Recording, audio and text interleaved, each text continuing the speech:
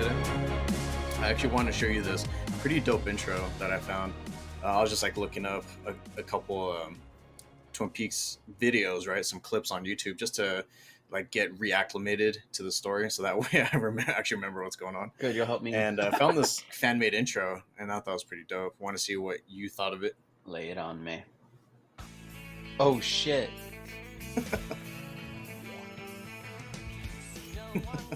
Oh.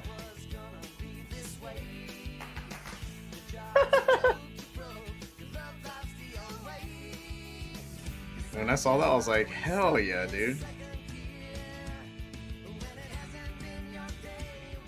Oh shit. Oh my gosh. Or even your year. The part that got me is when it showed Bobby, and he's just like sitting there with his mouth open. I was fucking dying. They show her crying a bunch of her.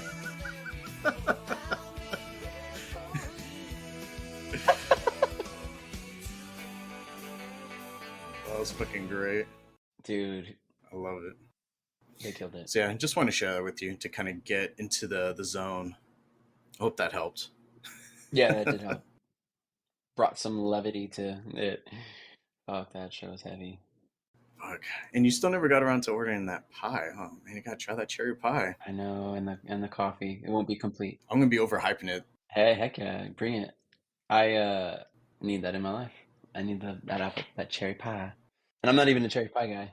I just think it was so wild that you can actually kind of partake in a little bit of that history, you know, because that's the actual diner that they filmed in, and it just so happens to be not only a functioning diner, but it's still open today, and it's pretty popular from what I understand. I think it was struggling a little bit in between Fire Walk with Me and season 3. Mhm. I think it was kind of struggling there. And then I think these new owners came and picked it up. That's when it got named to Tweet's Cafe. So yeah, I mean, if anyone's in the area, definitely go check it out. If you're in the Pacific Northwest, it's in North Bend, so go check that out.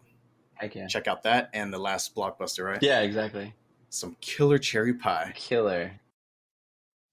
With this episode, it kind of warrants a little bit of like an introduction, you know, like on top of the introduction, we almost need like to lay down the groundwork for how this episode's going to go.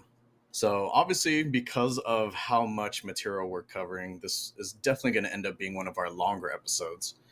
And then that's because we're going to be covering, 3 seasons of a TV show and a feature-length film. So all of that together, it's it's a little bit of an undertaking, but I think we're up to the task. If anyone's up to the task, it's going to be us. Right. Michael and I are going to handle this similarly to how Steph and I structured our Game of Thrones episode. Simply put, Michael and I are going to independently choose our top 5 episodes for each season. Beginning with season 1, of course, we're going to go in terms of when it was released.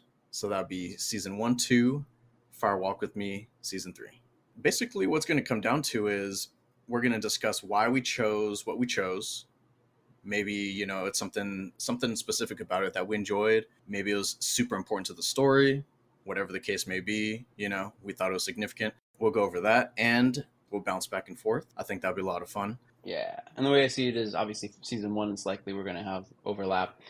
Oh, quite a bit. I mean, it's only, 8 episodes? Yeah. And then the others, there may be some overlap there. I'm curious to see what piqued your interest in the other 2, since they do have more episodes, but you know, I wouldn't be surprised if there's some overlap there too.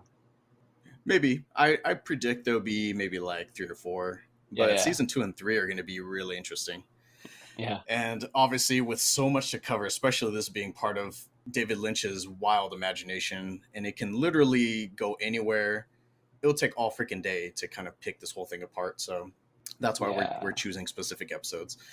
And, we also want to respect our audience's time. Yeah. You ready to mob it? Let's mob it. Let's go for a little trip. Down memory lane. How you doing, everybody? Welcome to Aflixionados podcast, episode 31. New episodes drop on the first Saturday of each month, 5 a.m. Pacific. We're available wherever you get your podcasts, including YouTube, where you can find us at Aflixionados Podcast. So please give us a like and subscribe. We also have merch. That's right. Us have merch. Find the link down in the descriptions of our episodes. Yeah. Can you hear it? Mm-hmm. Mm-hmm. My name is Eric, and the other voice occupying your head this time is a man of many trades, philosopher, charmer, my good friend, colleague, and co host, Michael. How do you do? Here on Afflixionados podcast, we mainly talk about films that range from mind-numbing to mind-blowing. We also cover TV shows and other forms of media. Of course, we will be getting into spoilers here, and there will be only the healthiest amount of expletives tossed in. You have been warned. Yeah. If you ain't ready, then get ready, because in this episode, we will be discussing the strange, dramatic, campy, Mm. mysterious, unconventional, and oftentimes puzzling series that still has a devoted following. Ladies and gentlemen, let's venture back to a place called Twin Peaks. I have a feeling you're going to be the expert here, since you're the one that actually got me into the whole series. So what initially got you into the show? I mean, you were watching it when it was airing, right? Uh, hmm. Well, not it depends. I started watching it during the third season. Or I'm sorry, rather, I got caught up with it just before the third season came out. So I did watch it when it was going live for that, but not in the 90s. That was I was too young then. But so you asked what got me into the show. So one of my coworkers when I was working at Apple, he made a passing comment. I was watching a show at the time called The Killing. In The Killing, there is a young high school girl who is found dead in the first episode, and so it's kind of this again this who done it, and the parents are kind of going through their own personal hell and everything, and meanwhile the investigators are really struggling. And the main character is a woman, but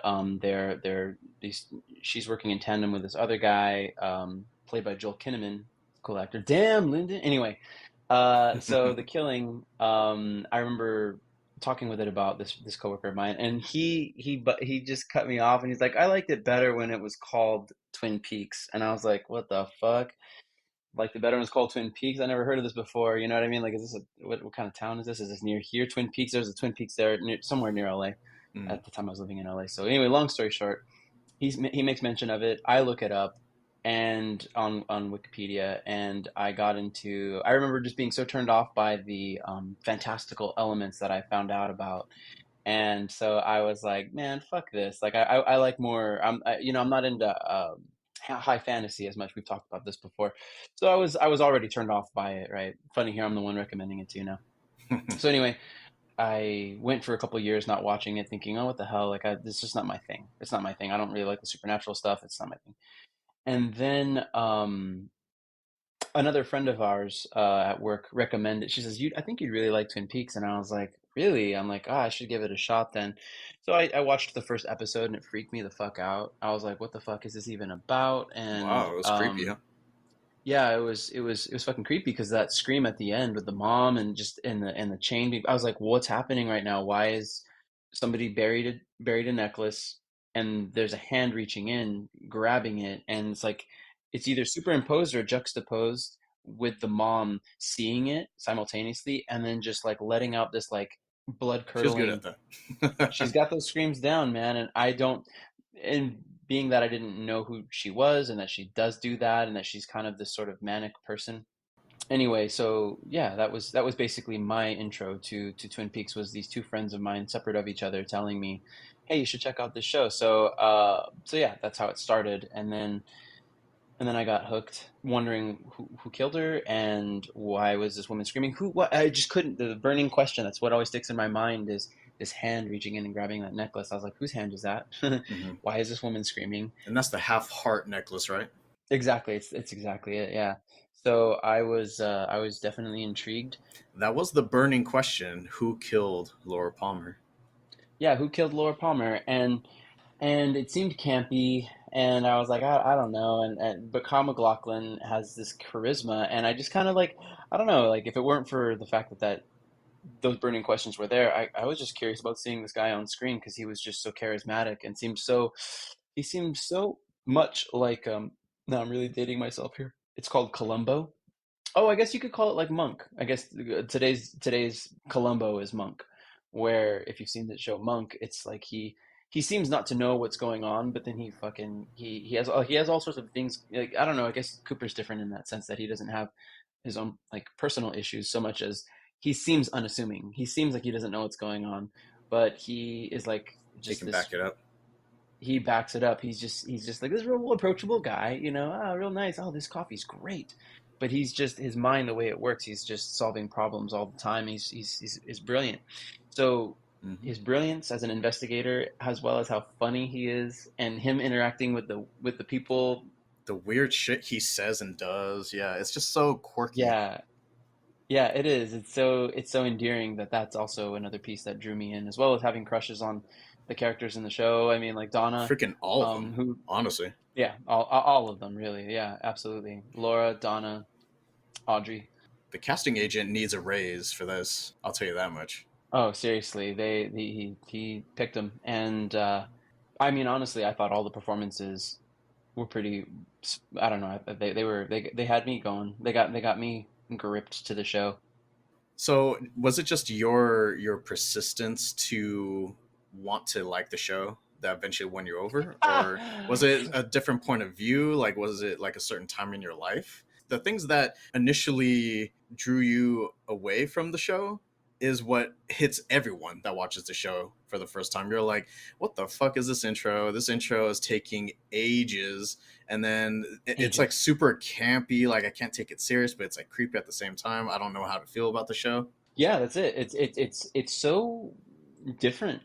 I mean, no show like it has been made since. I mean, I can't think of anything that is as out there. Like you just don't know what's coming next. And it's funny because, like you said, it's serious and it's about serious subject matter. I mean, fuck. I mean, Laura has a cocaine addiction for fuck's sake, and or had one, you know. And so they find out all this stuff, and it's got some heavy themes. I mean, it's about death, and yet you can be laughing at the fact that Andy, who's the deputy, is like weeping like a little boy. Like he's a grown man and he's just weeping, and that's like you see him weeping at the beginning. You're like, oh, this is really hard for him, and then you realize how weepy he is throughout, and you're like, oh my gosh, he's like this big lovable goofball basically, and Comic with a relief. big heart. Yeah, comic relief with a big heart. You know, I mean, Hmm. I don't know. A lot of the characters do have that, which is funny that he made these characters. They weren't flat, right? They weren't two dimensional. To me, at least, they didn't seem that way. Even Andy has some depth to him, you know. So Okay. yeah, the things that kind of like turn people off turned me off too for a little bit. But I think it was two things. It was the drive. It was the drive to see what others saw in the show that I hadn't seen yet. I'm like, it's one of those things where, okay, so like in a novel, and I just love reading, but in a novel, you'll have, it's like, it's known that the first 100 pages are like more like character establishment. Like you're getting to understand the characters and the world they inhabit. And so then it requires that commitment. So people will often say that about a TV show, right? They're like, oh, they'll straight up say like the first season wasn't really that good, but you get into the second season, blah, blah, blah. They hit their stride. It's kind of like that, right? So, I was thinking to myself, well, maybe it'll hit its stride. You know, I've given other shows the time of day that didn't really deserve it, Killing, and and so I mean, I finished that show, so I was like, the least I can do is give this show a little bit more time, and of course, Sure. giving it more time just drew me in more, and I loved it to the point where I can't remember ever skipping the intro. Unless I was binge watching and then just jumped to the next episode where it would just start right away with no intro. I never skipped it ever. I yeah, I love the way that just like you did now, where you brought in the music at the beginning of our podcast, or at the beginning of what we're talking about now. Mhm. I was like, it sets the tone. It puts you in that world. I don't like to skip personally. I don't like to skip intros of shows just because it's kind of the principle of, unless it's like a show where I just don't give a shit and I'm just like, I'm just watching something to have it on while I eat something, which is rare. Oh, I loved it. So at first, it was a slog. It's funny because it's showing so many uninteresting things, but then it becomes interesting over time, which is, I don't know how to describe it. It's showing a fucking bird and like a fucking stream, right? And some trees. It's showing the sawmill cutting blades for like 15 seconds, and you're like, what the fuck? Is it going to get on with this? Yeah, But I don't know. It's like it's kind of charming once you start to understand the town and the people that live in it. It all becomes charming over time. I love that you said that because that's exactly how I feel about it, to the point where it's like I got chills just thinking about it. Where you're sitting down, you're watching the show, you have all sorts of other things going on in your life, who knows what. If you have pets, if you have kids, there are things going on with them, and you have stresses going on at work, and maybe some personal projects going on as well. So there's definitely stuff going on in our heads constantly, and to take a minute to take however fucking long. How long is that intro? It's like 2-3 minute long intro or something like that. They Either way. did cut it down. So season one was like 2 minutes, maybe even more than that, and then the second season, I think they cut down to a minute 30. Oh, okay, right. So they trimmed about 30 seconds or so, somewhere along the line, Yeah, but it's still notably long considering that you juxtapose that with something like Lost, and it's legitimately just like, boom, and that's it. It's just we're in it now. You're fucking in it, which three is interesting. seconds. It's an interesting approach, right? Because you're in it. You just here we are, go. Whereas with this approach, different themes, different shit going on. To me, like you said, it's endearing. So it definitely like brings you back into that world. It's almost like I said, you need to decompress to get into this show. This show is like there's some shit going down, and it does ask you to suspend disbelief a little bit because of some of the fantastical elements that are in there.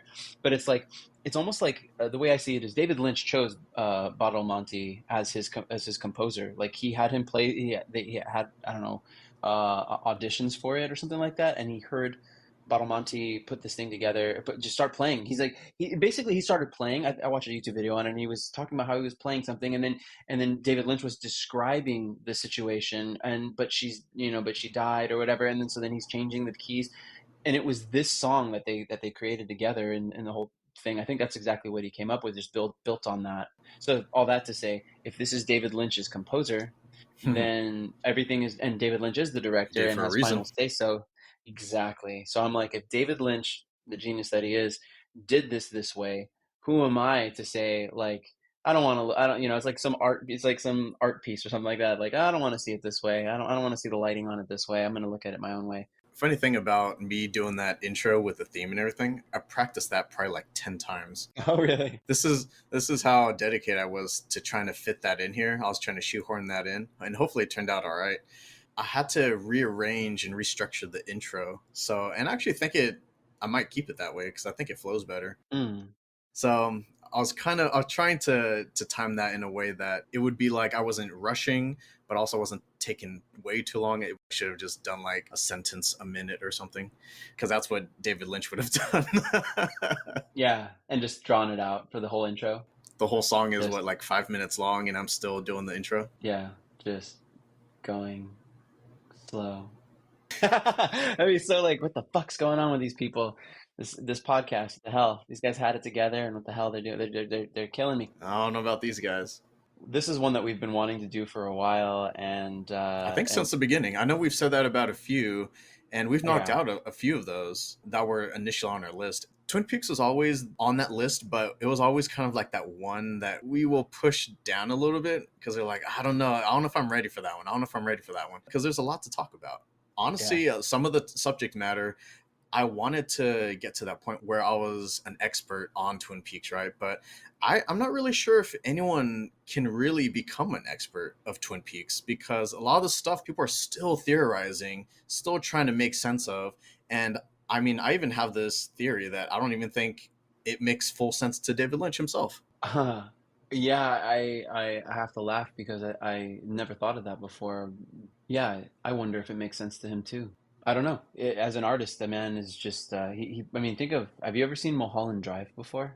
No, I haven't. What I'm getting at, ultimately, why I'm asking is because when you watch any of his films, they are, to me, like compressed versions of this show. Like he brings some sometimes fantastical elements in, and he finds a way to confuse and delight you at the same time. I don't know how else to put it, but he confuses and delights you, and I wonder if he's not also confused and delighted and realizes like, hey, you'll make it whatever it is. So all that to say, I agree. I don't think anybody's an expert in it. I think it's the whole reason why I even encouraged you to watch it. It was for the experience for you to have as well. Because here's the other piece that you asked me about when I first watched it. The other condition was that I had been laid off at the time, and so I had more free time.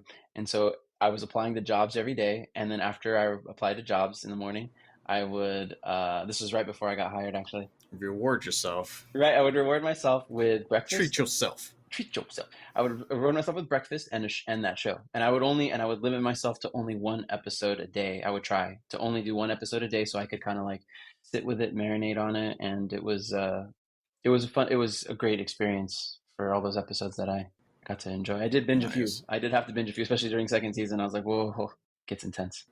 If you don't know who David Lynch is, or if that name sounds familiar, but you're not sure, like me, if you've seen some of his movies, he's known for such films as Dune, released in 1984, also starring Kyle MacLachlan. That's actually kind of cool because we also covered the Dune remake, and we're definitely going to be covering Dune Part 2 whenever Oh, it hell decides yeah. to come out. Hell yeah. And then, like you said, Mulholland Drive, he's done Blue Velvet, The Elephant Man, Mm, and Inland Empire, just to name a few. And obviously, he's notable for his outlandish stories. yeah. Yeah, they are wild. Now, Twin Peaks in a nutshell, it was an American mystery serial dramedy series, originally airing on ABC. The initial TV run only went for 2 seasons until its cancellation in 1991. And then the original run was immediately followed by the 1992 psychological horror feature film Twin Peaks Fire Walk with Me, serving as a prequel to the TV series. So that's already kind of confusing because it's like the show got canceled, it didn't get to finish the story. Now let's do a prequel. We don't know if anyone's even interested in seeing a movie, but he felt like that's what he wanted to do, was make a movie following the TV show. Right, right. And then over the years, the series began to gain a devoted cult following, became referenced in a wide variety of media. And on October 6th, 2014, David Lynch tweeted that he and Mark Frost, who were both co-creators of the original TV show, they would start shooting a new 9-episode season of Twin Peaks airing on Showtime. And Lynch had some creative disputes with Showtime, prolonging the development of the new season.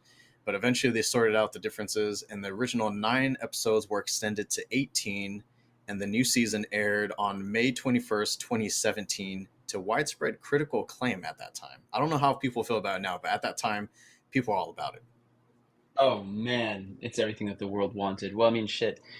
It certainly begs the question, was the TV show really canceled, or did David Lynch want that to happen himself, or did he plan because he knew that it was going to get canceled? Did he, how long ago did he know? How long before it got canceled did he know? And had he written had he written the show the way it ended up going? Because then it's like you think it's been canceled or whatever. And I think that's what's so great about it as well. Should I get into that right now? Yeah, we can start easing our way in a little bit. So let's go over the principal cast because there's quite a few people in here. There's a lot of characters to keep track of. We'll do like a quick run through of them, and then we'll start talking about the episodes. Already mentioned Kyle MacLachlan as Special Agent Dale Cooper, an FBI agent assigned to investigate the murder of Laura Palmer, eccentric, enthusiastic, and effective. Michael Ontkeen as Sheriff Harry Truman, the local sheriff. Laura Flynn Boyle as Donna Hayward, Laura's best friend, also investigating the murder. Love interest for James. Sherilyn Fenn as Audrey Horn, Benjamin's rebellious daughter. Laura's classmate. Love interest for Agent Cooper, perhaps? I think at one point she was. James Marshall as James Hurley, Laura's classmate slash secret last boyfriend for her murder. Also investigating the murder. And love interest for Donna now. Machen Amick. That's always the tough one to pronounce, right? But yeah, I'd Hmm. actually looked that up, and it's pronounced Machen Amick as Shelley Johnson, a young diner waitress in an abusive marriage with Leo and having an affair with Bobby. All these people are intertwined. Dana Ashbrook as Bobby Briggs, Laura's last known boyfriend, jock, bully, possible psychopath, sells drugs for Leo, having an affair with Shelley.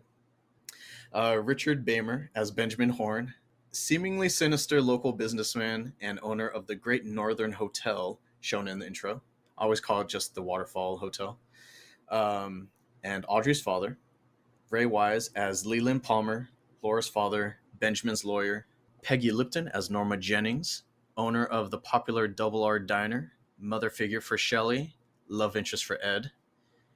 Joan Chen as Jocelyn Josie Packard, owner of the lucrative Twin Peaks mill, shown in the intro.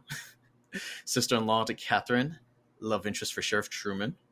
Eric DeRay as Leo Johnson, trucker, Shelley's abusive husband, has had a few minor run-ins with the law, secret drug dealer, possibly involved in more heinous activities. Everett McGill as Ed Hurley, gas station mechanic shop owner.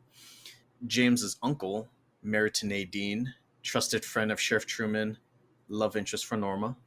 And last but certainly not least, definitely not least, Cheryl Lee as Laura Palmer and Madeline Maddie Ferguson, identical cousins. Laura was a popular and beloved Twin Peaks resident. Her mysterious and impactful murder is the subject of the FBI's involvement and investigation.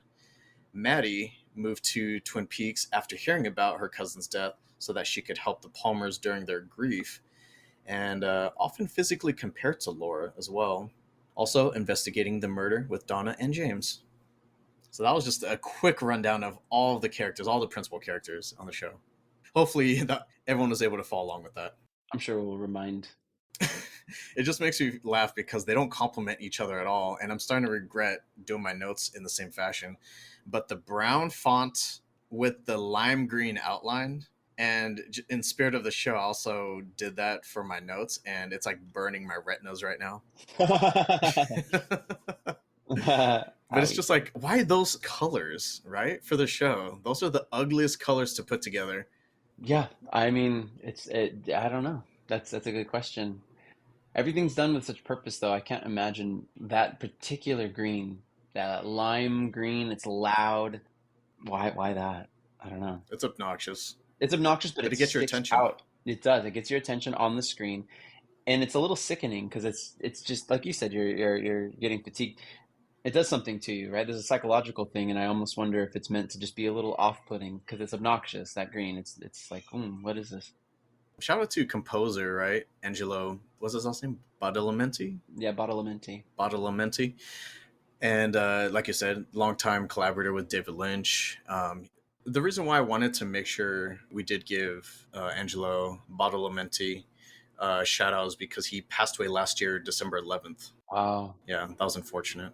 R.I.P. I didn't realize. R.I.P. Wow. So, Twin Peaks Season 1. I don't know if you chose it, but I had to start off with Season 1, Episode 1, pilot. Wrapped in plastic. Did you also choose this one? Yeah, had to. So I purposely, when I was sharing my notes with you, I purposely only showed you the first note that I took because I figured that, I can throw that out there and not really spoil a whole lot. They're introducing all the characters, setting the foundation for the rest of the show. So it just made sense. I made sure I didn't show you anything else because I didn't want to influence your choices. I didn't want you to not choose something because I chose it, and also don't want you to feel guilty choosing it because I chose it. So that's why I wanted to make sure that you got to choose your own episodes and then I got to choose mine. Yeah. In the pilot, takes place in February 1989. The body of homecoming queen Laura Palmer is discovered by the Twin Peaks riverbank by, who was the one that found him? Wrapped in plastic. Trying to think of the husband's name. Pete Martell. Pete Martell, of course. Yes. Laura Palmer is discovered by the Twin Peaks riverbank. Pete is on his way out to go fishing, and he notices something over by the rocks, around the corner, and he walks over there, and that's the famous line. She did. She did. There's quite a bit that happens in episode 1, so man, I just realized that this takes place before I was even born. February 1989. I was born in March. Ronette is found by law enforcement to have been beaten and wandering aimlessly along some train tracks. So there's that mystery where what the hell happened to Ronette? FBI agent Dale Cooper is introduced. He's making his way up to Twin Peaks and explains to someone named Diane in his tape recorder that he was heading up to Twin Peaks to assist Sheriff Harry Truman with the investigation of the mysterious body that was found. A tiny piece of paper is found under Laura's fingernail with the letter R, which How the hell would they have found that, honestly? That thing was tiny. It was almost microscopic.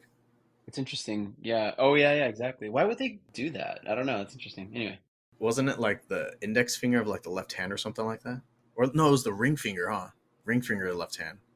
Yeah, I think you're right. Yeah, the ring finger. It's wherever they put the that emerald ring on. I think it's the same finger. It's interesting that they would think in doing an autopsy that they would dig under her fingernails, or was it just like, I don't know, maybe they were cleaning them? Anyway. Cooper has seen similar situations in the past murdered victims, and he suspects it's a serial killer. Bobby is arrested and questioned since he was Laura's current boyfriend at the time of death. I mean, if history tells us anything, it's usually the boyfriend slash husband of the murder victim. So Right. Bobby is kind of in a shitty spot right now. Yeah. But I mean, not to mention, he kind of fits the bill because the dude's a fucking psychopath. Like Yeah. straight Yeah. up. He flies off the handle. Agent Cooper and the Twin Peaks Police Department investigate an abandoned railway car in the woods that looks like a murder scene. What do they find in there? They find a little letter, or a piece of a letter, that says the words "Fire Walk with Me," kind of written on there in blood, if I recall. And that's also where they find a half heart necklace pendant, half buried. Very poor job of trying to bury that necklace. It's revealed to Donna that James was secretly seeing Laura. So he's technically her last relationship. So even though Bobby was the last known boyfriend, James was revealed to be the secret final lover of Laura.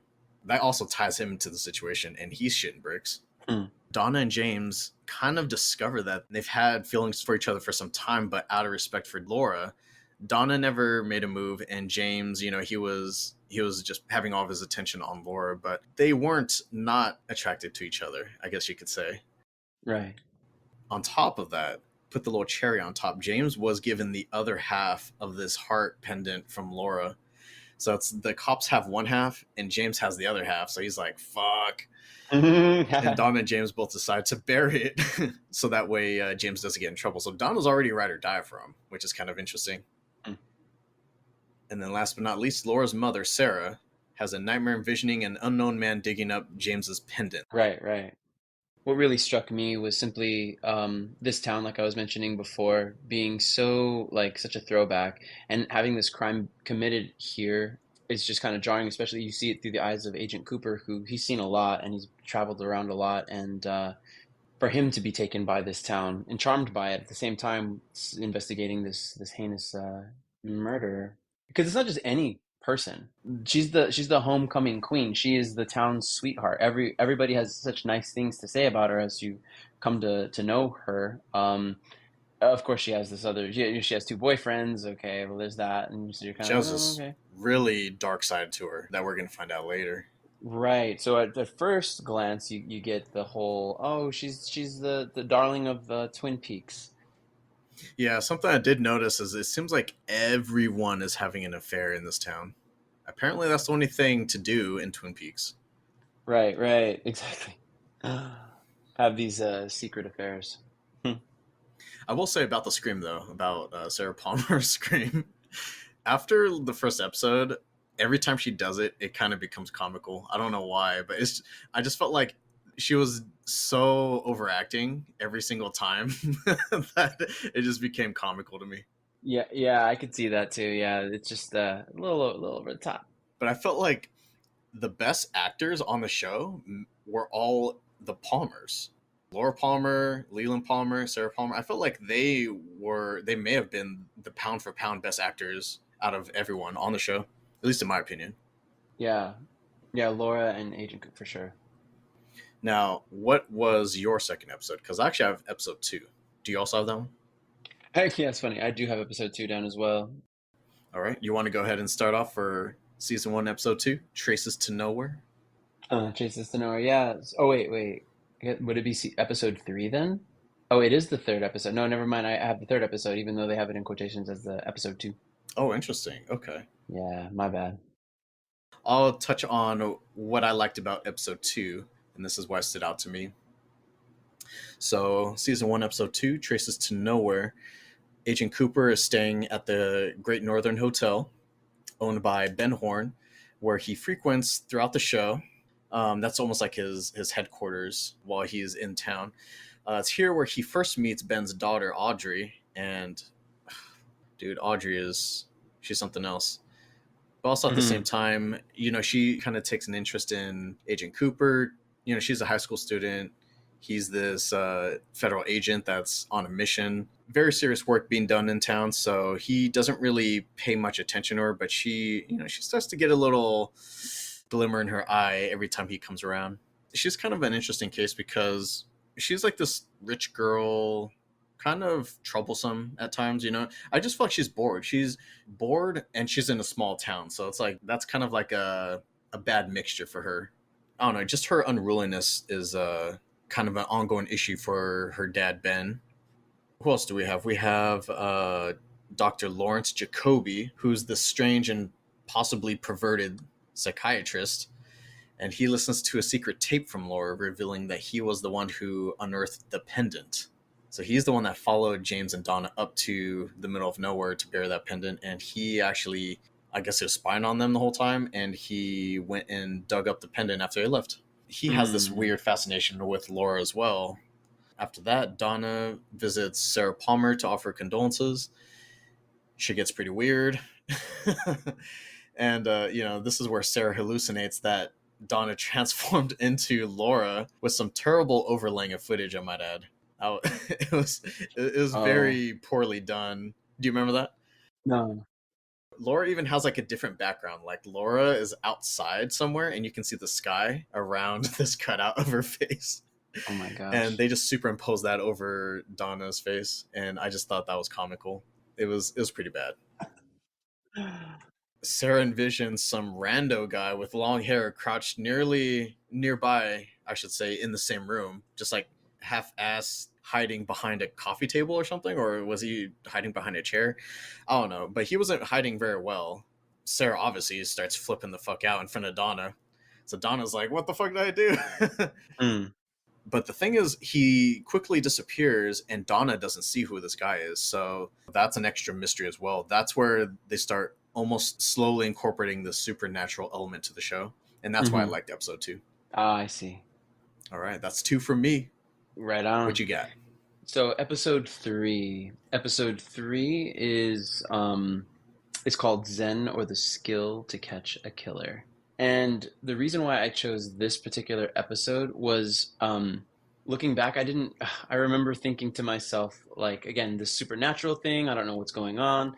I don't know why I had this conception in my mind of what this black lodge looked like. I thought that it was going to be like a wooden lodge, you know what I mean? Like you go up to Big Bear or something like that. If you're here in California, go to Big Bear in the mountains, A and cabin. yeah, and a cabin. That was my thought is what this black lodge was. And so there's of course, some character development, some plot going on here. Da, da, da, da. Well, did they mention One Eyed Jacks in the second episode? I forgot. That was episode three. Yeah, the shady casino brothel, One Eye Jacks. Right, right, exactly. So it's where we first introduced to this business called One Eyed Jacks, which is where some shady shit goes down. It's basically like a brothel essentially, and it plays an integral role in it plays a role in Laura's story. But what intrigued me, how quickly in the show they show the Black Lodge without you maybe even understanding that that's what you saw. Hmm.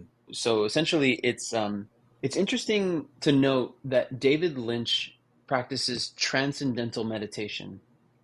And I mention this because so much of what happens in the show, so much of these insights that Agent Cooper gets is when he's dreaming. So I mention this now because in this particular episode, at the very end, he goes to bed and has a dream of this one-armed man. You come to find out it's this guy named Mike, as well as a long-haired man named Bob. Anyway, so you get a little more character development, nation of who this Bob person is and who Mike is to Bob, and it's all in this dream in the third episode of the show, which is fucking crazy to me that he does this so early and so brilliantly because it's like it keeps you wanting to know more. Where the hell are they? So he's having a dream. Like I said, he's speaking to this guy named Mike, who used to be a partner of Bob's. And this is in the Black Lodge, right? Correct. Yeah. So The red room. so they're in this what they called the Black Lodge, but really the Black Lodge has more spaces, but really the heart of the Black Lodge, where everything really seems to take place. This room that is surrounded by thick red velvet curtains and this really beautiful design on this tile floor with these zigzags, which I saw that you're wearing on your shirt. So props to you for That's rocking some right. Twin Peaks merch. This actually is a legit Twin Peaks shirt. What I'm wearing right now is a black shirt with the black and white chevron stripes Chevron. going horizontal. And yeah, this is actually from the Twin Peaks shop. So I actually bought this at the beginning of the year, Nice. specifically for this episode. Dude, awesome, awesome. You've been waiting to rock that. I have a Twin Peaks mug, um, and it's got the same chevron design, and then at the bottom it's just red around it. I was like, I'm getting Oh, this, dope. and it's not going to say anything on it. I just want this, and if you know, you know, kind of thing. Like I'm going to be rocking, drinking Yep. that bad boy, and it wraps around the whole mug, so you see the chevron, the black and white chevron, Oh, and then that's the red awesome. at the bottom, and it's just a simple mug, but either way, repping. And I was inspired, by the way, to get that when I saw Kyle MacLachlan doing that challenge where he's actually sipping from the mug, but it was when he was riding that skateboard because that guy did the whole ocean spray deal. Remember him? Oh, no The other guy way. riding the skateboard and he's singing the Fleetwood Mac song. Yeah. Kyle MacLachlan did it, and he was riding a skateboard, and he's mouthing the words to the Fleetwood Mac song as well, and he's taking a sip of his drink from a Twin Peaks mug, and I was just like, "What the hell?" Which that happened I well need after that the mug. third season. That's right. Yeah, you gotta get that mug. But I was anyway. So that's my little Twin Peaks merch. I want to get more because damn, this show's so good. Oh, hell yeah. So basically, you find out that this guy Mike, who had been Bob's partner, says he met God, and decides to sever his connection to Bob. But in order to do so, he has to actually cut off his arm, which had a tattoo that actually tied him to Bob. And again, this is in the Black Lodge, and Bob tells Agent Cooper in that space that he will kill again. See, now this is what throws me. This is what makes me question about the third season and its timing, because well, the dream continues, and now Cooper appears older, and he's in that red room with a little man in the red suit, and Laura Palmer is sitting on a couch across from him. This whole meeting is one of the most interesting. It's this character. I'm salivating. I'm like, ooh, I can't believe I got this the third episode. Um, uh, this whole scene is so fucking interesting and creepy, and you don't know why at first it's so creepy. Then you realize So weird. right, exactly, it's so weird.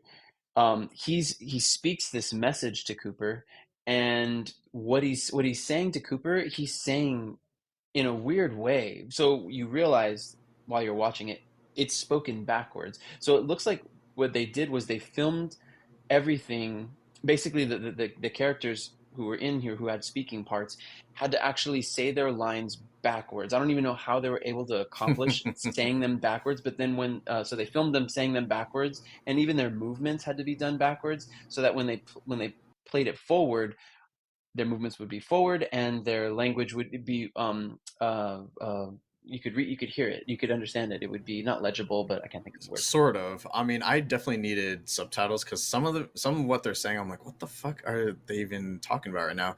But yeah, basically what you're describing is like the way that they would need to film it is they would say the words backwards in the middle of the room and then casually walk backwards to the curtain and disappear behind us. So that way, when you play it forward, they reveal themselves from the curtain and they walk all weird up to the middle of the room and then say that message. Everything is filmed backwards in the red room, and it's just such an interesting concept. It is. It feels a little like what's that cat that chasm? What is that? When we could talk about like where it's like this. Basically, I guess what I'm trying to get at is your mind is triggered immediately. You're like, something is really off here. Their movements Oh, are not normal. Like uncanny you, valley. Uncanny Valley. Thank you, Chasm. Uncanny Valley, where you're just looking at it and you're like, no, like it almost pulls you out of the narrative to where you're just like, this Hmm. feels weird, and I don't know what they're doing. Like your brain, my brain at least, started to turn to like figuring that out, but it was still fun to kind of swim in.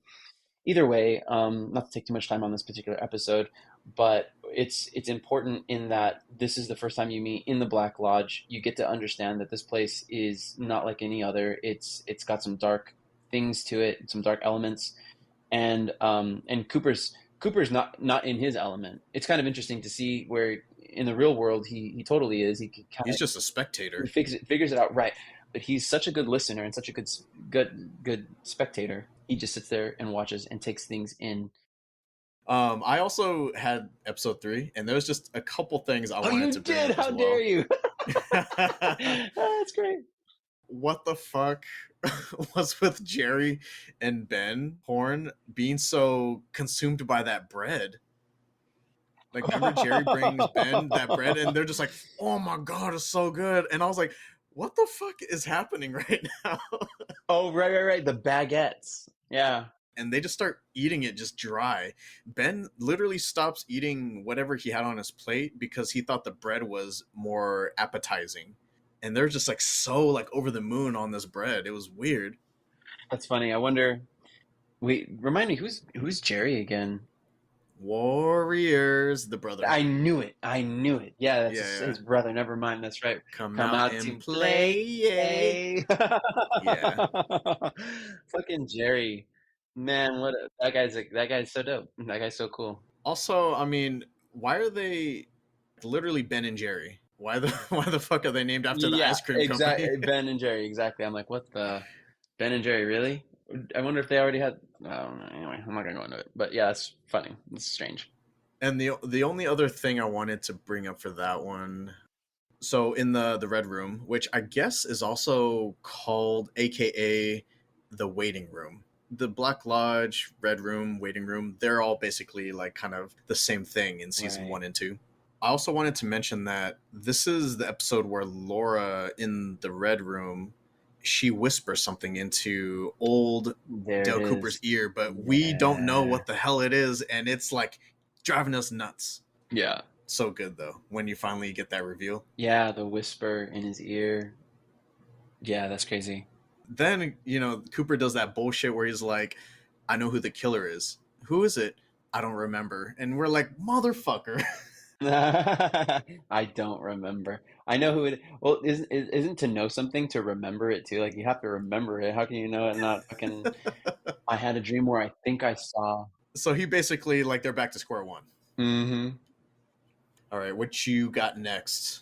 I'm like thinking 5, 6, 7 are most interesting to me. 5, 6, 7, or 6, 7, 8 rather. 6, 7, 8. Okay, I chose 6 and 8.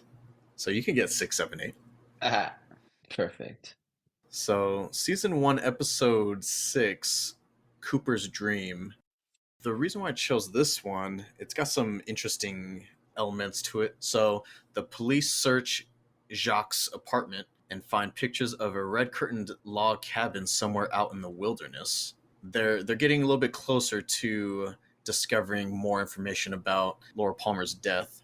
Dr. Jacoby counsels Bobby, and what I really found interesting about this was up until episode 6, Bobby is just like this homicidal, just off the rails teenager, Mm-hmm. This therapy session with Bobby was freaking interesting because this is the first time you see him break. There's this breakthrough and he starts just letting it all out. He admits that Laura was psychologically abusive towards Bobby, and she was pretty mentally unstable. And these are huge elements to the whole story arc because up until then, you don't really know much about Laura other than the fact that she was really popular and everyone seems to love her. But then, Bobby starts painting this other picture. It was kind of cool because you don't know if you want to believe Bobby. He's kind of like talking down on Laura a little bit. And, you almost want to not believe Bobby because he is such a piece of shit. But then you start to kind of feel a little bit sorry for him because you don't really know that he isn't this way because of Laura, which I think that's what he's alluding to, is that he was normal up until he started dating Laura, and then her psychological abuse turned him into this monster that we see today. It was just kind of cool to see that vulnerable side to Bobby. Yeah, you're right. I totally forgot that he had that that this was the episode that he has that moment. Because yeah, up until now you just see him as a piece of shit, and he's just always trying to start a fight with somebody. He's just very antagonistic. But yeah, you definitely you're Very just aggressive. very, very aggressive. Exactly. You just don't know what. And I think, later you realize his dad's kind of been aloof in his life. He's in the military. And so you kind of get a picture of this guy, this young teenager who's missing that sort of father figure, or doesn't feel connected to him in some way. And it's hard because he has these really high expectations of him. Again, anyway, either point is that you start to see this other side to him. He's not just this angry person, but he's been psychologically abused, and you don't know whether to believe him or not, like you said, because he's kind of a dick. Yeah, and it's weird because he basically, well, I guess he was kind of cheating on Laura at the same time. So while she was cheating on him, he was cheating on her with Shelly, and she was cheating on Bobby with James. So I don't know. It's a weird dynamic going on here. Everyone's just kind of trading partners. Mm-hmm. It's also weird to think that Shelly is an adult, whereas like these are teenagers. Because Shelly definitely looks like she could be the same age as all of the high school girls. It's exactly. So that always kind of threw me off a little bit. I always thought she was like a working high school student. Like I thought she went to high school with them and she worked at the diner.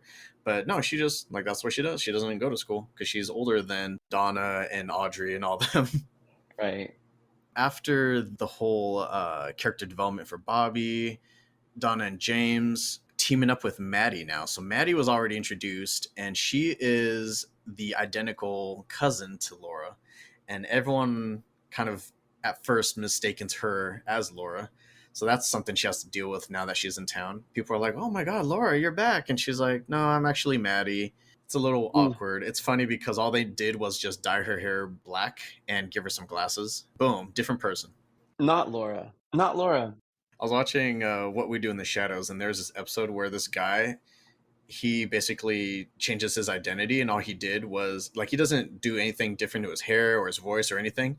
All he did was put a toothpick in his mouth. It's a totally different person. Yeah, yeah. He puts the toothpick in, and they're like, "Oh, where'd Laszlo go?" And then he takes the toothpick out, and they're like, "Oh, Laszlo, there you are." And it's just like this stupid joke. Oh my gosh, I should check that show out. I hear good things.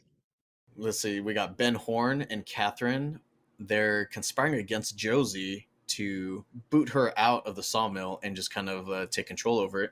On top of that, Audrey, she, how the fuck does she know about this secret passageway and Ben doesn't? I have no idea, but she finds the secret passage that leads to Ben's office, and she often spies on a lot of his meetings in there.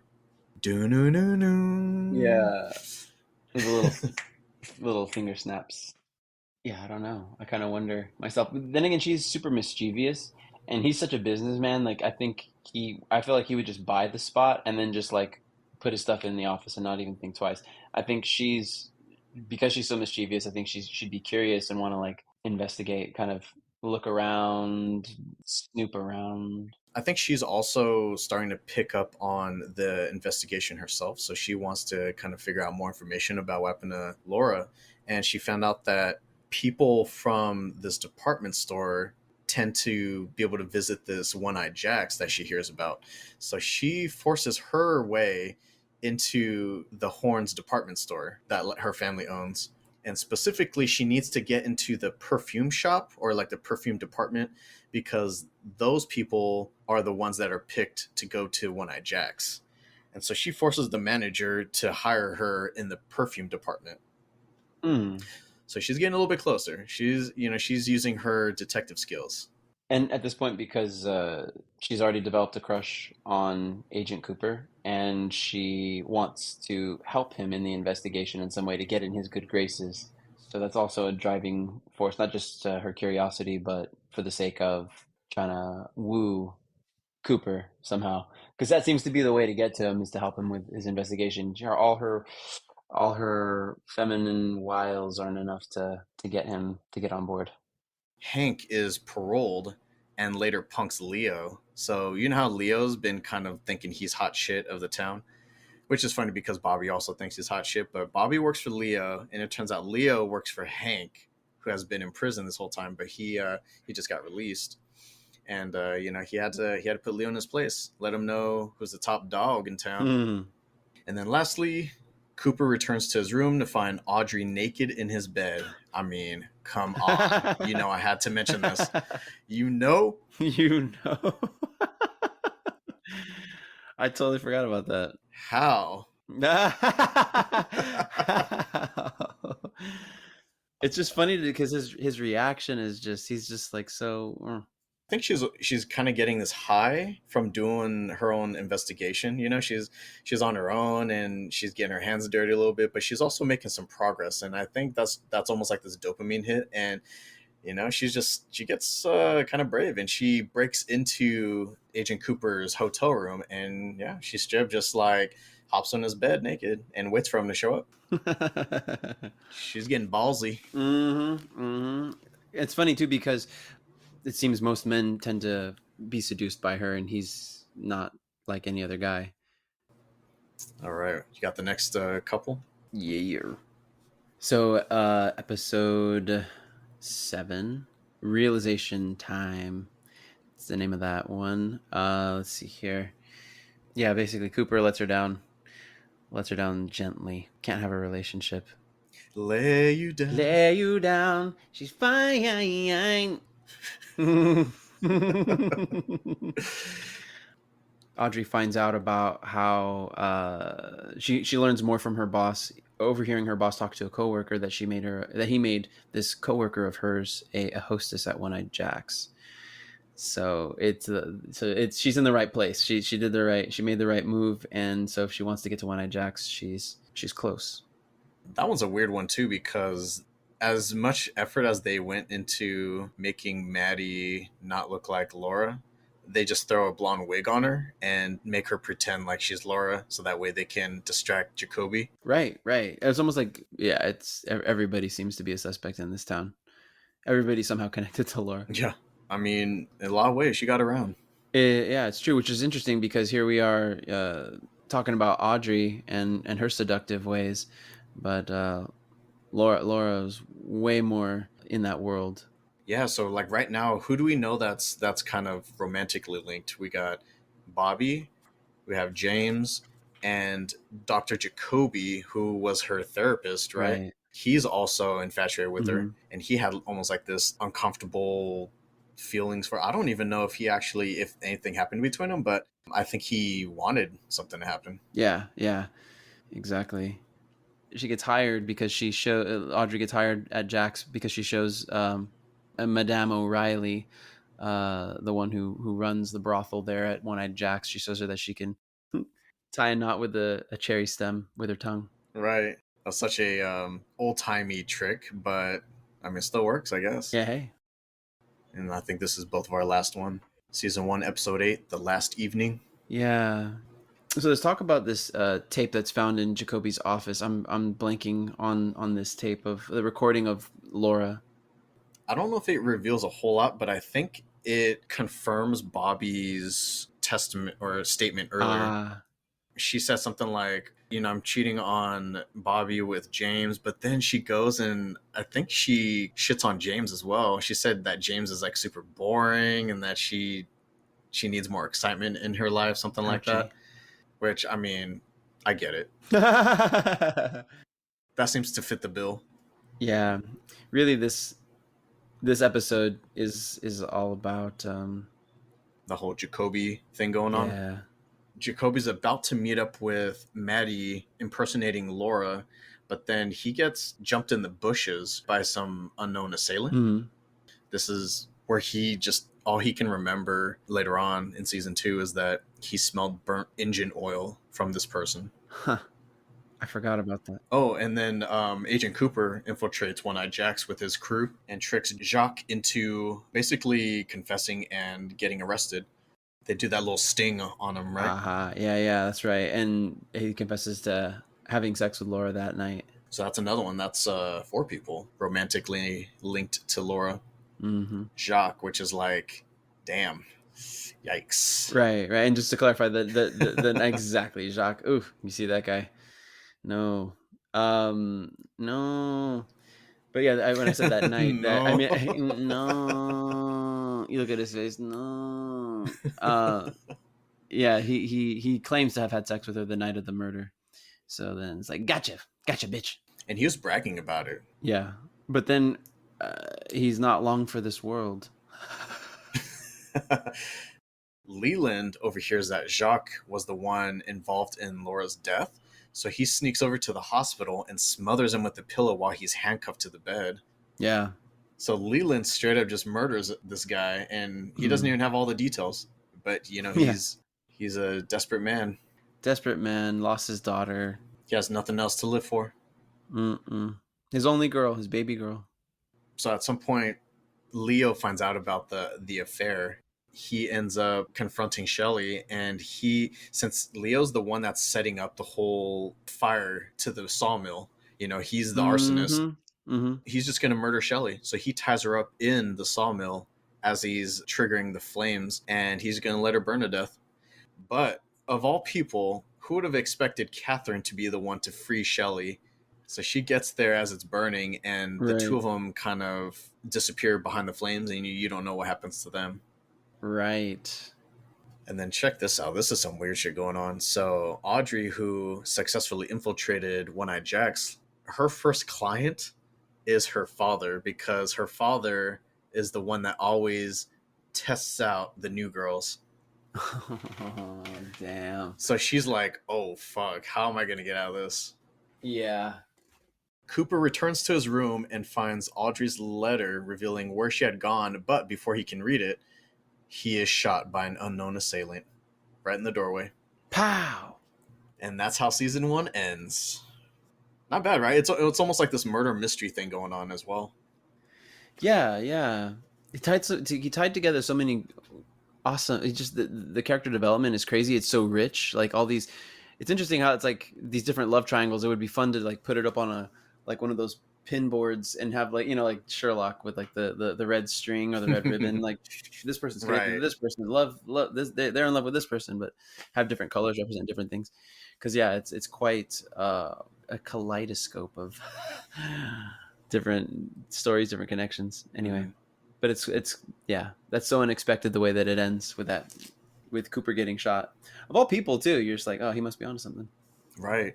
Yeah, because it's like the way that they show the shooter, you only see it from like the stomach down, right? Because they're holding the gun almost at their waist, and you just see the front of the gun with the silencer and just pop, pop right in the midsection. And yep, seems like Cooper's down for the count. So far in season 1, which storyline do you feel like is the most interesting? Because I'm definitely interested in this whole One-Eyed Jack's thing. You definitely get a sense that there's some nefarious shit going on. Right. Yeah, it's so funny. Yeah, definitely One-Eyed Jack's. Everything kind of, again, moves that way. So you start to think that this is the focal point.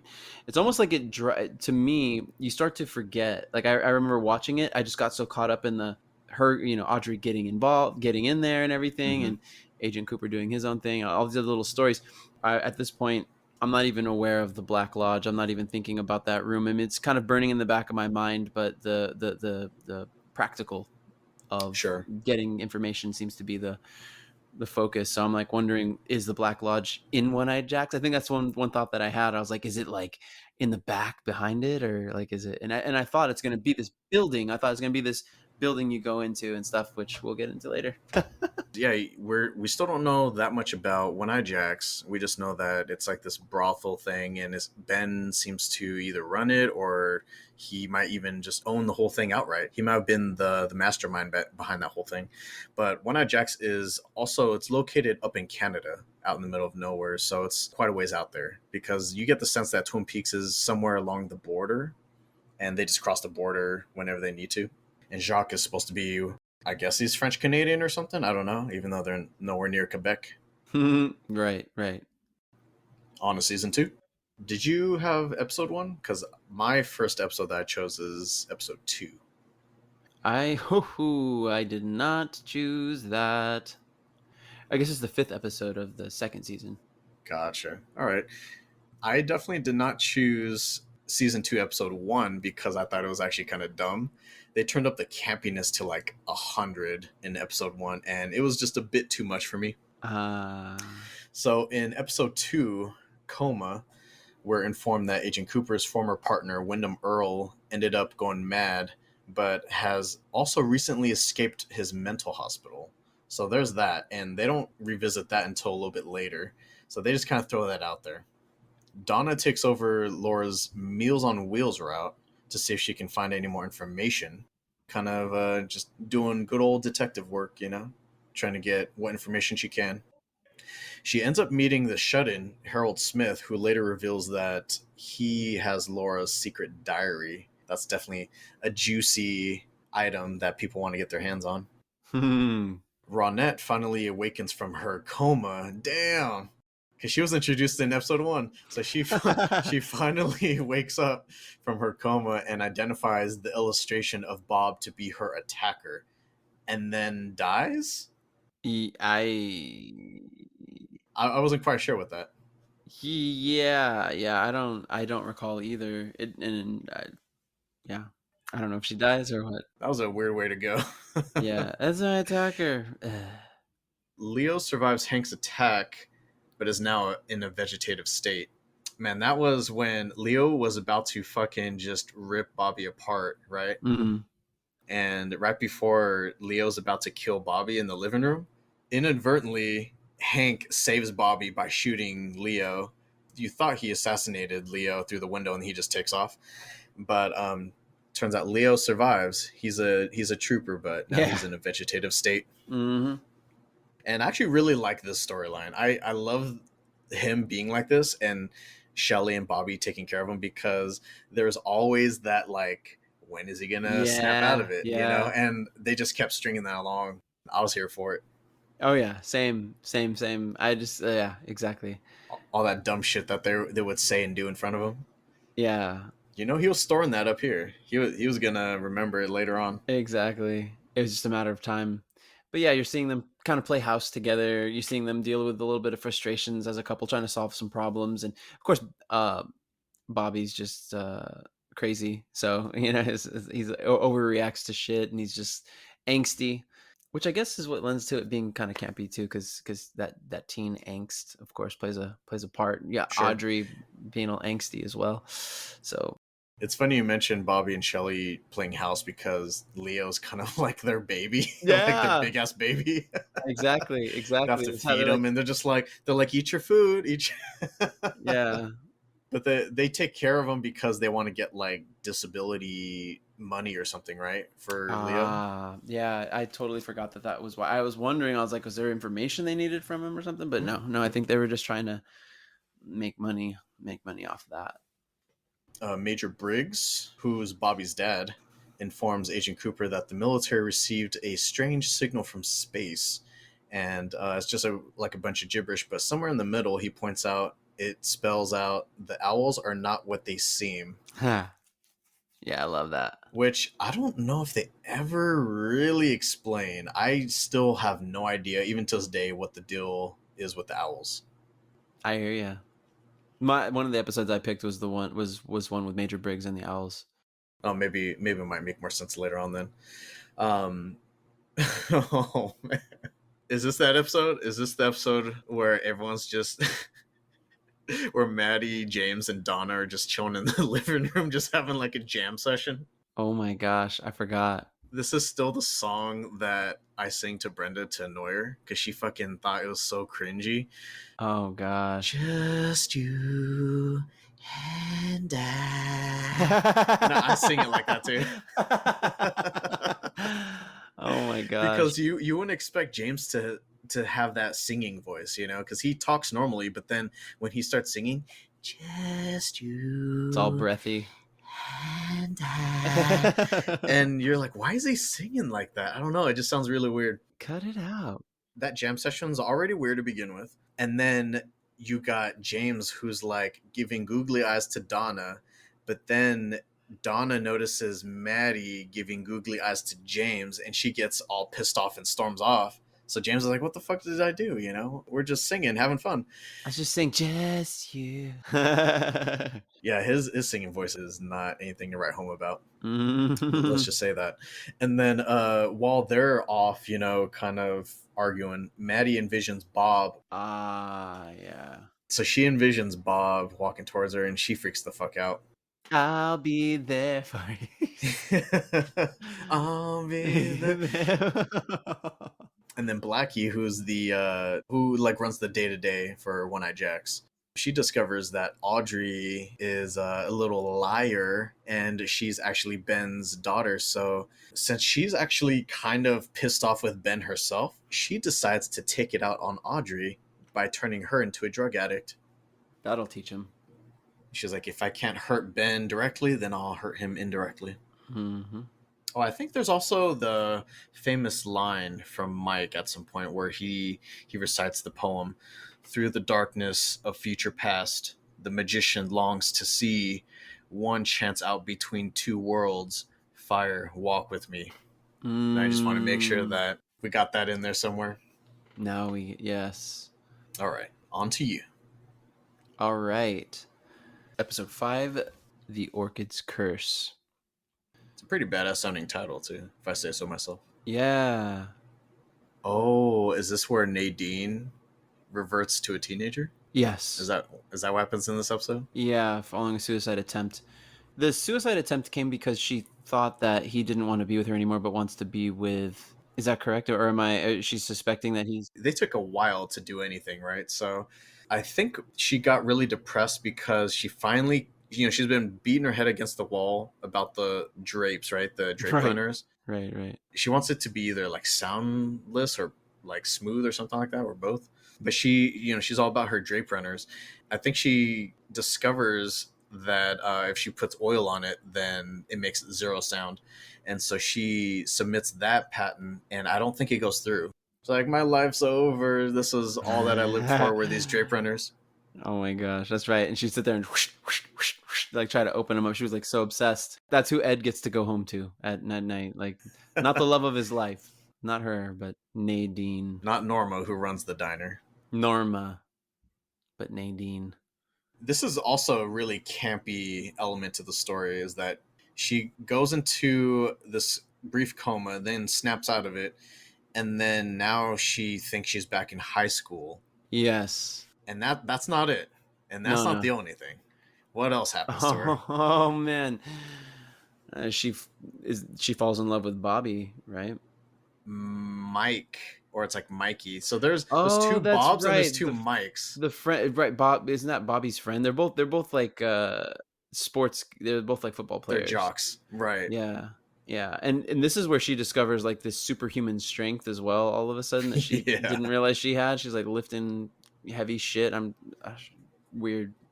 So she gets superhuman strength. Yeah. Now they're definitely leaning more into the supernatural. It's interesting. So one thing I'll mention too, that now that we're kind of getting into the second season, is so at the same time that this show is going on. So the first season ends, but there's that show. Is it Dallas? Fuck. So Dallas was a really popular show at this point, 91, and the way that the last season ended was with this cliffhanger, where one of the main characters was shot, and it was such a shock to everybody that even on like People magazine had a feature, the front cover of People magazine said, "Who shot JR?" And I guess the way the pacing had worked, it just seemed to kind of grab people, more viewership. And so the studio execs came to David Lynch, and they were like, "You need to fucking speed this thing up, and some shit needs to go down, some shit needs to happen. You need to make these things happen." So there was more impetus. There's more coming down from the studio execs on to the creative, onto Mark Frost and David Lynch in writing these stories and everything. They needed to make it happen, make it snappy, make something like Dallas. And they're being like, whoa, there's pushback. There's all sorts of creative differences that were going on there, but that has a lot to do with the pacing and a little bit why this season has a different feel to it than the first season did. There was a distinct moment where the tone completely changes, and this season is almost two parts, because there's almost like a mid-season finale where there's this major event happens, and then after that this whole new story arc emerges for the latter half. I just thought it was really odd that they decided to do it that way. Yeah, exactly. And then you have that, then you get sort of why. So they're already there were thoughts that this wasn't going the way that the studio execs wanted it to. Who knows what kind of grumblings they were hearing. And so I'm starting to wonder if David Lynch was already planning his schemes for season 3 at this point. Interesting. Yeah, So or so right now the show's struggling in season 2. I think a lot of people may have turned into season 1, but maybe they're just like, this is getting too weird for me. I'm so lost. I don't know where any of this is going. So I felt like audience members were just dropping off left and right. right. I mean, if you think about it, he introduced the big idea in the 3rd episode, like we were saying before, with the Black Law, just where everything matters. That's where everything that matters happens, basically. But or not so much matters, but is very consequential. But then he goes on and he kind of drags out the next few episodes, right? And like I said, we kind of get lost. Like, where are we going with this? We're going to One-Eyed Jacks, but how do we get back to the Black Lodge? What does that have to do with anything? This room with the curtain and the little man in the red suit. It's still, I mean, it's still a great ride. I just kind of wonder if he had more creative license, how he would have done it differently. In terms of the story development, like you said, there being like a mid-season finale. I almost wonder if that was like after the mid-season, if it's mostly just them trying to move plot forward, trying to Could get be. something going versus what he had in mind initially. I will say that I enjoyed the first half of season 2 way more than the second half. It's kind of unfortunate to say because we get more of the Black Lodge in the latter half of season 2. Yeah, yeah. One of my episodes is definitely the season finale, and I think one of the other later episodes as well. I only wanted to get there. There were a couple things for me that led to the choices I made for the later seasons, or for these seasons here. But choices as in like I did want to touch on the owls, like I was mentioning before. The owls are not what they seem. And there's an episode in there that gets to it, but another character gets introduced, a Japanese businessman, Mr. Tojamura. Man, this character, a lot of people, they're already kind of offended by this character. They're like, man, this is such a racist ass character. But it was like such a poorly done prosthetic job. This does not look like a normal looking person, and the At all. voice is even worse. I don't even know how Yeah, to describe that voice. yeah. It's yeah, it's terrible. You could tell something's off. I couldn't tell who it was at first, but I was like, this is weird. Who's that? Who is that? That's not a Japanese person at all. What the hell? And I actually looked up Tojimura, and that's because I've never heard that name before, and I don't think that's a legit Japanese name at all. I think it's something that Americans just created something that sounded Japanese. And they're like, oh, this. I think this sounds believable. I don't think Tojimura is an actual name. Right, right. Yeah, I don't think so either. Weird. Tojimura. Oh, this is also a pivotal episode because Andy he discovers that his sperm count is miraculously recovered. It's Oh, better now. nice. So He he's could be a back. father. Yeah, he's back in action, The baby. boys are back in town. Dun, dun, yeah. So it's still centering around One-Eyed Jacks and Cooper and Sheriff Truman. They plan a raid on One-Eyed Jacks. That's right, to rescue Audrey. He finally reads the letter or he finally understands that Audrey went to One-Eyed Jack's by herself to infiltrate, but she hasn't returned. She's been missing, and she's likely still there. So Mm-hmm. him and the Book House Boys or whatever the fuck that they call themselves. Oh gosh, Such a stupid ass name. the fuck out of here with that shit. They're like Boy Scout Club It's like Monster Squad. Shout out to Monster Squad. Dope ass movie. Cool for kids, but lame for the for grown ass adults. for Yeah, grown not as ass cool. adults. No, not quite as cool. But yeah, this is probably one of my favorite episodes of that season because shit fucking just hits the fan. Like finally they go into One-Eyed Jacks, and mayhem Going ensues. hot. Going in hot, and they rescue Audrey and they kill the Madame, the runner of the brothel there, Blackie O'Neill, Mm-hmm. and somehow Jean manages to escape. Jean, is that I'm trying to remember, is that the brother of Jacques' Jacques? older brother. Yeah, Ah, yeah, of course. he kind of came in and forced Ben out, and now Jacques is running, or Jean's running the show. Jean Renault. Jean Reno. Yeah, that was a good episode. Yeah, that's intense. And then finishes with Maddie and Donna trying to steal Laura's diary from Harold, the shut-in that they're bringing Meals on Wheels to.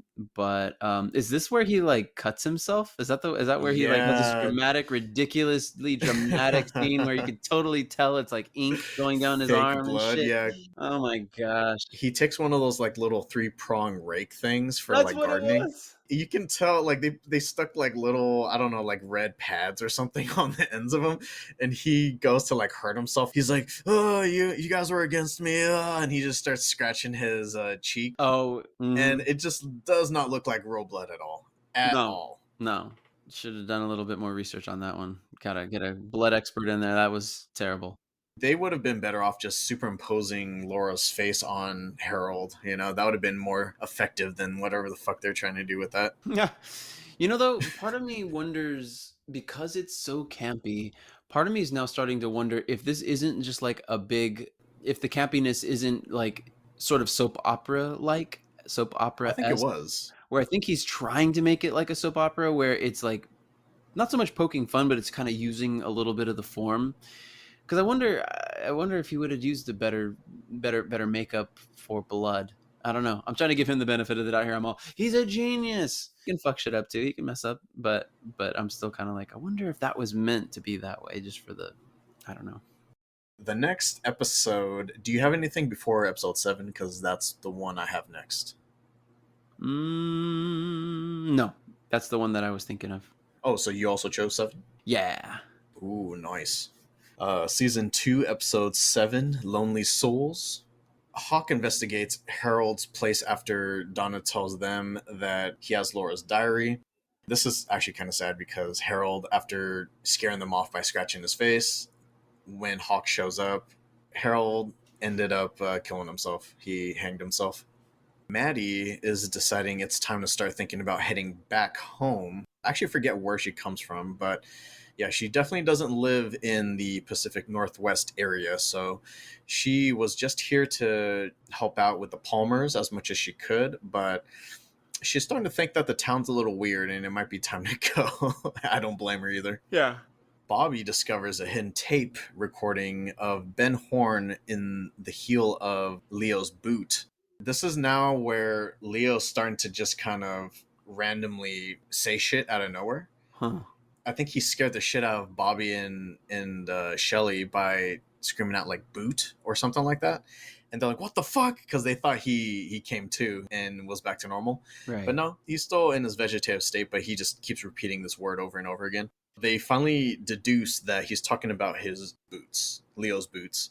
Somehow Bobby just thinks of the idea to crack open the heel of the boot, and there's an actual cassette tape in there.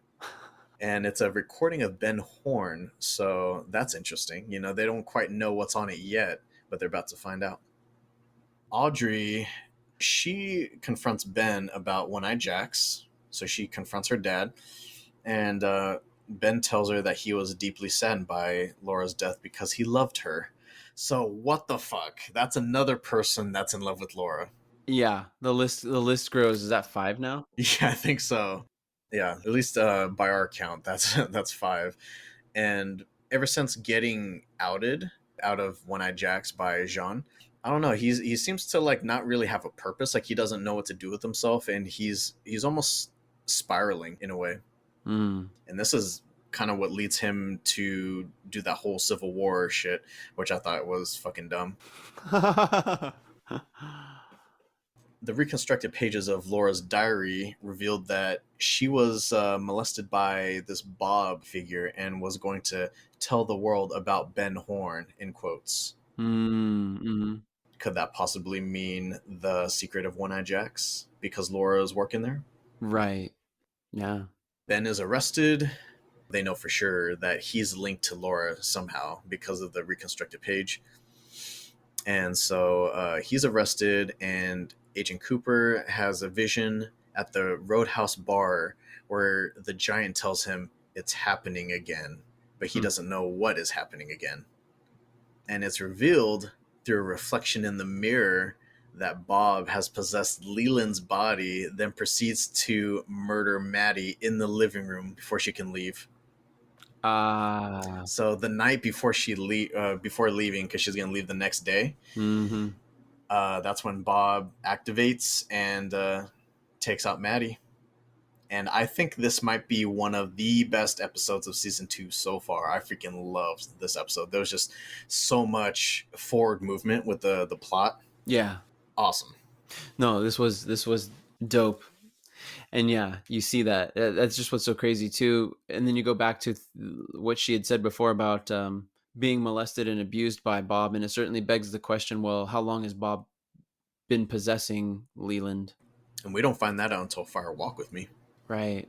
Because as far as we know, it's just Bob. You think of Bob as like his actual self, right? With the creepy long hair and everything. Right. But then you realize that, oh shit, he's possessing people of the town and he's in Leland's body. Right. Damn. And dude, I freaking love this actor. Like Leland, he's like one of my favorite characters because he was freaking dope. Like his acting, he can do it all. He can be jovial, he can be depressed, he can be creepy as fuck.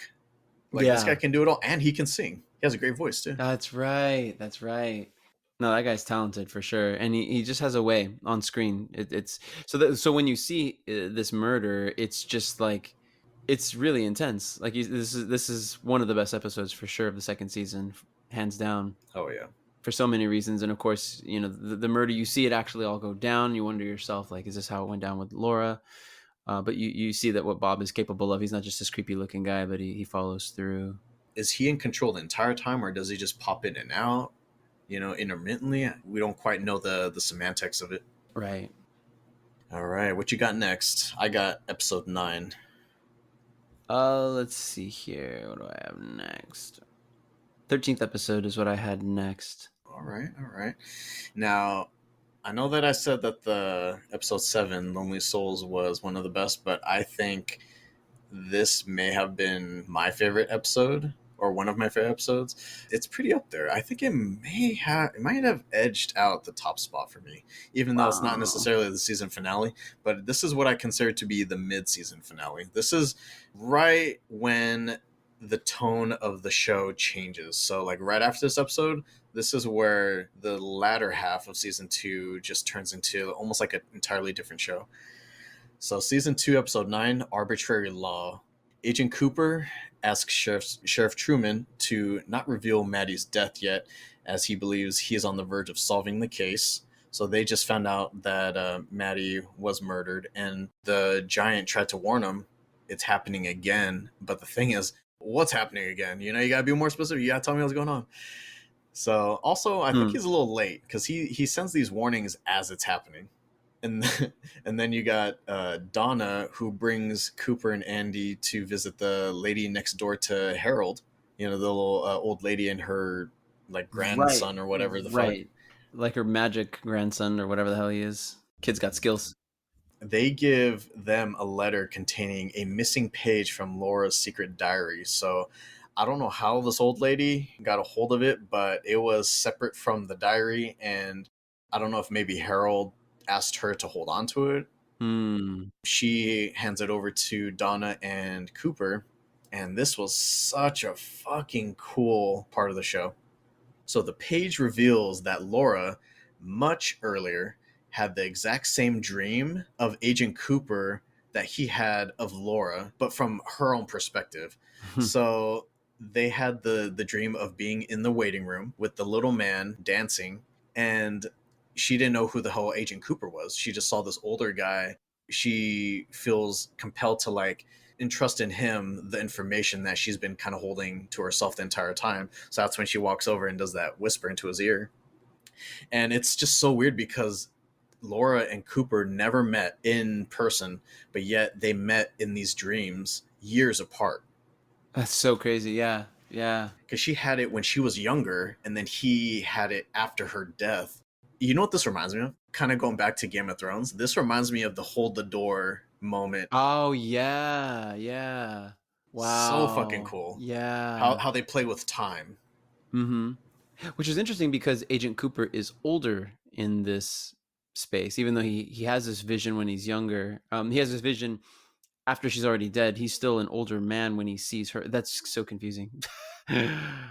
Right. So it's like it's almost like he's not supposed to get that vision, or he's not supposed to get that information until much later, but yet he's getting it while he's still young. From her perspective, it's in real time. So she's giving this information as she's still alive, but then the message won't reach him until after she's dead. So she knows who her killer is and says it to him before she actually gets killed. She knew. And she was asking for help. I think she somehow knew to trust him. Somehow he was there to help her. Right. See, that's what's so weird is Cooper doesn't even know that he's destined to help her somehow, even though she's already dead. Huh.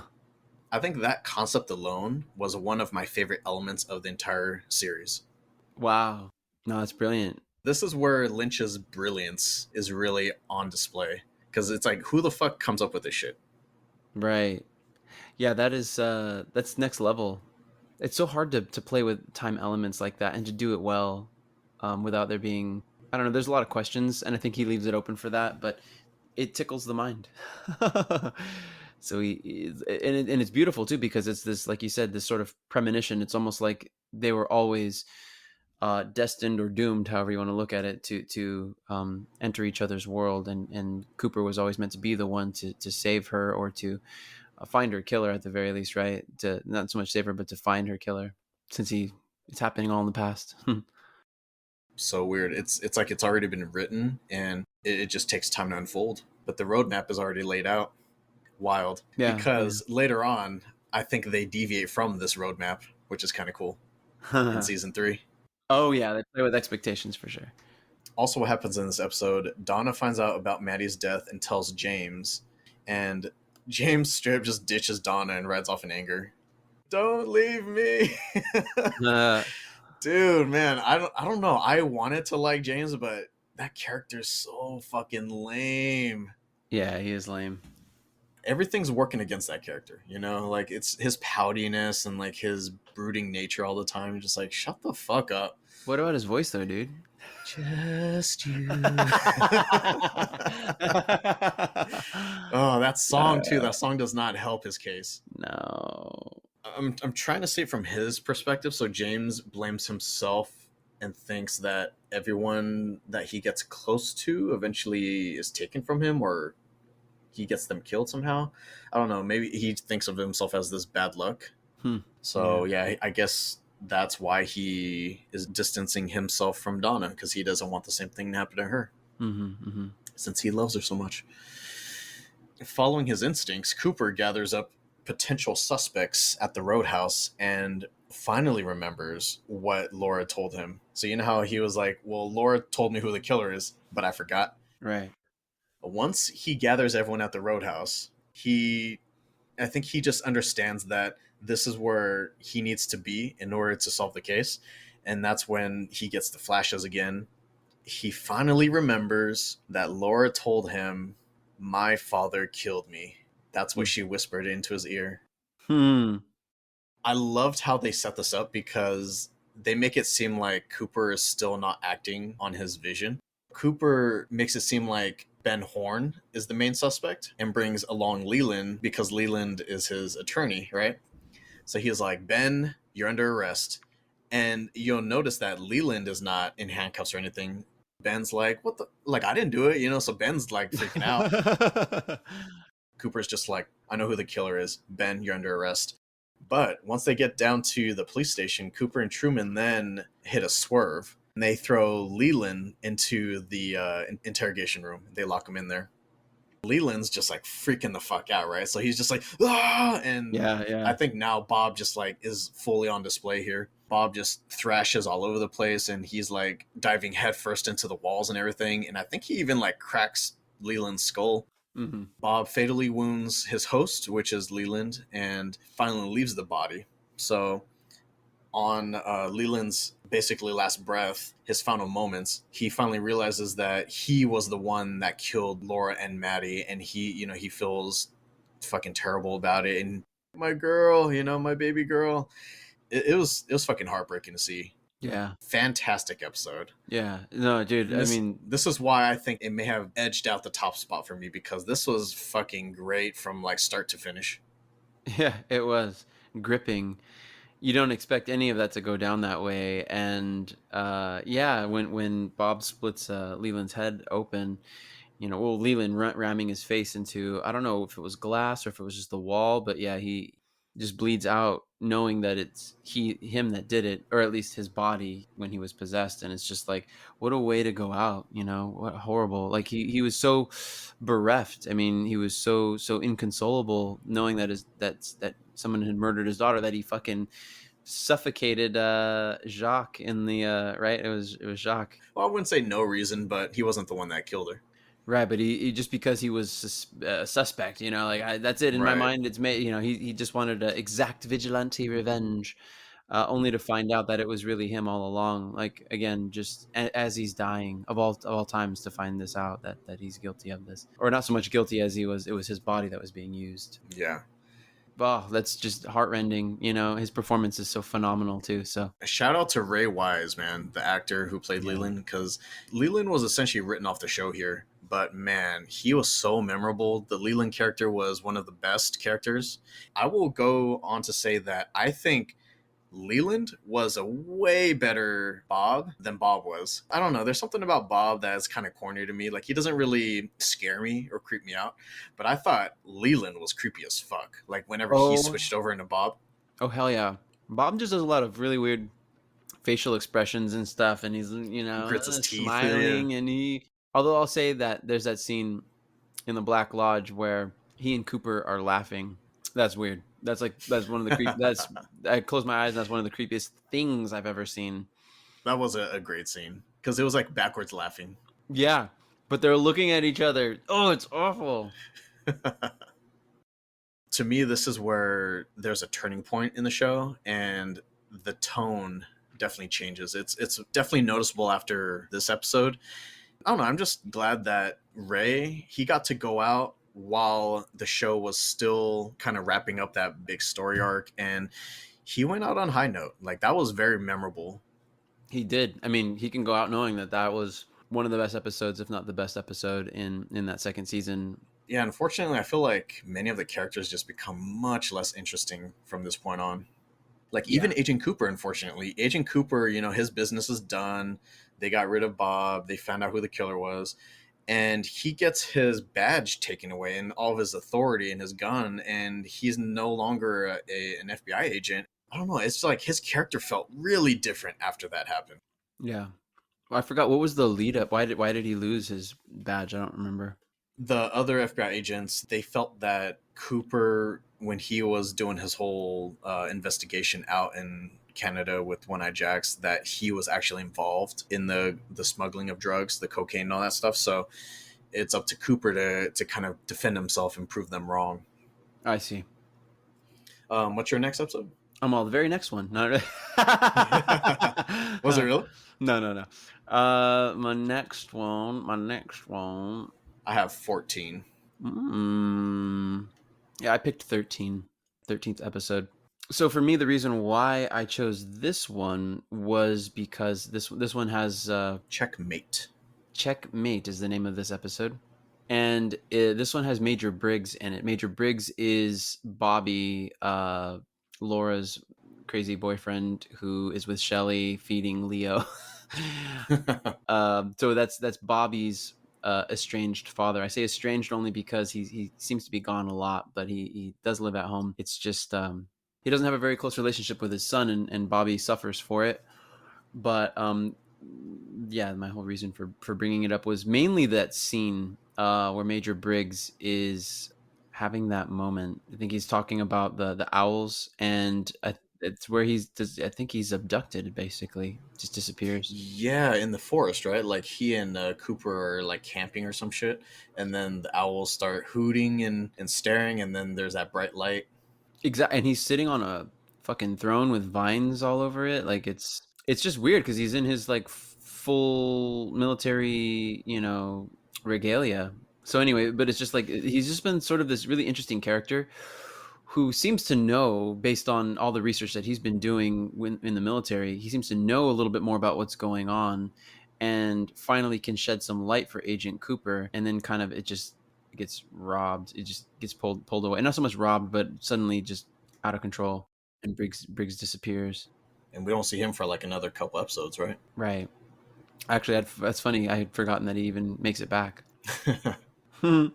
It's just it's such a cool scene where they're like, he's explaining all this and just talking. He's describing these owls, and he says that he recalls seeing the image of a giant owl, and he displays the photograph, and these photographs are the back of Briggs's neck. Oh, right. And so he talks about the image of a giant owl when they look at these photographs of his neck.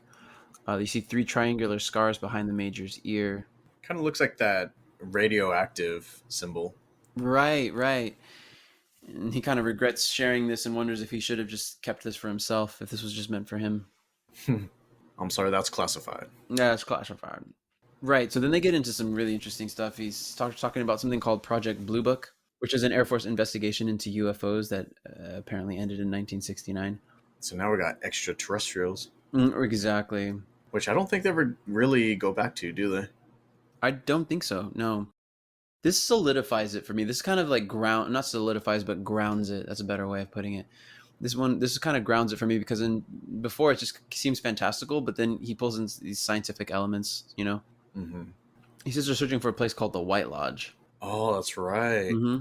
So the Red Room, I don't think it had the name Black Lodge yet. They didn't call it the Black Lodge until after they started hearing about the White Lodge. Oh. Because I think I believe Hawk is the one that knows like these ancient stories, like right. these Native American stories about the White Lodge and Black Lodge. Right, that's right. Wow. Yeah, they're still looking for this escaped partner of Cooper's, Wyndham Earl. Ooh, that's right. You know, they revealed him earlier in the season, and then now they're kind of revisiting. And I think now's when Wyndham starts making his presence more known. Mm-hmm. There's this whole rivalry thing going on with Cooper, because I think Cooper's the only one he's interested in doing these little mind games with. Mm-hmm. Yeah, he's basically Cooper's Moriarty. Yeah, essentially. Hmm. Oh, and let's not forget, I think that's also the episode where James fucking runs into that woman at the bar, like down the road, and she takes him home. She's like this wealthy woman, and that's fucking right, dude. Yeah, exactly. that whole thing was weird. That was weird. He's fixing the car or some shit. She pays him in sex. I don't know. And then doesn't he have to like sneak out? The butler and that girl are like in on it. Like there's like this weird like kink shit going on. Yeah. He's just there to like chill and fix the car. That's pretty much it. Run away from his problems. Exactly. And I guess he broke up with Donna when he drove away, because he has no problem banging this girl now. Evidently. Yeah. Like, all right. True love, right?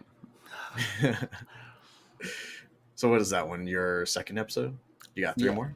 And I know one of them you said was the finale. What are your other 2? And then I have 14. I only have 2 left, so it's 14 the finale. I'll just tell you straight up. Haha. All right, so season 2, episode 14, Double Play. It's quite a bit going on in this episode. So we got Deputy Cooper, no longer FBI agent, as mentioned previously. He accurately predicts the wounds of the random man placed in Sheriff Truman's office during the brief blackout. This kind of leads the audience to believe that they have done this before. Like, this is a dance that he's done with Wyndham Earl a while back. They have this history. Mm-hmm. And I think that was what led to his ex-partner getting locked up.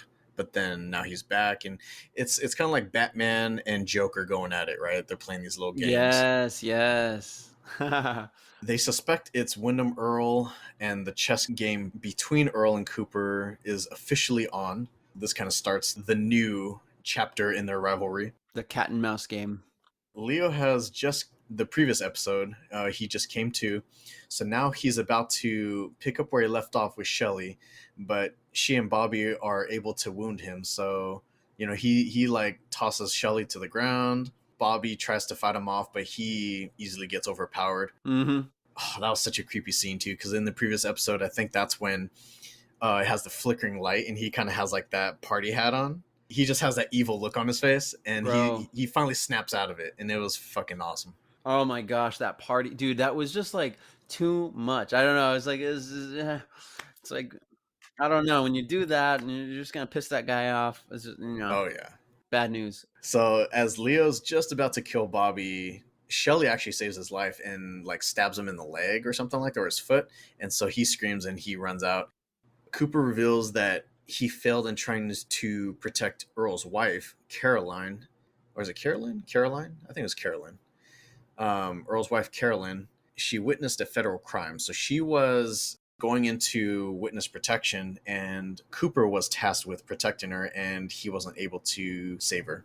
That's also who he kind of had a thing for, right? He was kind of in love with Earl's wife. Mm-hmm. He tells Truman that he fell in love with Carolyn during the process, and after being knocked unconscious by an unknown assailant, Carolyn was fatally wounded and died in Cooper's arms. Mm.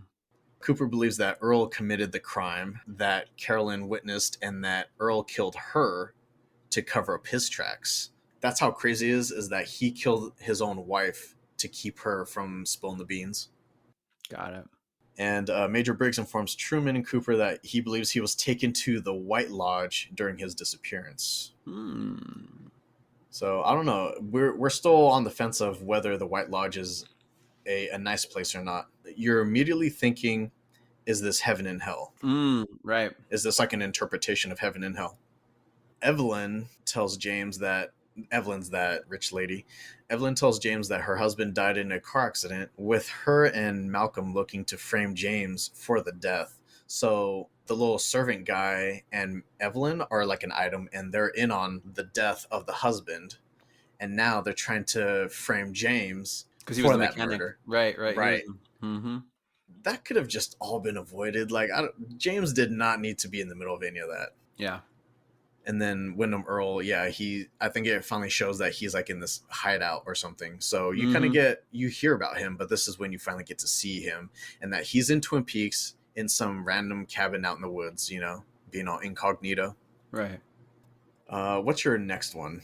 That's it for episode 14. You get 2 more and then the finale.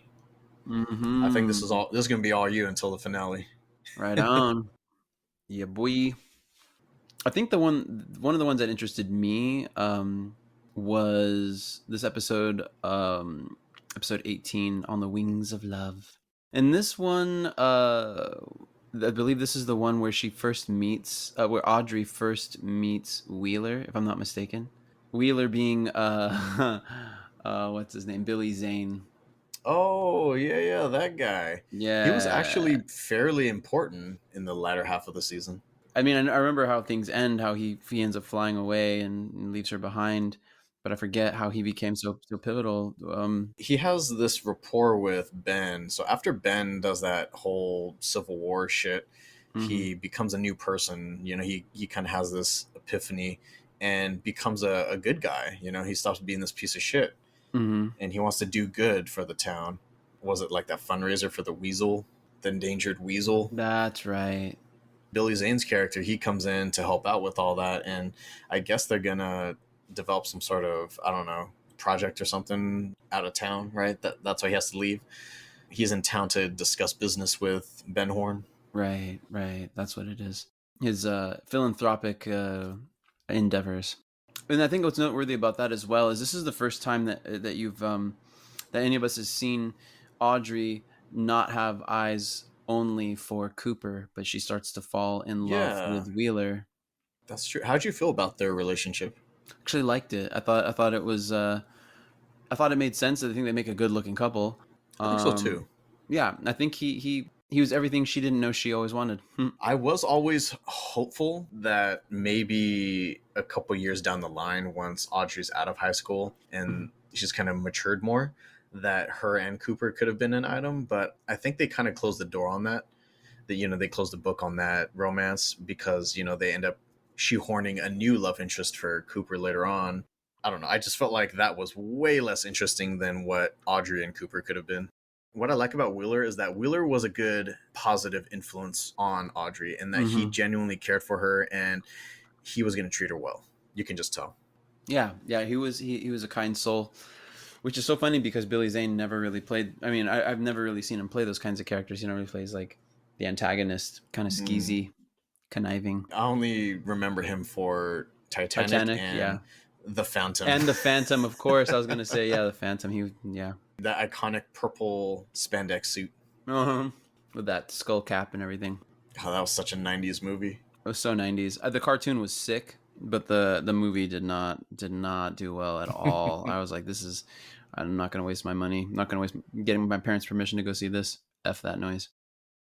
So this episode is the one where, on the Wings of Love, where Agent Cooper gets reinstated as a federal agent. It's about time. Gordon also reveals that Wyndham Earl has history with Major Briggs, and that they share an interest in the Black and White Lodges. So that means that not only is Earl there to fuck with Cooper, but he's also chasing the same thing that they're looking for. Exactly. And this is also where Earl reveals that he intends to kill the winner of the Miss Twin Peaks beauty pageant that's coming up. That's right. Mm-hmm. That was around the time that they introduced that whole pageant, and this was something that they've been building up for like a few episodes. Little by little, they're trying to write all of the female actors in the show like into this pageant somehow. Right. All the females, exactly. So Norma, the one that runs the diner, has a half sister, and that's Annie Blackburn. Yeah. Played by the lovely Heather Graham. This is like maybe one of her first roles. She looks super, super young. I did not think she held a candle to like the other actresses on the show. I don't know why they're this late in the series or in the season. They're going to try to introduce a new character and make her more important than the rest. I don't know. It wasn't making much sense to me. You know, I agree with you there. Like, it feels rushed. It feels kind of like, again, drawing references to Game of Thrones, it feels kind of like the rushed chemistry between Jon Snow and Daenerys Targaryen. Yeah, very much so. It felt just like that. It felt like these two are supposed to be together. Like, it's a little rushed. I mean, she's beautiful, and she's a sweetheart on camera and all that. Like, she seems like maybe too perfect. I don't know. It's like they're a match made in heaven, it seems. And then yeah, I guess my issue with her is that she felt too vanilla. Like, she wasn't as interesting as the other characters. The other characters we already have a history with. You know, we have a rapport with them. They have the things that we like about them. We have their little quirks and everything down. But her, I don't know. I feel like she doesn't really have any quirks. I don't think she's as charming as the rest. I don't think she's as pretty. Everything was just very blah about her, I felt like. I mean, it felt blah. It still feels blah. But I don't know. I've had a crush on Heather Graham since I was like, what did I see her in first? I don't even remember the first movie. Maybe it was Austin Powers, the second one. But I just remember being like, wow. So seeing her, that she was in this show, I had no idea that she was in this show. And then she shows up and I'm like, wow. Yeah. Little Michael goes, wow. I kind of felt bad for her because she came in at the tail end of the show just before it got canceled. Came and went. Right. It's like, hey, we need somebody that's kind of it's pretty and likable, and we got to kill her. So everyone's got to miss her when she's gone. I guess. Which, to me, honestly, I think if that's what their whole intent was, it worked because she's an innocent. You know, she escaped from. You bring in a new character so that way they can be the cannon fodder. That's it, exactly. The cannon fodder. I mean, but she's a sweetheart. She's, you know, she ran away from the convent, so she's like this wholesome person, and you know, I don't know. She's lovely, and so for things to go down the way they do, it just makes you kind of. Yeah. I definitely felt like they wanted to do more with that character, but I just don't know, because I think she even pops up briefly in Fire Walk with Me, only for a second, like a little flashback thing. But she's not in season 3 at all. I don't even think they talk about her at all, which was super disappointing. So that was On the Wings of Love. Do you have another one? Episode 20, The Path to the Black Lodge, which is directed by none other than Stephen Gyllenhaal. That name should be familiar. Sure is. Jake Gyllenhaal and Maggie Gyllenhaal's dad. I didn't know that he was a director. Yeah, they're like artistic, and evidently he's a poet. So Cooper's piecing this together, this chess game, and he's realizing it's not gonna end well. And that there's gonna be some real life or death ramifications here. This is where we find out that Billy Zane's character got to head to Brazil. So this is where Major Briggs. This is interesting. This was so kind of interesting. You didn't realize. I mean, again, this is also rushed. Like, oh, all of a sudden, Major Briggs and Wyndham Earl knew each other and shit. And you're just like, oh, what? And then all this information is coming out. So Major Briggs reveals that Earl's been obsessed with Dugpas. Dugpas, Dugpas, meaning beings of pure evil. Earl's been obsessed with them, like pandemonium, demons, pandemonium, all the demons. Cooper's believing that because he's so obsessed with these evil beings that, of course, the Black Lodge is his whole sole purpose for being in Twin Peaks to begin with, which is really fucking interesting if you think about it. The fact that he ends up there, Cooper ended up there inadvertently because he's just investigating a murder. I'm trying to think of anything else that's noteworthy, but Oh, fun fact about the Miss Twin Peaks episode. Originally, it didn't even have a title. In some countries, it was released alongside the season finale, and it was just given the same title as the season finale, just part 1 and part 2. So it was given the de facto title of Miss Twin Peaks by the devoted fans, and then eventually the networks adopted this title for reruns, physical, and digital copies. Wow, I didn't realize it. That's cool. Oh, another thing? Dude, it took me a while to even realize that Agent Cooper's boss, Chief Cole, is played by a younger David Lynch. Yeah, the deaf guy, the obnoxious guy, was talking real loud in this. so dumb. Are you gonna say the kiss? Yep, see, you already know. I knew it. I fucking knew it. Could I? I just like how he took it upon himself to write a completely unnecessary plotline where Cole is attracted to Shelley and gets to kiss her at the diner. Like, this has nothing to do with anything, but we all know why he probably did it. It was cringy. I was like, why God, why? I mean, it was there if all he wanted was a kiss. I just don't see what the point of it was. It's not really important to anyone's story. No. And they don't really bring it up again after this. No. That was poorly done. That made zero sense. I was like, I remember being angry. I was pulled out of the narrative immediately, and the first thought that I had was, this motherfucker straight up made a scene where he could kiss this girl. That's all he did. Just like, just flexing his power. I mean, this is Machen, so... That's literally what I was gonna also say. I mean, and that was definitely, she was smoking back in the day, her prime.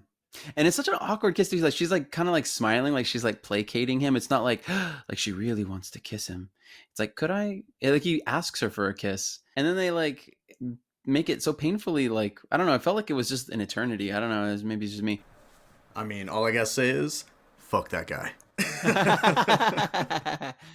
Yeah.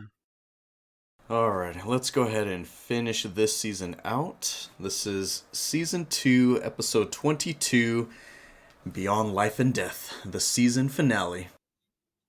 After Annie wins Miss Twin Peaks, Wyndham Earl strikes and abducts her, taking her into the Black Lodge.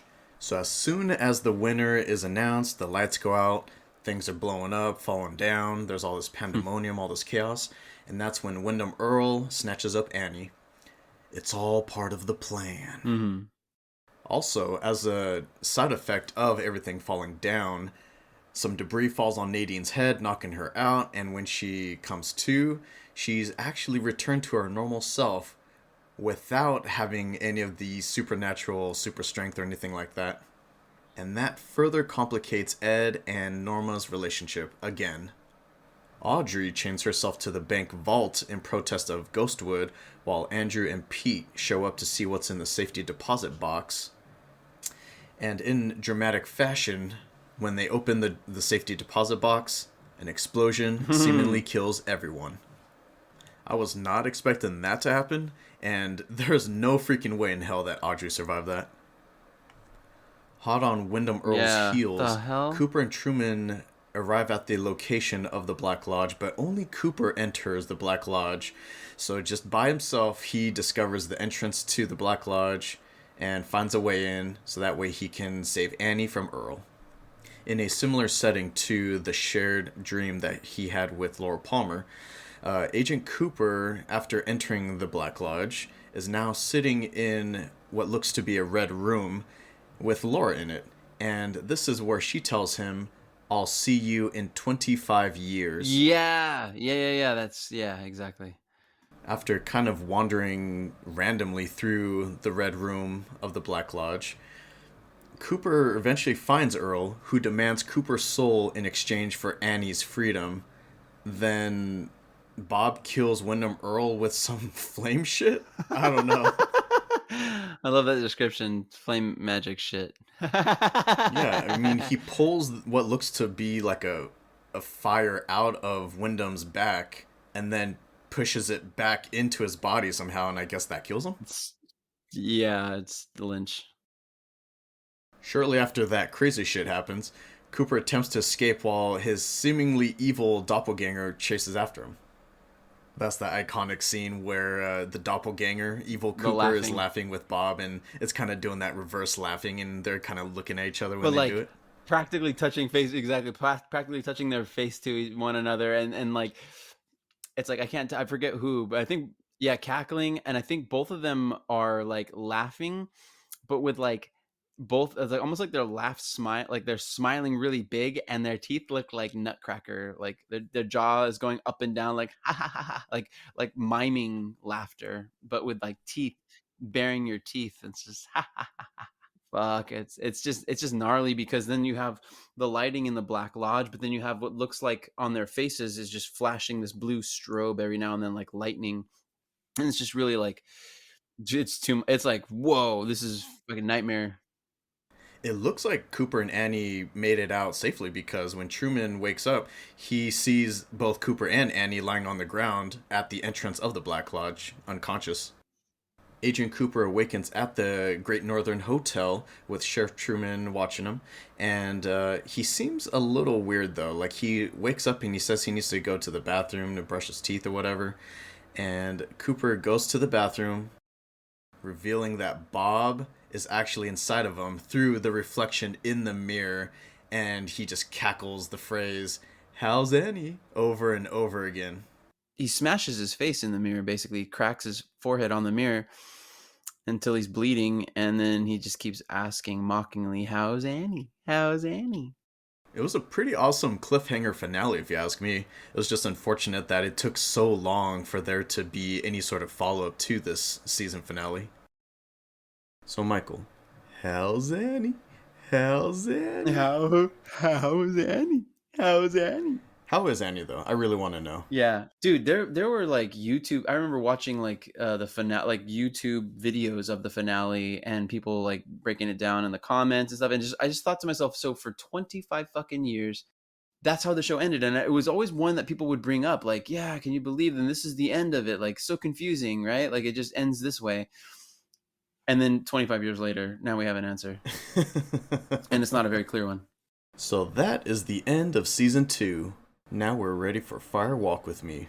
Yeah, that was interesting. So I was finishing. I don't know. I wonder if part of the reason why I was watching this show to begin with was because somebody had told me that they were coming out with the 3rd season. I think the homie that told me, I liked it better when it was called, Twin Peaks. I think he had mentioned that to me, that it was in the works. And so then that really drove me to like, oh shit, well, if I'm going to watch it, I'd love to have the 3rd season like match up. And I got it. I nailed it just a few days before. So I had time to kind of decompress, and then but then I didn't watch, but because it happened so quickly, I didn't watch Fire Walk with Me. And I watched Fire Walk with Me at the very end of the 3rd season. And because I think that's when I mentioned to you, like, oh, what the F, this person showed up in the show. Like, never seen this character before in my life. How is he in the 3rd season? Oh, I see. Now I understand. Oh, the prequel. Okay, yeah. I watch Fire Walk with Me, and then it made sense. Anyway, and we still don't know what the hell Fire Walk with Me even means. Oh, really? Oh, let me break it. No, I'm just kidding. I have no idea. Fire Walk with Me. Fire from their back when you freaking take it out and shove it back in them. He did. Wipe yourself off. You did. Right. I think I have the perfect way to get back into the groove.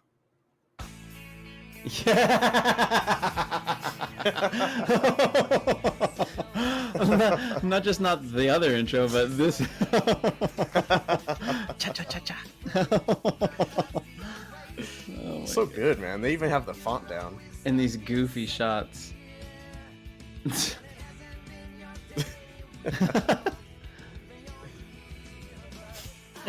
Or It just shows even the your legs. year. That's so fucked Yeah, up. it's not been your day, your month, or even your year, and that guy's just done.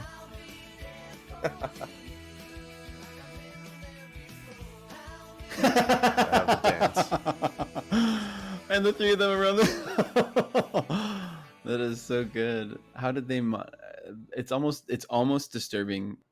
I'm just kind of sad that I didn't think of it first, because I probably could have made a slightly better one. I wouldn't say like it would blow anyone's socks off, but I think the transitions would have been cleaner, because I noticed some mistakes in there, Mm. and I would have done some different Okay. shots just to match the music more. But yeah, I mean, it was still awesome. I thought it was well done for sure. Mm-hmm. Mm-hmm. I don't know if you remember me mentioning it last time, but do you or did you ever look up the Twin Peaks video game? What? No. What? No? So it was actually funny. Before we started recording, I discovered that maybe like a month or two ago, they released a video game and it's free. And I mean, it's not like the full game, but it's like a good portion of the game apparently, and it's called Twin Peaks Into the Night. Into the Hmm. Night is a song by Julie Cruz, who's the one that constantly pops up and performs and stuff like that on the show. Ah. It's retro looking game, so it's like an old style looking game. It kind of looks like it controls like Resident Evil 1, if you can picture that. It looks really clunky and blocky like it would Oh, on a damn, PS1. that's cool. It looks pretty cool, and I want to show you the trailer. Yeah, dude. Sick. Oh my gosh, this looks like GoldenEye. Dude, I want this song. This song is fucking sick. And I think this is only season 1 that they're covering, but you see like the inventory Oh, management, this straight up dude. looks like Resident Evil. I fucking want this game. I don't even play these kinds of games, and I want this game. Damn good coffee. What? Walk around in the waiting room? Hell yeah. They came through. Oh, dude, that is I almost feel like having it be in this retro graphic style makes it even creepier. absolutely. Dude, we have to play this shit after we record. Well, that's funny. It's okay. So my brother Paul, he played through a game that was a TV show as well, and he understands the relationships between the characters so much better now than he did when we used to watch the show when we were in middle school. It's Dragon Ball Z. Okay. He played that game, and again, like I said, he gets the relationships so much better. So I wonder if like playing this game will also in some way help to like really, because you're now Cooper, you're navigating this world and Mm-hmm. getting the information from certain characters, Bobby and this, and Donna and everybody. It seems like it follows season 1 fairly well, but imagine if you can actually see a little bit more, like an extended conversation or a conversation that never actually happened on the show. Dude, absolutely. All right, so up next we have Twin Peaks Fire Walk with Me, released in 1992, directed by David Lynch. I don't know about you, I don't know where you watched it, but at the time I watched it on HBO Max. So if it's no longer there, then it was at some point. Yeah, that's yeah where I watched it. The investigation is underway for a teenage drifter, Teresa Banks, which sort of sets the tone for the entire Twin Peaks story. Right, that's kind of the very beginning of where everything started. Mm-hmm. Teresa Banks, was the first body that was found wrapped in plastic, and that didn't even happen in Twin Peaks. That was like someplace I think not too far away. FBI agent Chester Chet Desmond, played by Chris Isaac, and Sam Stanley, played by Kiefer Sutherland, are assigned by Chief Gordon Cole, reprised by David Lynch, of course. Hmm. So he's the one that assigns them on the case, and they are to go see what's going on with this body that they found wrapped in plastic. Hmm. I guess this is sort of like a prologue, right? For Fire Walk With Me. It's entirely just Agent Desmond and Sam Stanley. I don't know if he's an agent as well, or if he's just like a hired coroner or something. But it seems like his specialty is to just take a look at the body specifically. What the hell was up with that girl in the red outfit? Remember that scene? No. Jog memory. When Agent Desmond, he lands and they're at the airport. Well, I guess both of them land. You know, they run into Cole. Cole is kind of briefing him, and then he's just like, "Oh, here's my cousin or whatever. Come over here." You know, and she has like the fucking like puckered face, and she's like fucking dancing around and shit. What the heck? And you know, she's wearing that skin tight red dress thing, and it's just really weird because she doesn't really say anything. She just kind of mimes shit out. She's essentially a mime. She's like a red mime. Right. I was basically just thinking like, what the fuck is this? This is some David Lynch shit right here. Straight up, right out the gate. And I think that's the only time you see her. That's the only time she's referenced. They don't even reference her in the third season or anything like that. It's just like, it was a one-off character. Yeah, just a little throwaway. But it is important to note that this is where the whole blue rose thing comes from, because she did have a blue rose pinned to her dress. And that's in reference to this like sub FBI organization that investigates weird cases like paranormal activity and stuff like that. That's called the Blue Rose. Yeah, this is what you're dealing with, the Blue Rose. But looking at the wiki here, what it says is her dance served as a briefing. Actually, her little what they're calling a dance. She wore a sour face, meaning that Desmond would have problems with the local authorities. They would not be receptive to the FBI. It's kind of explained by Agent Desmond in the car ride afterwards, because on the way down to the body, Desmond is explaining to Stanley how he understood everything that she was doing. So he was the one that's saying like the sour face explains that they're gonna get shit from local authorities. She's hopping on one leg, and I don't know, like everything means something. And then he even explains the blue rose that's pinned to the dress. Even Cole does that shit where he holds like the four fingers, you know, over his eyes, and that's supposed to signify a jail or something like that. So everything meant something, but again, I'm just like, why not just fucking say it? Why do you need to do all this bullshit? Yeah, that wouldn't be him, I guess. I don't know. That wouldn't be him. But I wonder what it says about. Okay, so it's weird. I don't know. I get the sense that he just likes to make people feel a little unsettled by things, just out of their comfort zone, just a little bit. I think that's why. Yeah, I think that's his sort of appeal. Another thing I noticed though, like right out the gate, you can kind of tell this feels a little different from the show. Like there's a way higher production value. Like the cameras are top notch. Everything looked clean, and the music sounded even more upgraded. Like it sounded crisper. Like the background music to me sounded it was like strange and eerie, just like the show, but it was more atmospheric than the show, if that makes sense. Felt like they were able to put more of like a budget into the sound and like the audio design. Of course, the show had its eeriness as well, but I felt like the music was kind of campy. Right. You just kind of went along with it. But in this one, it seemed like they wanted to up the ante a little bit because this is a feature-length film. And that's where he, got his start.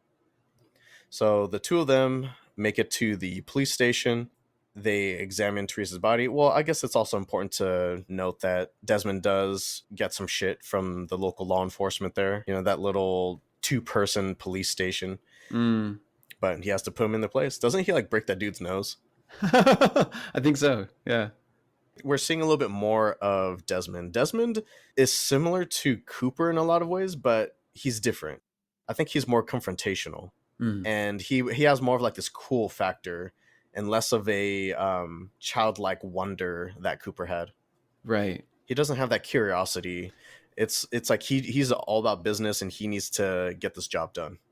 Right. He's not trying to swim in it. Not the way that Cooper kind of swam and kind of took to the town. It was just appreciative of everything of the town outside of the case itself. which is, I think, what we all loved about Agent Cooper. You know, the fact that I think you've said it in one of the past episodes that what makes people interesting is when you're interested. So the fact that Agent Cooper was so interested in everything is what made him interesting. Yeah. And I honestly, but I still like Desmond too, even though we don't really spend a lot of time with him, just the prologue. I think there's something to be said about how well he gets everything done and like just the efficiency of how he works. And I think him and Cooper would have been a fucking killer team. I don't think they ever did anything with Desmond after this. But man, they would have been fucking dope as a duo. Yeah, I mean, I get the sense they would have been dope as a duo. I read a little about the movie and sort of the reasons why they didn't take on why certain people didn't sign up for to be on the movie or to have really small parts. And he actually was concerned. Kyle MacLachlan was concerned that he would be typecast if he did this full feature length film. So yeah, David Lynch changed the script in order for him to not have to be in it too much. And so I say this because I get the sense that maybe Kiefer Sutherland's character was kind of filling that void that we were going to be looking for with Dale Cooper, in that he's got like this sort of ability to investigate in a way that nobody else really does.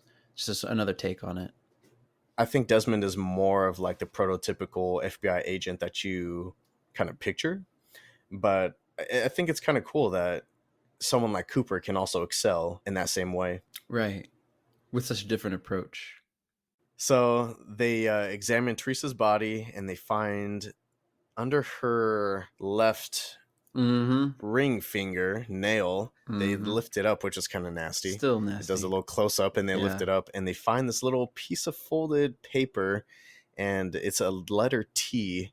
They also find a photo of her wearing a ring, but that seems to have gone missing and no one seems to know where this emerald ring went. And it's kind of a familiar looking ring.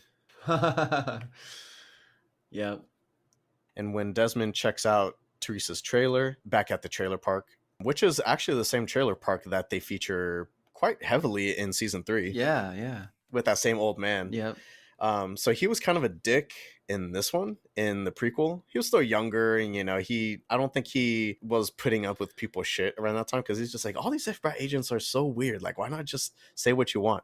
He was kind of giving Desmond and Cooper some shit, both at different times. Desmond checks out Teresa's trailer and he finds a little something on the ground, like right outside the door or like the entrance to the trailer.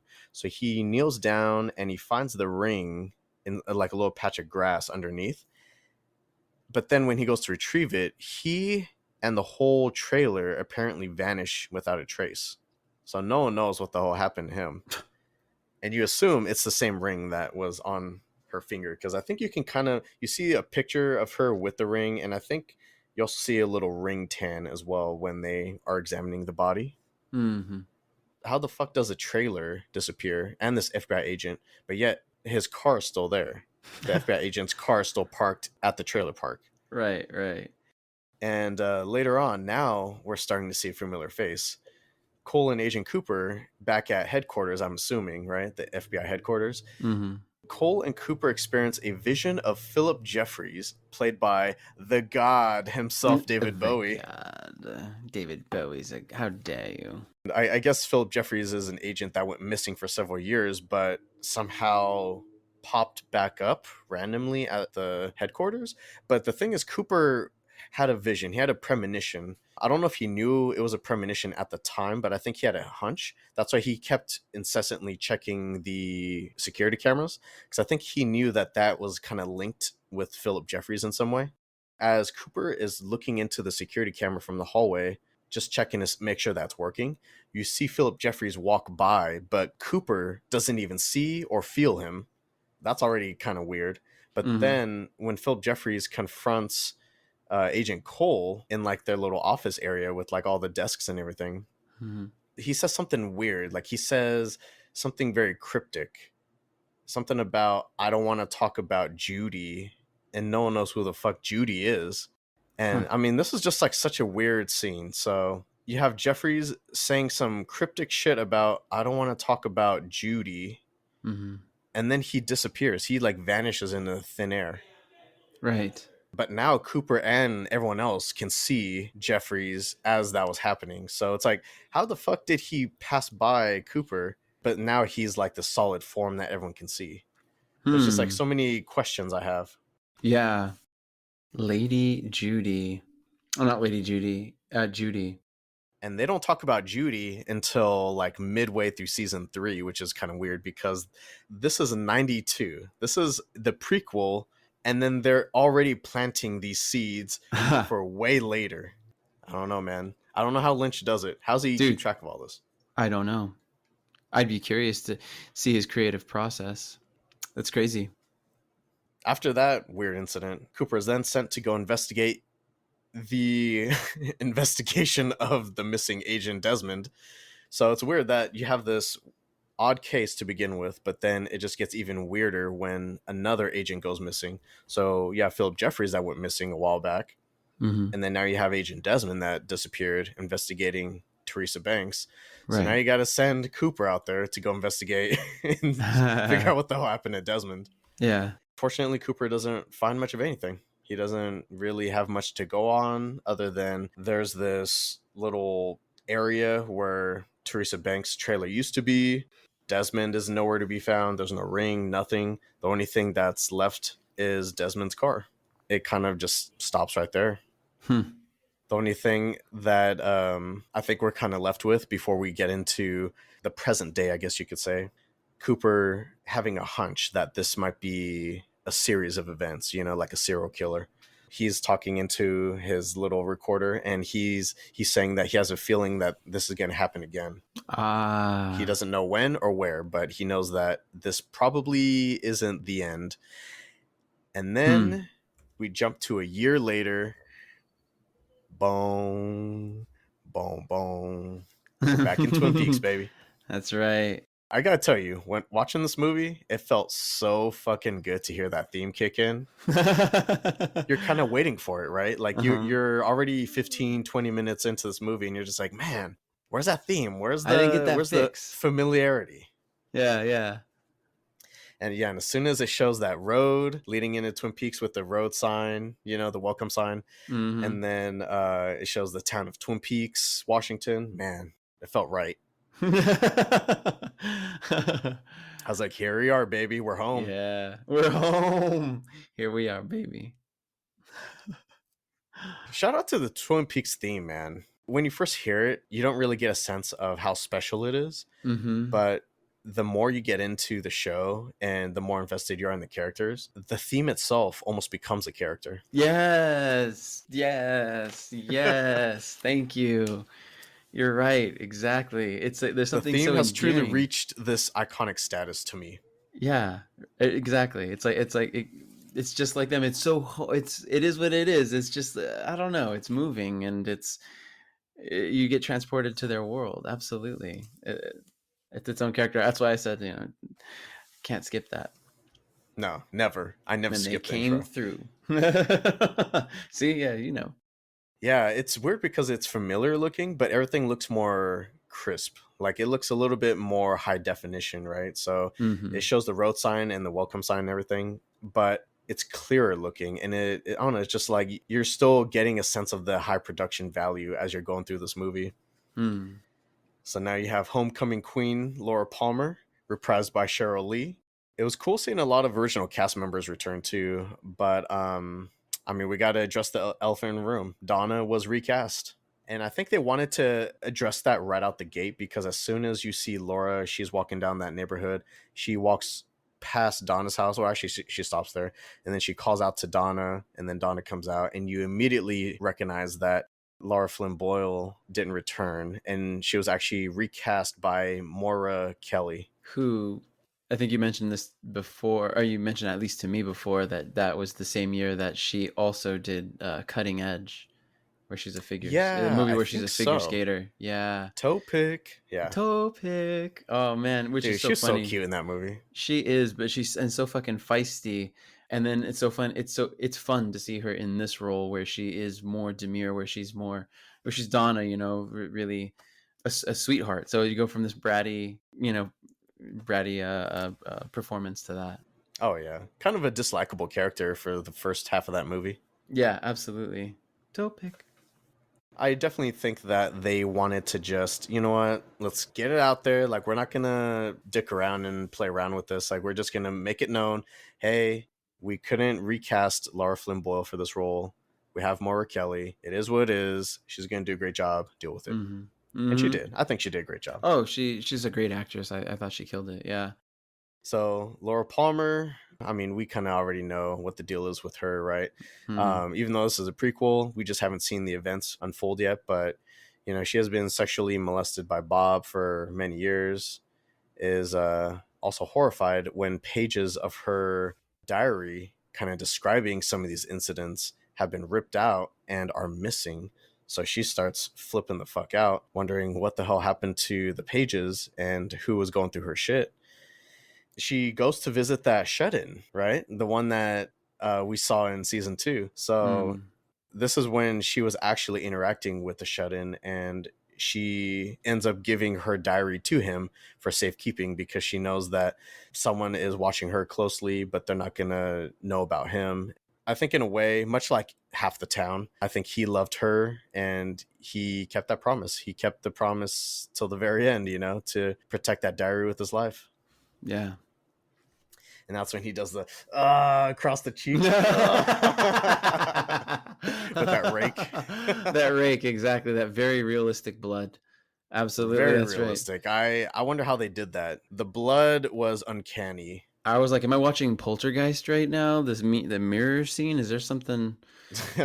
They went all out on that budget. That was nuts. Man, the the scene where Laura gets visited at the diner because she works there along with Shelly, so it's cool. Yeah, we get to see Shelly. You know, her hair looks darker though. Like her, I don't know if that's her natural hair color, but she's significantly less blonde in Fire Walk with Me. Shelly is helping Laura load up the back of the car for the Meals on Wheels so she can go deliver the meals. And Laura is visited by an old lady and a grandson in the parking lot. And the grandson is wearing that weird white mask with the long nose. Right. What's it called? Like the Jumping Man or something like that? Or the Laughing Man from the Black Lodge. But I think that's supposed to resemble his face. Oh, I see. The old lady gives Laura this picture, this framed picture of a doorway, and just says, I think this would look nice in your room. And Laura, I guess, agrees because she accepts it. But they also say that person that she suspects is looking through her room right now, looking for the diary. And so she frantically tells Shelly, I can't do the Meals on Wheels today, and runs off. Shelly's like, what the fuck? What am I supposed to do? I got to work the diner. And Laura runs all the way home. She doesn't know who is going through her shit, who is investigating what. The house is, I don't know, it's like eerily quiet as well. Like there's no one home. No one's supposed to be home. I think everyone's supposed to be at work. I think both her mom and her dad are supposed to be at work. So she's creeping up and sneaks into her room to discover Bob looking behind the dresser. And, you know, he grits his teeth at her and she freaks the fuck out and runs out. Like how he always does. Dang, yeah, exactly. Yeah. That guy, man. I don't know. Throughout the duration of the entire series, I've never really been able to take Bob seriously. He just doesn't come off as scary to me. He's just like, what the fuck is this guy? Yeah, Bob isn't. It's almost like it's like a caricature. You know what I mean? Like it's like some sort of soap opera trope or something. I don't know, just to be so like overacting, right? Like like do you really need to? I don't know. Cooper accomplishes so much with very subtle moves. And so for him to just like really exaggerate and everything's so affected, it feels very feels intentional. You know, I feel like if Lynch didn't want that kind of portrayal, he would have been like, "Cut, let's try this again. Kind of tone it down a little, brother." So that's all Lynch. He specifically wanted this guy, this look, and for him to just act this certain way, right? Yeah, exactly.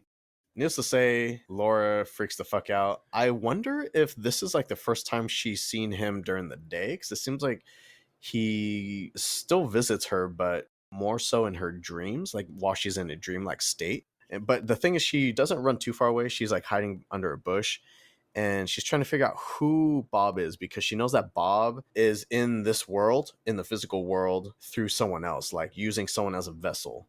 And this is where it re-explains that Bob has taken over Leland Palmer, because Leland is the one that is shown walking out, just, like nonchalantly walking his car, gets in and drives off.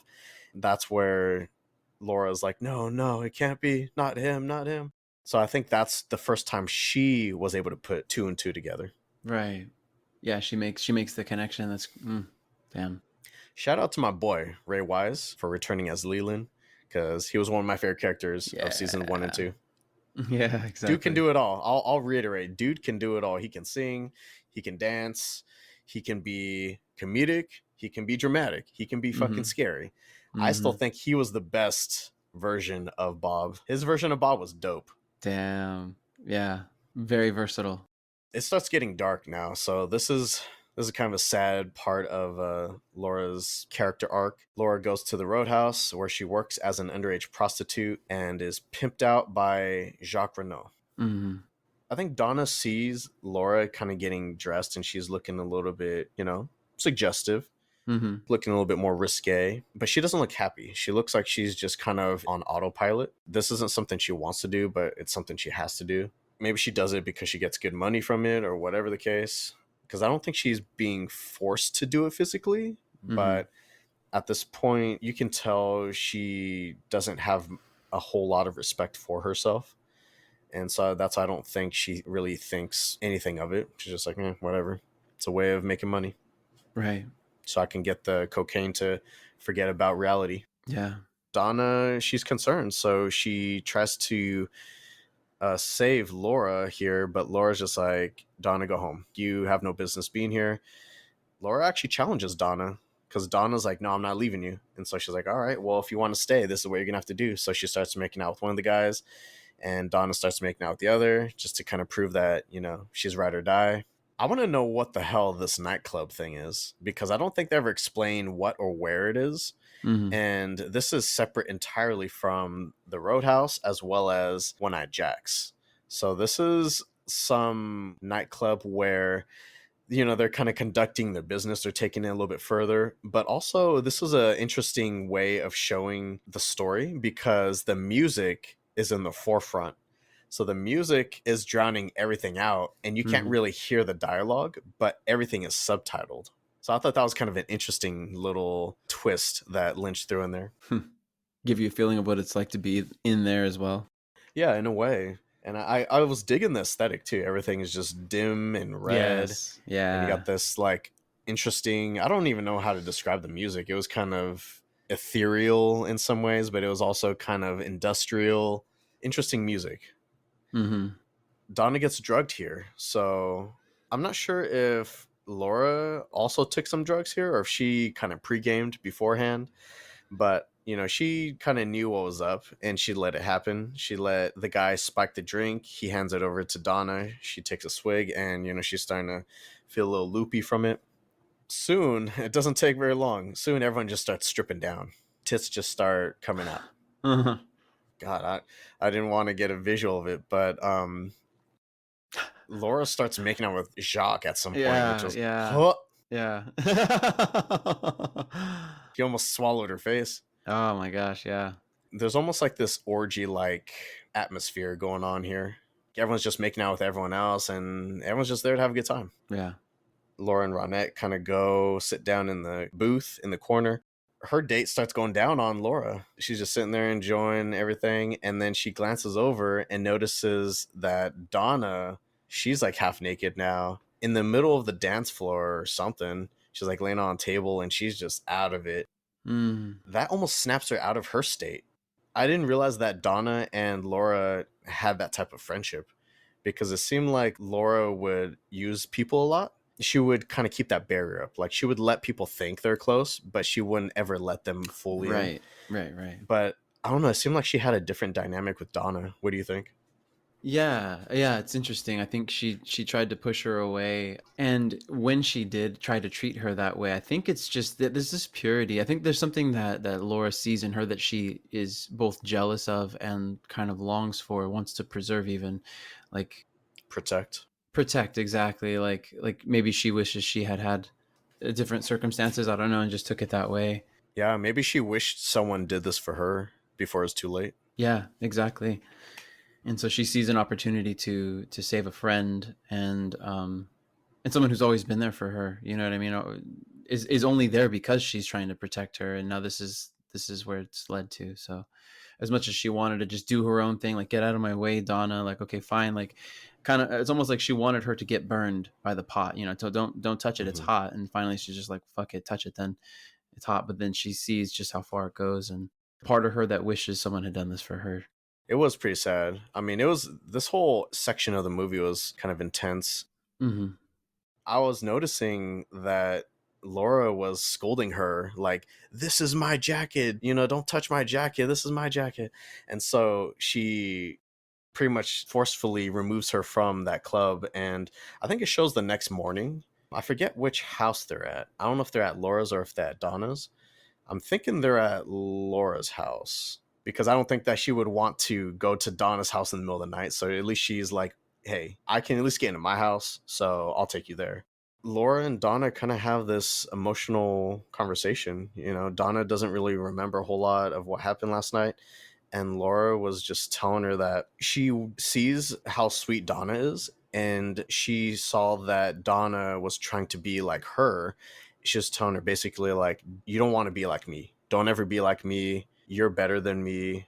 I don't know what you see, but you definitely don't want to be in my shoes. You don't want to be in my position. They hug it out and they're still friends. Yeah. This whole situation, like the whole story arc with Laura Palmer is just, it's really fucked up. It is. Yeah, it is. Just thinking about the fact that at this point, she knows who's been raping her. She realizes that it's Bob, and that Bob is in her father. At this point, that at that in this particular scene, she's already, she already knows this, and I'm sure is going through her own personal hell. And has to pretend like everything's okay, but that's some wild shit.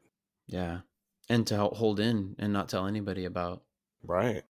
So I think a lot of people just thought that she had the perfect life and that, you know, homecoming queen, everyone loves you. And it's like, how bad can your life really be for you to go to these clubs and do cocaine and this and that? But it's pretty dark. Yeah. I guess on this topic of Leland, Laura, you know, she is uncomfortable having had that revelation about her dad and the fact that Bob is the same person as her dad. Things get awkward whenever she's around Leland. Mm-hmm. They're in the car together driving and they encounter some hectic rando guy that's like honking his horn behind her and revving the engine. Leland is getting freaked out. Laura's getting freaked out. And we see that it's actually Mike from season 1 and 2. Hmm. So it's Mm-hmm. the one-armed shoe salesman. Mm-hmm. Mm-hmm. But yeah, it's weird because they pull off the road and they're just trying to gather themselves. Laura's just like, "What the fuck was all that?" You know, like, did you know that guy? Like, what's going on? And Leland is in a trance. I think he kind of unlocks some repressed memories of Teresa Banks's murder, or not Teresa Banks's murder, but just his memory and his encounters with Teresa Banks. That's where it was revealed that he was going to have, I think, like a three or foursome with Teresa and some of her friends, but he discovers that one of the friends was Laura. So I think it was Teresa, Laura, and Ronette, if I recall. I think they were all going to meet this client. And once he sees Laura, he's just like, oh shit. Fuck. And yeah, he tells Teresa that, like, you know what? Just say I got cold feet. Here's your money. I'm out. Don't talk about me. Don't say anything else about me. And so Teresa's like, all right, cool. Free money. Hmm.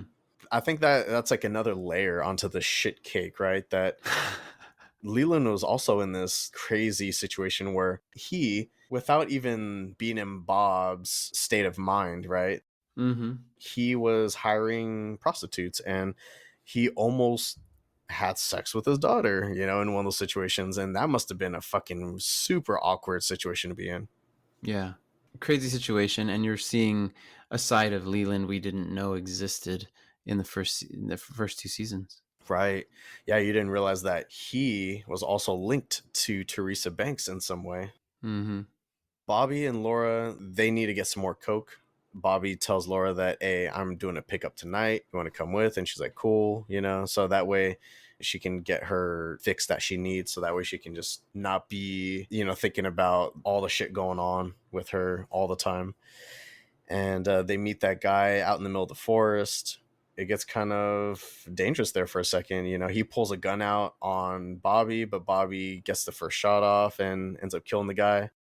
I think Laura had already taken some coke before that whole interaction, and she's like cracking up, which made me crack up, and she just can't stop laughing. I don't know, it was cracking me up too. I'm not gonna lie. Laura's working her magic on you too. Yeah, Bobby, it was funny because he's just like, help me bury him, and he grabs like 2 handfuls of dirt and like throws them on his back like that's gonna do anything. The situation's fucked. Oh, it gets even more fucked because not long after that, Laura's in her room sleeping. Oh, this is a weird scene. Fucking awkward to watch. So Leland, I think he's in Bob mode right now. Mm-hmm. He gives Sarah, that's the wife's name, right? Sarah Palmer. Right. Yeah. He gives Sarah like a cup of milk, but I wonder if it's laced with something because she's out. Maybe it's just warm milk because, warm milk puts people out too. Right. That's true. But she was like out. But yeah, he gives her this milk, the milk of the poppy. You get a little glimpse of Leland for a second. He kind of politely knocks on Laura's door. She's kind of a little on edge, right? She's like, oh no, I don't know which version of my dad this is right now. Right. So, he walks in and he's just like, Laura, I just want to say I love you. I don't tell you that enough, type of thing. Gives her a kiss on the forehead. And I think right there she recognized that it's her true dad. She was like, Dad? It was a touching scene right before they take it the complete opposite direction. So as she's sleeping, Bob creeps in through her window and basically starts sexually assaulting her. I think this is how he normally, at least I get the sense that this is how he normally visits her while she's like in this weird like dreamlike state where she can't quite understand what's happening and she can't quite defend herself. Mm-hmm. And so Laura's just kind of letting it happen, but she's still conscious to some degree because she recognizes that it's Bob. It's just like an uncomfortable situation because it's been revealed that she's been getting visited by Bob for a long time, right? Since she was a little girl. And so I think to her, this seems to be like a fairly normal thing where it's not super uncomfortable for her anymore. And so it's like you have this guy that's like sexually assaulting you since you've been a kid, and you start to think that this isn't entirely disgusting, so you kind of just like let it happen. I don't know, this is what we do, I guess. Bob's like kissing her or whatever, and then she gets a glimpse, a flash of like his real identity, which is Leland. His face turns into Leland for a second, laying over her. And she just fucking shrieks, right? She's just like, ah! I think that snaps her out of that dreamlike state. And man, that was something. I was super uncomfortable watching that scene. Dude. Whew. Because that Bob and Leland are kind of like the same person around this time. But you normally see Bob doing all these acts. But this is when you see Leland doing this as well. And it's like, this is actually what it looks like from the outside. Right. It's pretty disgusting. Yeah. It was super disturbing. Yeah, that's interesting that he makes the audience feel, David Lynch makes the audience feel the same way in some, the shock at least, not the way that she felt, but the shock that Laura feels in that moment, which makes her snap too. It's like, for all those seasons we saw him as this loving father and all that, and so there's all that to go into. I mean, assuming that whoever's watching Fire Walk with Me has seen those first 2 seasons and was a fan, and so therefore wanted to see the prequel. So yeah, we have a different idea of him, and so to see him in that light for that moment, that frame, yeah, it's shocking for sure. Yeah. So needless to say, Laura becomes more and more unhinged after that traumatizing experience. And Yeah. she desperately wants to get more cocaine to just erase her memory, like just fucking wipe that shit as quickly as I can. Mm-hmm. Yeah, she just wants to like numb the pain completely. I think she meets up with Bobby and kind of like manipulates him into giving her her fix. She meets up with James later that night. This is the infamous last ride with James, and the last time that James ever saw Laura before she was murdered, which kind of made him suspect number one in a lot of Mm-hmm. ways, because Mm-hmm. Bobby was the last official boyfriend, but the last technical boyfriend was James. Right, right. She meets up with James one last time before jumping off of his bike. They have kind of a touching moment. James genuinely cares about her. He genuinely wants to be there for Right. her. And she's like all coked up and she's too far gone at this point. Like, she's just like, I don't even want to be alive anymore. So she's like, whatever, take Mm. me home. They're on the way home, but she hops off the bike and disappears into the woods. And James just fucking keeps driving. He doesn't like chase after or anything. He's just like, takes off. I think in a lot of ways he was hurt because he's kind of sensitive himself. So I think her just like running away and not really opening up to him after all this time, like he's been wanting her to open up, and he wants to see the real Laura, and he wants to see what's bothering her, what's this big dark secret that she's keeping from everyone. I don't know, maybe he's hurt that she still doesn't trust him, so he's just like, fuck it, I'm out of here. Mm-hmm. Mm-hmm. So sayonara. Later he expresses regret and guilt over taking off and not chasing after into the dark woods. After that, she cuts through the woods and she rendezvous with Ronette, Leo, and Jacques at some undisclosed location. They Mm-hmm. venture to this cabin with red curtains and a caged bird out in the middle of nowhere. The four of them have a little orgy in that little cabin. a little They have a little kickback. a little kickback.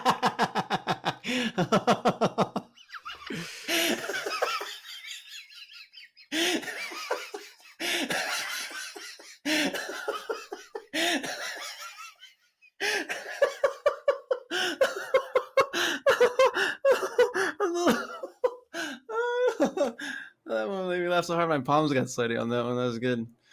That was good. A little orgy, a little kickback. Oh my god. Like, Too that's even much. remotely the same thing. Right. Exactly. That's why it's so just the juxtaposition, just like what the fuck. That's It's a typical kickback, an orgy.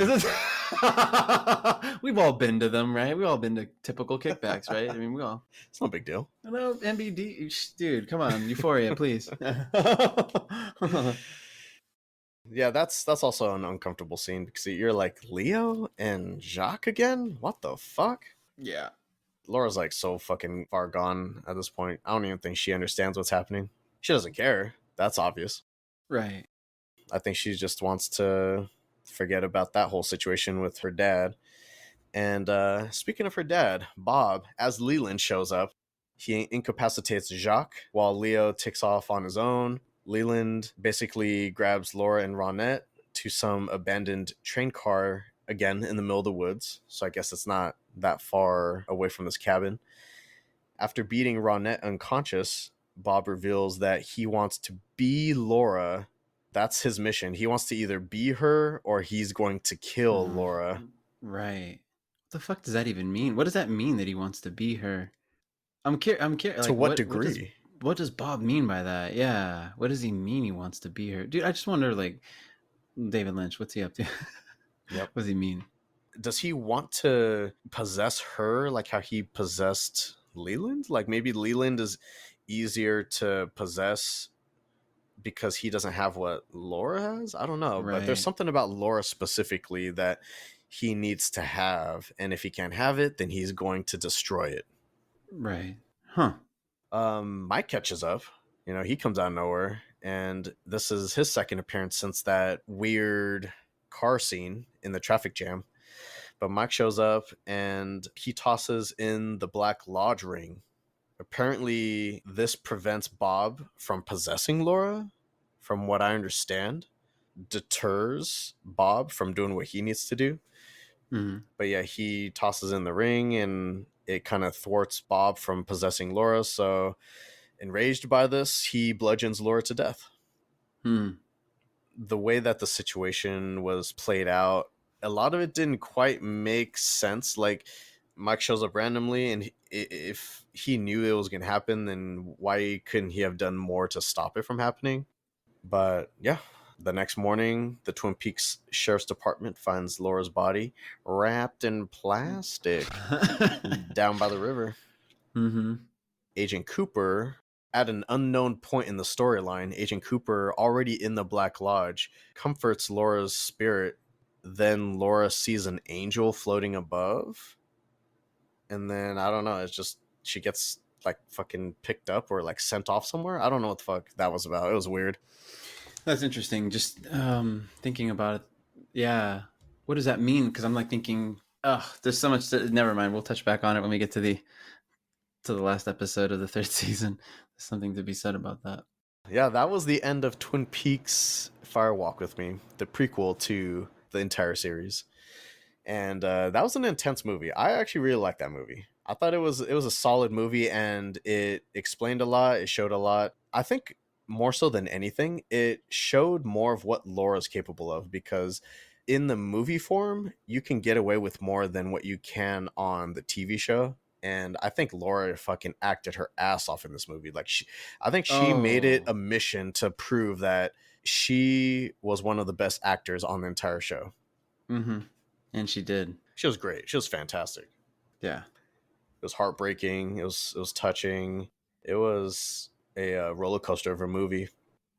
I mean, honestly, with her, I haven't seen anything else with her in it, but I wonder if she was typecast, or if she just, wonder why she didn't do much after.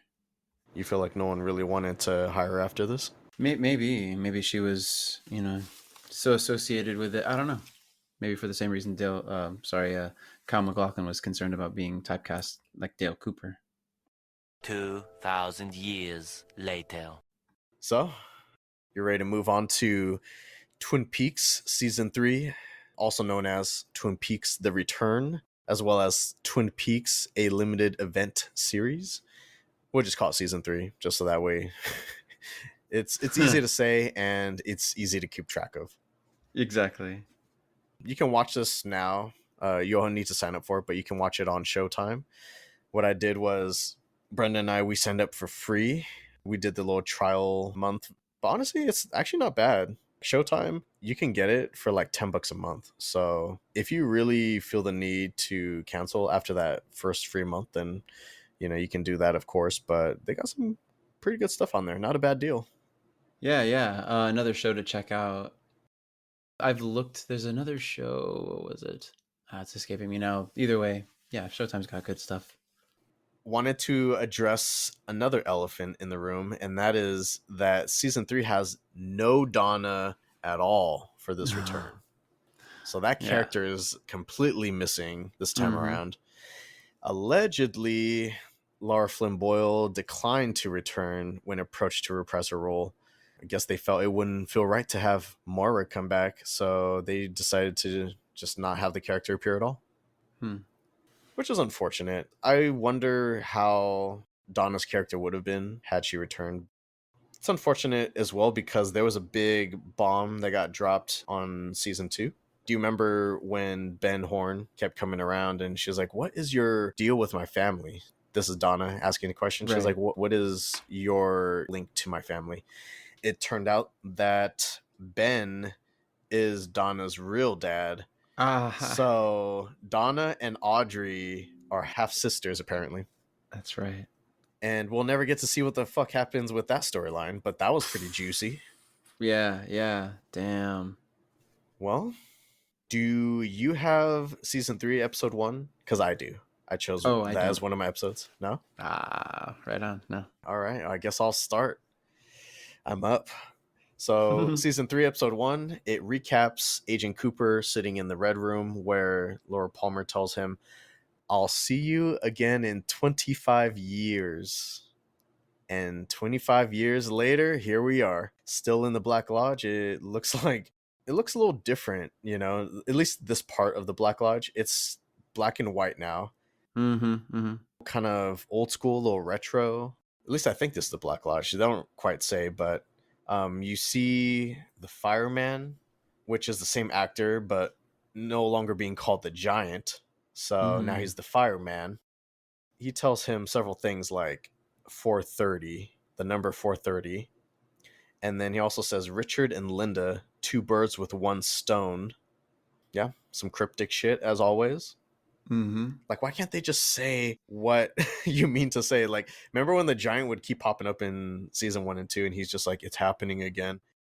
Just say what you fucking want to say. Like, what is happening again? So I can actually do something about it. Yeah, exactly. Don't make me play guessing games. It's already happened. Yeah.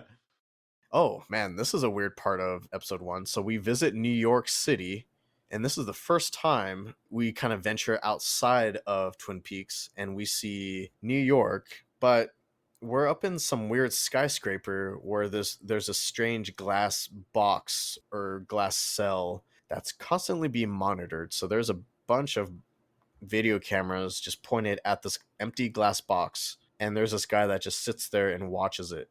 It's just no context. This guy's just hyper focused on this glass box. That's it. Pretty eerie. Yeah. Yeah.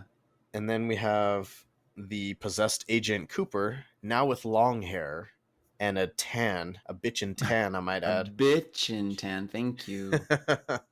Seems like he's just up to no good.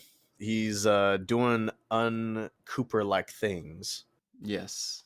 Uncooper like. Is this also, I'm not sure if this happens in the first episode as well, but we do eventually see a ghostly figure appear in the glass cage, but it doesn't really take much for that ghostly figure to break out and ends up shredding the observer and his lady friend to pieces. It's like this girl that kept flirting with that guy that's tasked with watching this box. Right. And eventually he lets her in and they start making out and start having sex for some reason. Because that's what you do in this weird prison. Confined space, yeah. Yeah, confined space with a bunch of video cameras. But yeah, they start having sex and the ghost fucking just rips them apart. I mean, it's creepy, but the effects were fucking cheesy. Like, do you remember that part? Yeah. I remember I remember not being able to make out exactly what was happening because at the time I was watching the episodes live, and how I was streaming them, they were like it was kind of like pixelized at certain points, like the dark areas, and there were some shadows in there. It was just kind of tough. I was like, what's happening? Why is I got shitty quality, but I got to see the episodes as they're coming out. Right. No, I get it.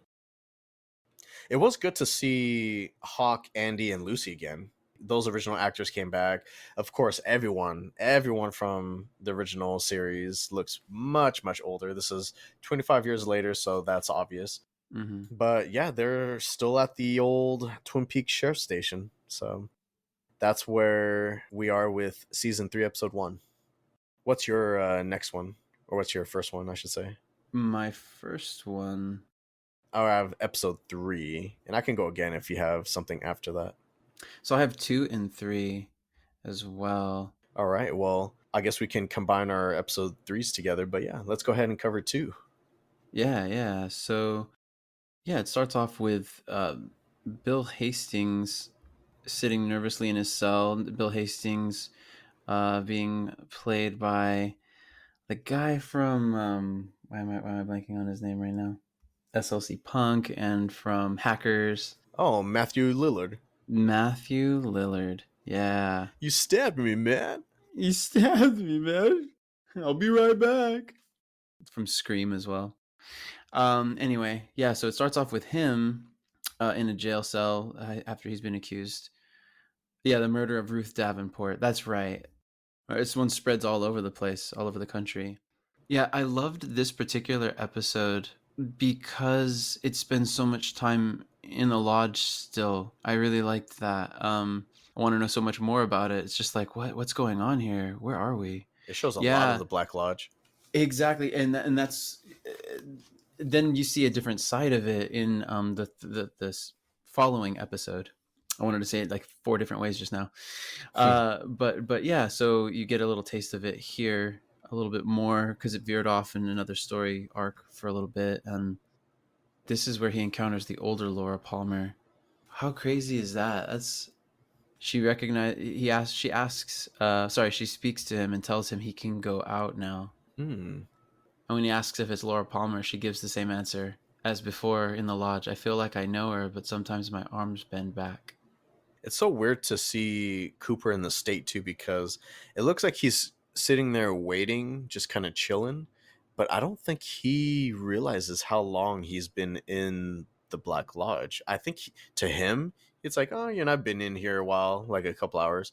Little does he know it's been 25 years, and like life has pretty much passed him by at this point. Right. Saving Annie's life and trying to investigate Laura's led him to this place and being stuck here for 25 years. Damn. I'm kind of curious, like, who is this Laura? Which version of Laura is this? Yeah, I'm not even sure if it's Laura, like the real Laura to begin with. I think it's a doppelganger, because I think she does some weird, crazy shit. Like, doesn't she get all evil looking, or like she starts acting all weird? Yeah, suddenly, yeah, she screams and a force pulls her up. Oh, that's right. Yeah, so I think that's where it shows like the fluttering curtains. That's right. I Yeah. wonder if she got like plucked up out of the Black Lodge somehow by something. Maybe that angel that we saw. Right. You know what? I think you're right based on what we find out later. I think you're right that was her doppelganger. Yeah. I don't know. It's kind of weird because, the whole Dougie Jones thing. So I don't know if that's necessarily even a doppelganger. I wonder if or maybe that's a doppelganger for Bob. Yeah, I don't know how he created that. But yeah, that was an interesting episode just for that alone. Spending more time with those two characters, the two main characters, if you think about it, Agent Cooper and Laura. Mm-hmm. How do you like his evil look? The leather jacket and the long hair.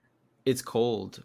It's very different than the laughy, giggly, how's Annie? How's Annie? How do you go from that to this version of Agent Right. Cooper?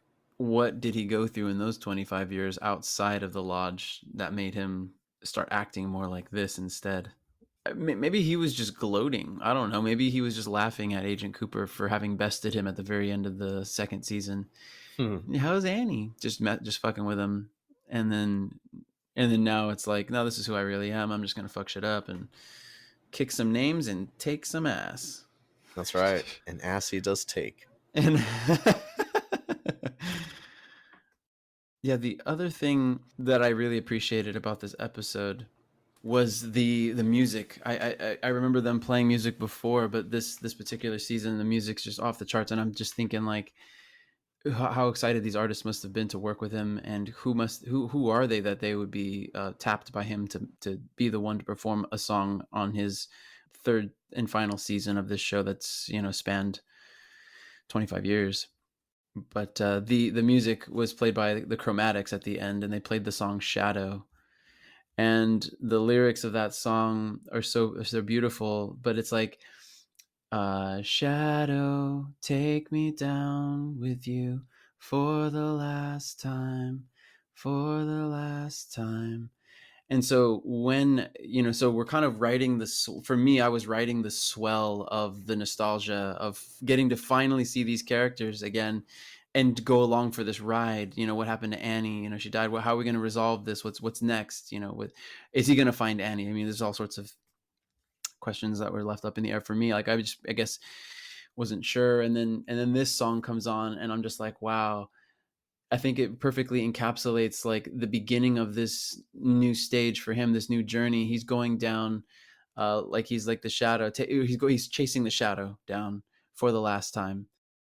Do they ever address Annie at all in season 3? No, because I don't remember them talking about Annie at all. I don't think once. I don't think at all do they bring her up. They're supposed to make you like her because she's the love interest for Cooper, and then she wins Miss Twin Peaks and this and that. But it's just like, honestly, there's no fucking way in hell that Heather Graham would take Miss Twin Peaks over Shelley. I'm sorry. Damn. Machen had that in the bag. Yeah, she's absolutely beautiful. Crazy. And I still curse David Lynch for that useless scene where he got to Dude, kiss her for no fucking that's reason. like that's immediately like my mind goes there too. I'm just like, what the. But yeah, definitely. I mean, there were so many beautiful women on that show though.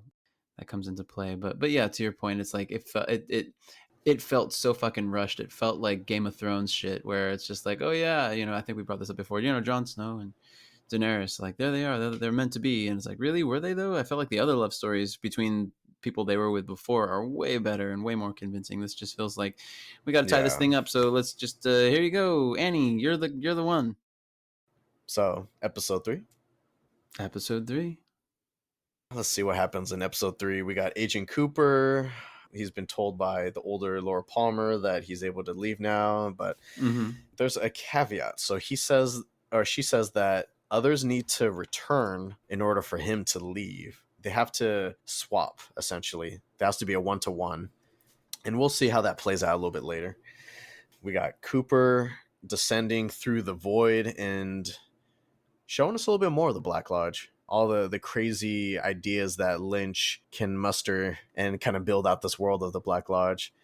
But we got Cooper dropping into a strange place with an eyeless woman. They don't really talk backwards here, or do they? They still talk backwards, but it seems like more disjointed in a way. It's almost like delayed. So they're talking. You can see their mouths moving, or at least her mouth moving, because I don't think Cooper really talks or says a whole lot while he's venturing through the Black Lodge. He's just kind of experiencing everything, and he's the audience's surrogate here. But yeah, her mouth is moving, but the audio is kind of delayed. So that's why I'm saying it's kind of disjointed. Yeah, it's also like this weird, like scratchy pitch too. So all that, like, it's disjointed and it's scratchy, but it's not necessarily backwards. And the set looks the setting wherever they're at, it's all black and white, and it just feels like old timey in a strange way. It's just a room with like a fireplace and this couch thing that this eyeless woman chills at, and that's pretty much it. Like, not a whole lot going on here. Yeah, but I remember watching it and just being so confused. Like, what am I watching? I remember like taking a step back and just like seeing this on screen, and I'm like, what does this have anything to do with anything? I was so confused. I was like, where is this place? Like, if anybody were to walk in, see what's on TV right now, they'd be like, what the heck are you watching? Yeah, no, seriously. If someone came in and was like, hey, so what's going on here? You're like, I don't fucking know. We're in the same boat here. Yeah, exactly. It gets even more disturbing because now there's this loud banging at the door. Oh my gosh, yeah. She's saying her gibberish and she's kind of like rushing to get Cooper out of there. She's motioning for Cooper to stay quiet. Cooper's not fucking saying shit anyway, so he's like, whatever. I know. She leads him over to the roof of this floating pod in space. And that's it. Bro, this is I just made the connection. This is like David Lynch's Odyssey. Like, he's having Cooper come make the journey back. Right. Like Odysseus had to come back from the war. This thing leads him this way and this thing leads him that way, and it's just like, fuck, he just wants to get, home. Yeah. Get home. He's just trying to make it back, but he has to jump through so many freaking hoops just to do that. It doesn't stop there, because the woman pulls this lever on a mechanism, shocking herself, and then it just fucking sends her drifting into space. So she like sacrifices herself. I wonder if this is all part of like her destiny or something. Like, she understands that this is her mission, this is her purpose, is to wait until this guy shows up and then she can activate this mechanism. But then, she has to be sacrificed for that as well, which she understands. So yeah, she gets shocked, and then Cooper returns inside the pod. The mechanism on the wall begins humming, which seems to be trying to pull evil Cooper, aka Mr. C. I guess that's what he's referred to, Mr. C. It starts pulling evil Cooper out of the real world.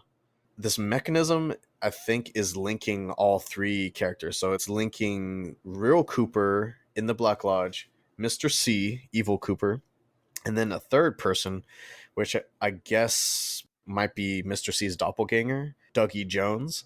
And so it's trying to pull those two back into the lodge. That's when they start getting sick and they start spitting up that weird black goo. Dougie and Mr. C attempt to refrain from vomiting, and the real Agent Cooper slowly gets sucked into the device, like he's getting eaten from like his head to his feet. Mm-hmm. As that's happening, he's exiting the Black Lodge, but like how we were saying before, when you leave, someone has to take your spot. It has to be a one-to-one exchange. Mm-hmm. I think the whole point of Dougie Jones being created by Mr. C was because of this moment. Like, I think he knew eventually that it was going to get to this point where he was going to get called back into the Black Lodge. And in order for him to bypass that, he needed to create like a second version of himself in the real world. And both got called back in, but Mr. C is going to be more aware, and I think he's going to be able to resist it more. Dougie is in some undisclosed house, and he throws up his black shit onto the carpet and then like falls unconscious. Basically, Agent Cooper is pushed out through the electrical socket where Dougie passed out. So Dougie was the one that failed to battle the call of the Black Lodge. His consciousness gets pulled back into the Black Lodge, and then Agent Cooper gets sent out from that electrical socket. And I guess now he is going to be inhabiting Dougie Jones's body, and Mr. C gets to remain in the original Cooper's body. So I hope I explained that in a way that made sense, but that's all that was happening at this moment. My favorite phrase was "battle the call of the Black Lodge." I like that. That was a great way of putting it. He lost the battle of the call of the Black Lodge. But this is such a weird concept. Like, why is he getting sucked into an electrical panel and spit out from an electrical socket? Like, this whole concept is just really mind-boggling. Out of his brain, out of someone's mind. Could be Mark Frost, I suppose. I mean, they collaborated, so who knows? But that's a fucking strange. I was watching it and I was just like, I'm along for the ride. I don't even fucking know what the fuck's going on right now. People coming out of fucking sockets. You're like, sure, sign me up. Yeah, all right. Let's see where this guy. I gotta know how this thing ends. Take me there. Let's do it. Now Cooper is back in the real world, as Dougie Jones. He's in Dougie's body now. We don't really know what is going to happen after that yet. So I think it's all you see is just him coming out of that electrical socket, and you're just like, okay. Exactly. And then while that's happening, director Gordon Cole, Albert, and newcomer Tammy from the FBI, they investigate the murder case involving Major Briggs's headless body, which isn't known yet at that time, but you see the body of this heavyset man, but with the head of a woman, which is kind of weird. That's also some crazy shit going on there. So yeah, that was episode 3. That was a hell of an episode. It was a doozy. Watch that first step. That's right. A doozy.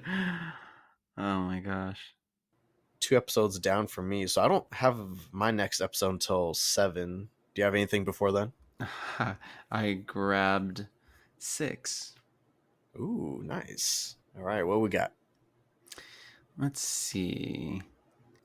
I mean, this one, I don't know. I liked the early world of Dougie. For me, it got to the point where I was like wanting to like gouge my eyes out. It was going so slow, and I'm like, I love this show, but my God, you're asking so much of me. I'll go along. I will see this through to the bitter end if I have to. But all these goddamn fucking shit. I was just like, give me something. Dougie's just killing me right now. God, let's get to all I could. It's like he intentionally wanted to fuck with us to just withhold what we wanted, which was Agent Cooper to finally be back, kick some fucking ass, like smash Mr. C, and like win the day. And so I'm holding my breath, but I'm like, I don't know what's gonna happen. It's gonna be great, whatever David Lynch does, but I'm really he's trying me right now with Dougie. So yeah, I think the early episodes with Dougie, when you're still just figuring out like what is this guy up to, like what's his deal, what's going on, what this world now that Agent Cooper is inhabiting and is unable to speak about, like he's no words, nothing. You're just like, gosh, what's happening? Well, I mean, he says stuff, but it's very limited. His vocabulary is very limited. And this is Cooper, but not really Cooper. This is like a Cooper on autopilot. You know, like he barely has any function at all. Very minimal. And so it's just odd because, you know, obviously Cooper's so sharp, and you're like, what's happening? What's going on in this guy's body? Like, is Cooper, is there something like within his body that's keeping Cooper from being able to speak? Is it because he's not in his own body that things haven't like lined up? Like, what's the deal here?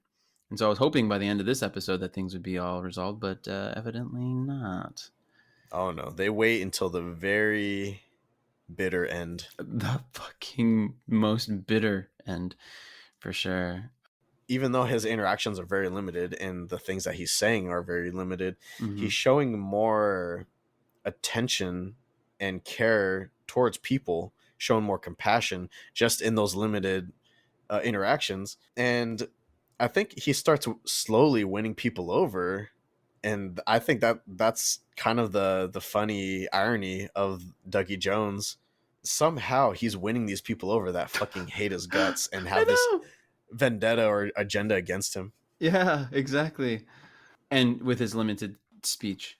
And no one really questions it. Yeah, exactly. That's what I'm saying. I'm like, to your point, what do we really know about who Dougie was before? Yeah, maybe he was a shitty person, but like, was he able to talk better than this? I mean, I gotta imagine, yes, but I don't know. And so why the fact that nobody questions it is kind of baffling to me. Like, they just go along with it, you know, especially his wife, she could just carry on the conversation by herself. I wonder if he was such a piece of shit that they would take quiet Dougie over normal Dougie any day, because he's just so much easier to be around being in this state. Shit. No, it's true, because then, I mean, then well, if his mouth is shut, then the assumption would be that he's listening, right? If he can't speak, if he's not speaking, they don't know that he can't speak, but he's not speaking. So he's listening more. He's gathering information. It's like perfect for Agent Cooper in that sense, because that's what he loves doing, learning and interacting with people. And so he's just like, bring on the information, sort of in this really gimped state where he's not quite fully himself. He's being reborn, like he's like a child again. Oh my gosh, what the hell? Yeah. I never made that connection before. Wow. So he inhabits that. That's crazy. So he's in but they don't go through that explanation, but that's like, it makes total sense that he's got to learn to speak again. He's got to learn all these things. So it's not, you're right. So it's, okay. Oh, there it is. Yeah, I think if nothing else, if this character of Dougie Jones didn't really land for a lot of people, I think it gave Kyle MacLachlan the room and the runway to really showcase more of his acting ability. Yeah, exactly. And excuse me, convey so much in each of those roles, you know, especially though as Dougie, because he doesn't really have much of a vocabulary. So it's like facial expressions and all that. And it's just like, so again, so endearing. How the hell he pulls that off? It's just like, oh, so good. All right, season 3, episode 7. So this would be my third episode. We have Hawk discovering a letter hidden in the bathroom stall, which are missing pages from Laura's secret diary given to Harold Smith. And then one of the page details that Laura saw Annie Blackburn in a dream, who told her the good Dale is in the lodge and can't leave. Mm-hmm.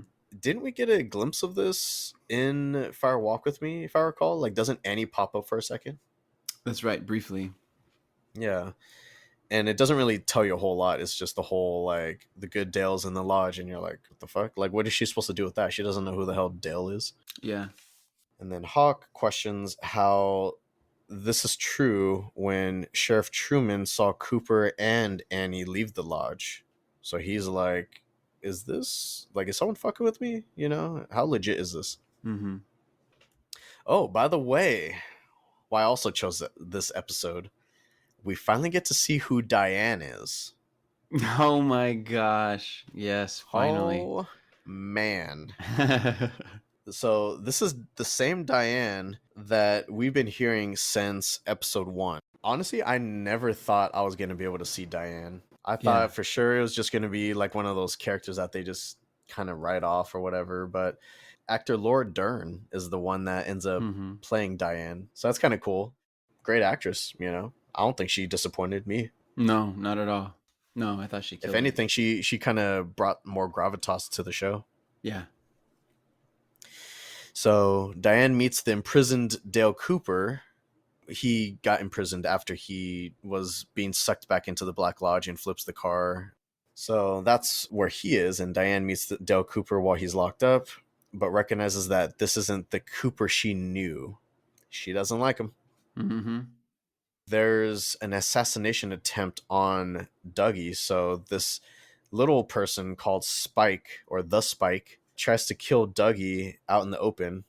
And so they're walking through the main entrance, and the Spike tries to pull a gun, but Cooper instinctually disarms the Spike, forcing him to painfully retreat. So he sees the gun, he pushes Naomi Watts out of the way, and he disarms the Spike.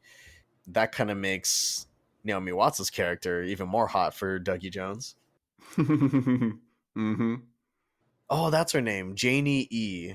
I kept forgetting what Janie Naomi E. Watts' character was. Janie E, which is a stupid ass name, by the way. Janie E. Almost as stupid as Sonny Jim. Almost. Thank you. Oh my god, when I heard that name, Punch things. I already thought that kid was kind of lame. Yeah. Someone named Janie E and Dougie Jones would name their son Sonny Jim. Seriously, Sonny Jim. Awful. That character sucks. That actor sucks. He can go fuck off. He can go suck on a dead dog's nose. Damn. That's a little extreme, but all right. I'll allow That's it. all right. I'll allow it. I mean, hey, it's good enough for the kid from Dick Tracy. It's good enough for me. Oh, I will say, Janie E takes Dougie to the doctors just to kind of get an opinion about what's going on with him. Mm-hmm. Because she knows that he's acting off, but she wants to know if he's like sick or what. Brenda, when she saw Kyle MacLachlan take off that shirt, she was like, damn. Yeah. Kyle MacLachlan, he's in damn good shape for this role. Dude, that's right. He's all tan and he's all buff and everything. Like, dude, he put in the work. Yeah. Dude is jacked. Which I don't think he was jacked when he was younger and was in like Blue Velvet, or I thought he was just slender. That's all. But wow. Yeah. And so, of course, Janie E sees him as well, which I don't know if Dougie looked the same, but yeah, upgrade in every way, as you said. Fuck it. Shout out to Norma and Ed for finally ending up together in the end. Like, they kept having this like on again, off again. Like, I don't know. Like, I want to be with you, but I can't because my husband's out of jail or whatever. Or there was always some shit going on between them. But now Norma and Ed finally get to be together. So that was kind of nice to see. Yeah. At least David Lynch gives us that. They give us something, you know, Gave like us at least they get to ride off into the sunset despite being so late in life. But right. Very few people in Twin Peaks get to do that. So it's kind of nice that they got to do that. Yeah. So my next episode is episode 16. So I'm sure you have something in between there. So I picked the 8th. Yeah. Man, and again, me watching it when it was being released, the streaming was terrible. But this was where we start getting into the creepy people in like from the Black Lodge. It's all in black and white, and you have that guy reciting that whole, what are they called, the Forest Men or something like that? Something like the Woodsmen. That. The Woodsmen, right. And I'm like, what are they? Is this like, now that I think about it, the only thing that I can kind of like relate them to is the demons from the movie Ghost with Patrick Swayze and what's her name? Demi Moore. Yeah, so they kind of grab people and sweep them up, right? And take a ghost who's evil and bring them down to hell essentially. But they just kind of appear, right? And they're relatively quiet, and these people are too, and they just leave a wake of destruction behind them wherever they go. And this just like puzzled me. That's all. I was confused by what they do, how they're just like eating people, or like what power do they possess? Like where the hell did they come from? I mean, are they from the Black Lodge? Did this open up? I mean, do you know? Like, did they just by Agent Cooper coming back, did he bring with him this sort of evil entity? what I want to know is, what is their connection to Bob? Because they kind of revive him every time there's like harm done to Mr. C. Right. They fucking like regenerate him, which is fucking weird. Like, it's almost like they're like digging the injury out of his body, and then when he wakes up, he's fine. Yeah, they keep him alive, which is interesting because they take life from everybody else. Are they like dark matter? Is that it? I actually really don't know. Yeah, That's I a don't good know. question. I really don't know how far he got into it, but he does talk about space and everything. So I don't know. What'd you think of the fact that that guy, actually, that little goon guy, got one up on Mr. C? Because up until then, Mr. C is hot shit, and he kind of runs everything, and no one steps up to him. But that guy actually tricked him. He took the bullets out of his gun, and Mr. C tries to cap him, and he's just like, I knew you're gonna do that, so I went ahead and removed the bullets. And then he ends up capping Mr. C. So that's how we end up seeing the woodsman regenerate him. Right. That guy ends up driving away, and we run into him later on back at like the goons warehouse. There's a whole arm wrestling contest and everything, and Mr. C has to go through that tall guy to get to the guy that shot him. I just thought it was kind of cool that that guy was actually able to get one up on Mr. C. Yeah, exactly. Who's been there? Who's like evil incarnate and seems to see. I mean, he seems to have anticipated everything that does come his way. Like it's like rehearsed almost. And then so for him to get one upped like that, it shows he's not invincible. I like that. And then what the fuck is the God of Light? Yeah. Oh, right. Is that what kills? He was just asking that question. I think he was saying that when he was, or when they encounter some sort of car driving by, but this was a flashback. So I think this is one of the earliest times that the woodsmen show up chronologically. I think they show up at that radio station. This is when there's like that weird insect thing that crawls into that little girl's mouth, which there's been theories that people have said that was Sarah Palmer, because that's around the time that Sarah would have been a preteen, either a teenager or like a preteen. But right. yeah, they're saying that Sarah has been possessed or has been targeted for a long time as well. So it might just be the Palmer family. But I forget what he was saying into the radio, because he was saying like a whole phrase. Yeah. Trying to see if I can find the actual phrase that they say.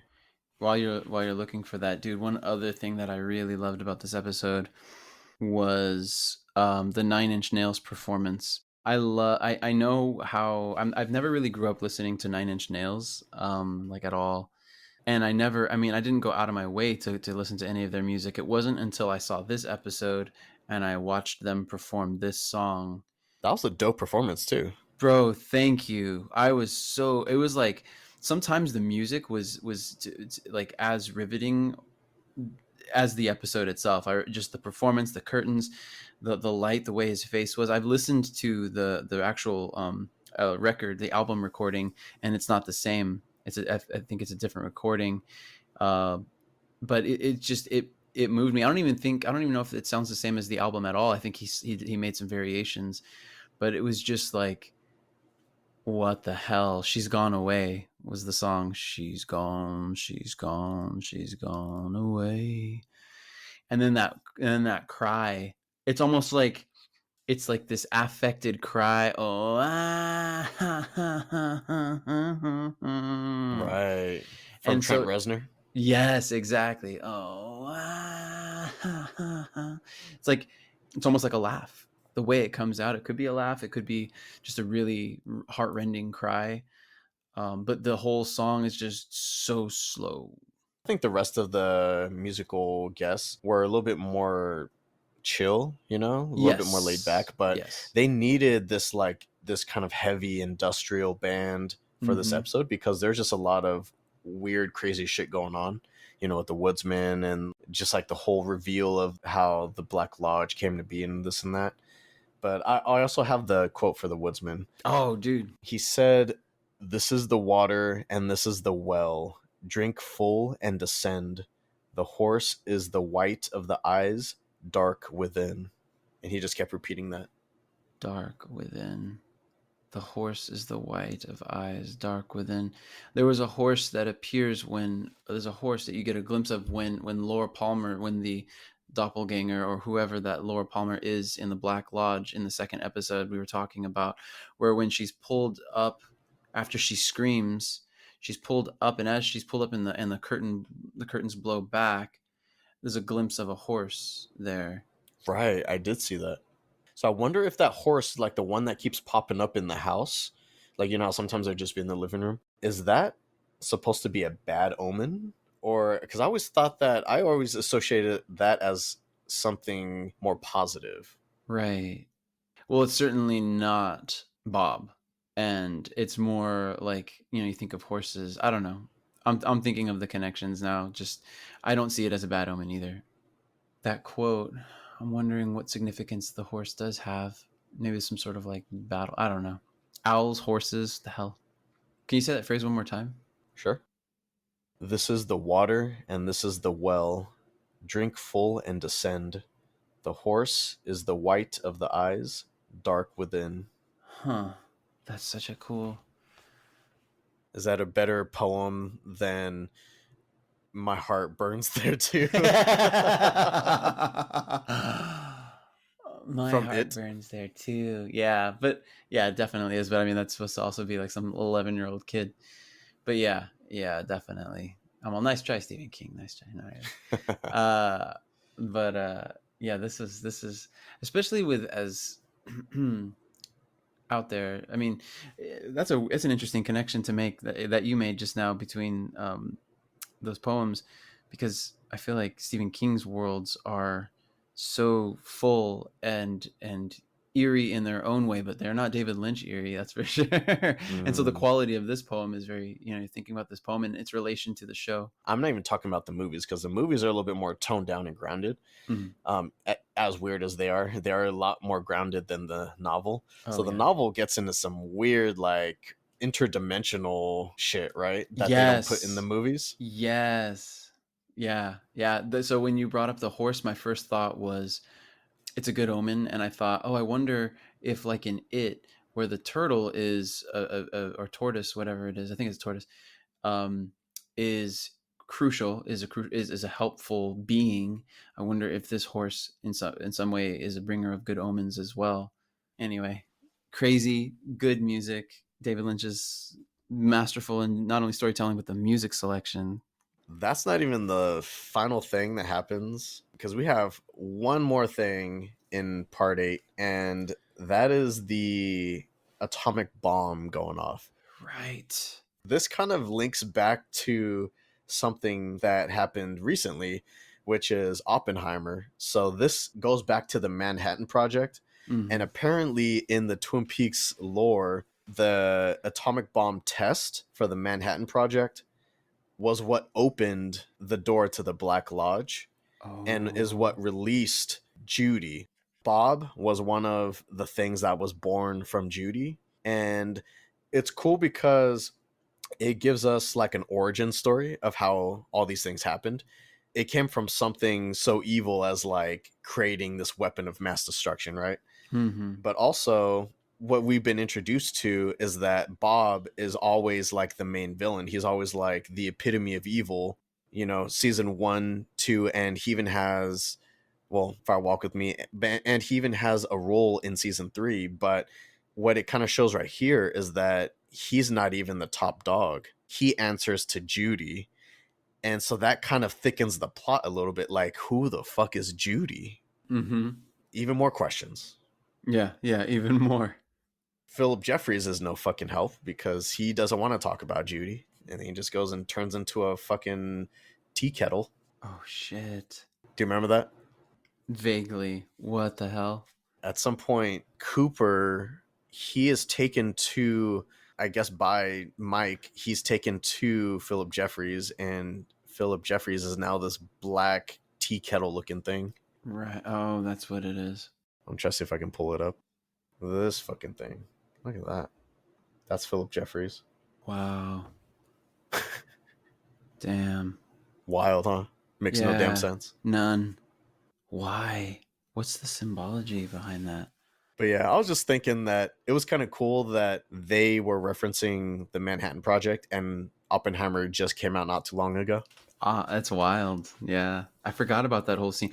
That whole scene reminds me of Kubrick, or at least what I've heard about 2001: A Space Odyssey. And then it reminds me a little bit of Terrence Malick, Tree of Life. I don't know if you ever saw that movie. Highly recommend it. It's like visual poetry, but it's like it's a story of a family, and then all of a sudden it goes into like creation and like dinosaurs and stuff like that, and you're like, what? How did we? This was about a family in the 1950s. You know what I mean? So yeah, for them to do that, yeah, I don't know. Interesting. My next one is 16. Did you say you have anything else before that? No. What happens in episode 16? We got Mr. C and Audrey's son, Richard. They arrive at the coordinates. I guess they're looking for a way into the White Lodge, from my understanding. Mr. C doesn't want to go back to the Black Lodge, so I think he's trying to look for the White Lodge. He was given a couple coordinates, but he wasn't sure which one's which, so he kind of becomes chummy with Richard. You know, they become buddies in a way, and he sends Richard into it, and that dude gets fucking vaporized. He was a fucking piece of shit himself, so Yeah, fuck that no guy. one cares about him. Yeah. No, it's just kind of sad because you have Shelly's daughter that is kind of a lowlife, and then you got Audrey's son who's a piece of shit, and just seems like everyone's kids didn't really amount to much in this town. But yeah, Richard gets vaporized by what looked like a bunch of electricity on top of this boulder, which was also again calling back to electricity. And I wonder what the link is with that. Like, it's always electricity in some way. Even when something major is about to happen, you remember how like the giant will show up and it looks like a spotlight. But I wonder if it's just a concentration of electricity. Maybe they're transported. That's a way of them being transported to the real world briefly through like a concentrated beam of electricity. But maybe there's more to it than that. I actually saw it like kind of like it was a flash. Yeah, I saw it like you were saying. So when you say lightning, I didn't attribute it to lightning before, but you made that as an easy connection for me. I wonder if obviously the giant is not from the Black Lodge. We don't really see him in the Black Lodge. He's in that black and white area that's like with that fortune teller looking lady. Like, I don't know what to call that. I wonder if that might be the White Lodge, honestly. Electricity is used by both lodges. Like the White Lodge and the Black Lodge use electricity to manipulate and communicate with the physical world in which we live. When you think about it, electricity is neutral, but it's also dangerous at the same time. So it's like if you harness it differently, then it can be used as a weapon. But in reality, it's just kind of its own entity, and we can use it to help us or harm us, depending on what your intent is. Yeah, that makes sense. Especially, and I'm thinking about Oppenheimer, which I don't even know if Lynch meant this with the whole electricity thing, but just remembering like one of the early scenes in Oppenheimer showing atoms fission. You see like those little bursts of electricity. You know what I mean? Splitting the atoms. Yeah. So thinking of electricity in that sense, it can be weaponized like that, or you can think of nuclear power. Damn, that's a cool. I like that. I like your thought on that because that makes total sense. Like, if Agent Mr. C is just looking for power wherever he can find it, and so if like you're saying right now, the electricity itself is neutral. It can be used either way for good or for bad. Then he can, if he goes to the White Lodge, perhaps he's powerful enough to harness that, or maybe it's just raw power he can go to and use to destroy. What was kind of funny about this too was that Jerry of Ben and Jerry, the Ben and Jerry brothers. Uh-huh. Jerry is like this hippie guy now, right? In season 3, and he sees this whole vaporizing happen to Richard while he's tripping on drugs. You know, he's like out in the middle of the forest, and I think he took some shrooms or something, and he was looking through his binoculars, and he sees that whole situation happen on top of the boulder. He's tripping out, right? He's just like, what the fuck just happened? Like, is it because I'm on drugs, or did that really happen? I have no idea. A little bit of a comic relief. Oh yeah, this one has quite a few events going on in it. So Dougie, who's comatose in the hospital after having shocked himself in the previous episode when he stuck a fork in the wall socket, just out of curiosity, I guess. But it seemed like the electricity was almost calling to him. So I wonder if it wanted him to do that, to like wake him up. And then we have the Mitchum brothers, who offer to stock the house with food in an effort to take care of the family, you know, while Dougie's in the hospital. So that's nice of them. You know, he's become buddies with the Mitchum brothers who run the casino. Right. But then we got Mr. C's goons / hitmen, Chantel and Hutch, who locate the Joneses' residence and are kind of like staking it out. They're waiting in their van across the street, and they're waiting for Dougie Jones to get home so that way they can assassinate him. Right. But that actually doesn't work out too well, because apparently Hutch and Chantel's van was blocking a little bit of the driveway of this guy that lives in that area. And so he tells them to move their van, and they tell him to go kick rocks. So he does the normal thing, and he pulls like an Uzi out of his trunk and just fucking starts capping him. Yeah, it's normal. Total normal. So he gets into a shootout with these hitmen. This random guy that lives in suburbia fucking ends up taking out the hitmen before they can take out Dougie. That escalated quickly. I did not expect it to go that route. Yeah, seriously. The heck? But you know what this felt like? That scene very much felt like a Quentin Tarantino shit hitting the fan moment in his movies, where like the bad guys get theirs in the end. And it was actually kind of fun. Like it's fun watching these people where you know damn well they're capable of doing some harm to the protagonist, but then a series of unfortunate events happen, and then like the bad guys end up getting fucked over, and they never actually accomplish the mission. Yeah. Ultimately, the big thing happens. We have Dougie Jones snapping awake, and he is now finally Agent Cooper, fully restored to his normal self. Fucking relief. It's about time. Oh my gosh, dude. I was like, Agent Cooper, the first thing he does, give me some of them sandwiches. I'm hungry. Yeah. So he just starts double fisting those little like half sandwiches. So Dougie, you know, he has like a little send off that he does with his family. So Agent Cooper, you know, as Dougie, he shows that he is very appreciative of them helping him and kind of taking care of him until he was able to take care of himself. He tells them that he'll be back. So I don't know if that was going to be explored later, but he promised them that he would be back. The Mitchum brothers with Cooper then leave on a private jet and head for Twin Peaks. So he's on his way. He's flying from Vegas, right? Nevada, over to Twin Peaks. We now know that Diane has been corresponding with Mr. C through text. She then reveals to Cole that not long after returning from the Black Lodge, Agent Cooper came to visit her, but he wasn't the same person. They kissed, but then she became fearful of him in that moment. This is kind of a trippy reveal. I don't know if it was real or not, because I don't think this was the real Diane, but Diane said that Mr. C gave a sinister smile, then raped her. So that was like one of the first things after leaving the Black Lodge, was that obviously he wasn't himself, and he went to go visit Diane. And so after that, she started developing a hatred for Cooper, apparently. But then she vaguely tells them that she's in the sheriff's station before drawing her gun on them. They retaliate and shoot her, and she kind of just vanishes into thin air, which is kind of weird.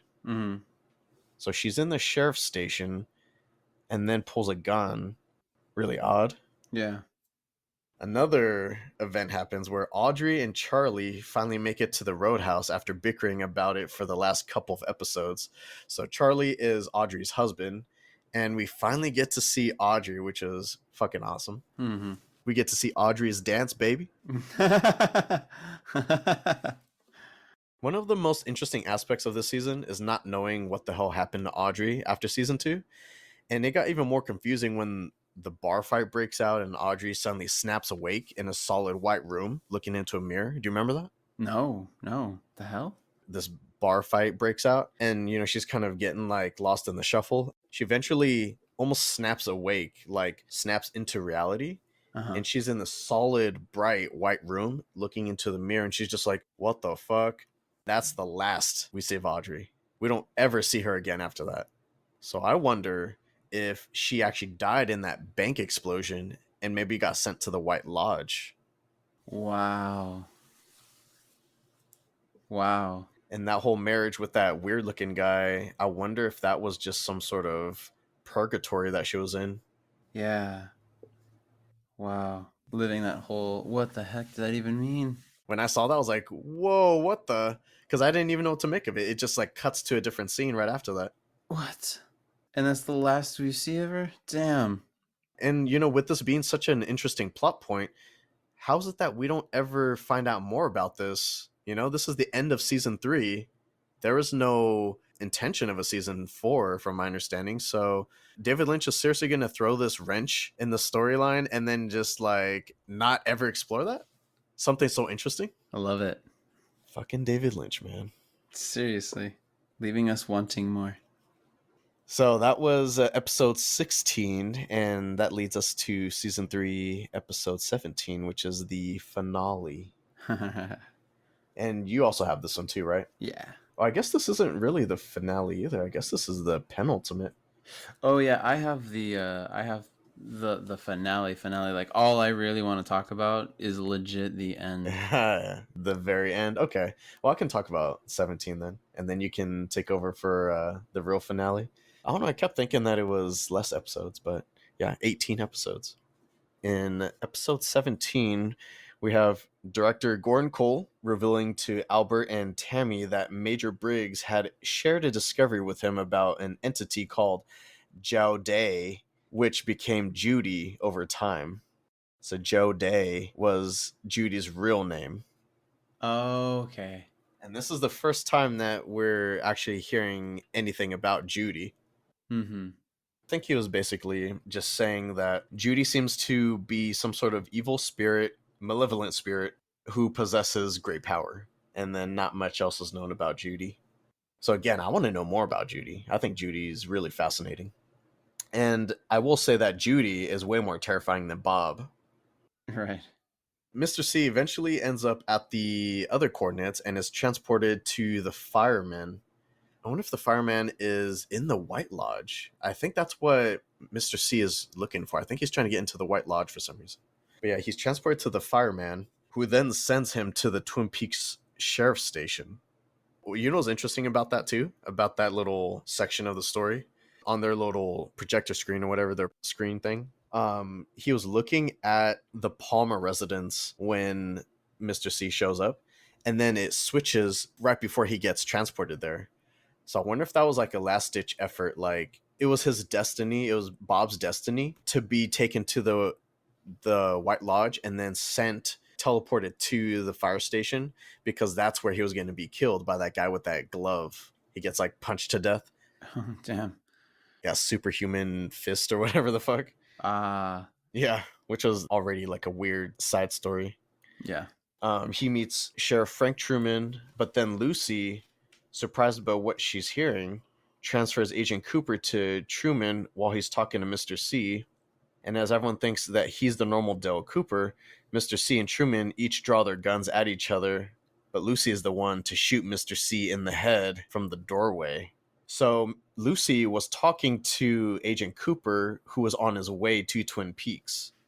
Oh. Yeah, and so she was like, wait, how are you talking to me on the phone when you're talking to Sheriff Truman right now? And so he's like, no, that's like an evil version of me.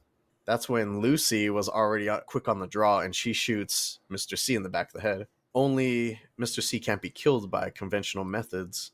So he starts being revived by the woodsman again, right? Like they start showing up.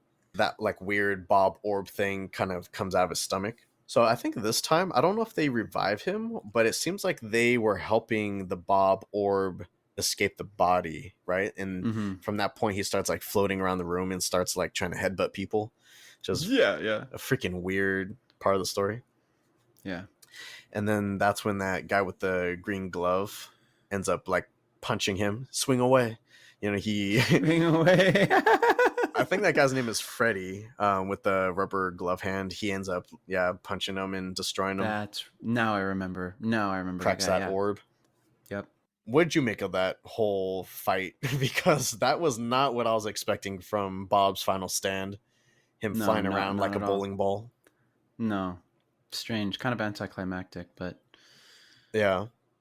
Yeah, it was weird because he punched him into hell for a second there. Like, I think he flew into the ground and then like flames shot up. And then that final blow, I think, shattered him, and then he like floated into the ceiling.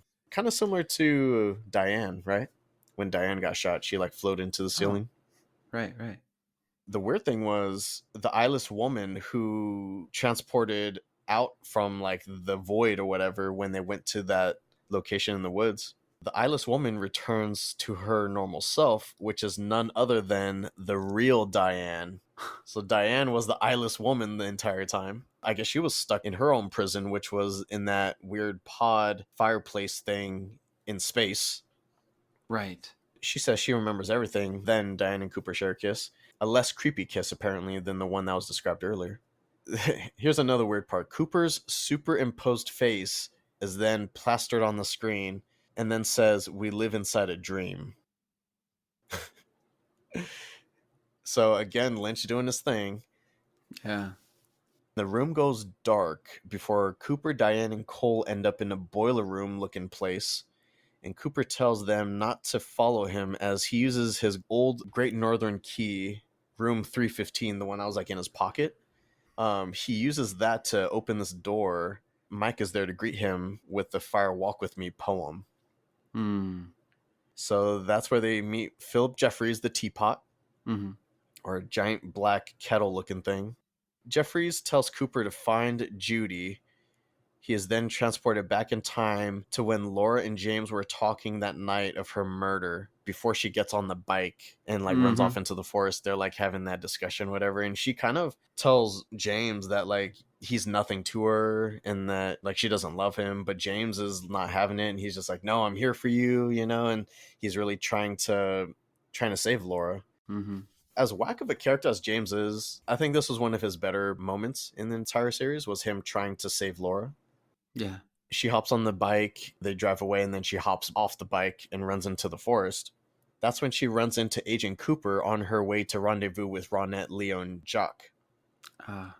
So Agent Cooper kind of intervenes with the storyline and stops her because, that cabin is where that weird orgy happens, and then she eventually gets killed. So Cooper offers his hand and leads Laura in a different direction through the forest. It seems like he intends on taking her home. But then this changes the future events as Laura's body is never found wrapped in plastic next to the river. So him taking her hand creates a different story or a different timeline, like a branching timeline from there. So by him doing that, she's never killed by Bob in the abandoned train car. Also around this time too, before I forget to mention it, we also get a glimpse of Sarah Palmer, who wails as she destroys Laura's iconic homecoming queen photo. So she's upset by something, and she's taking it out on the Laura Palmer photo.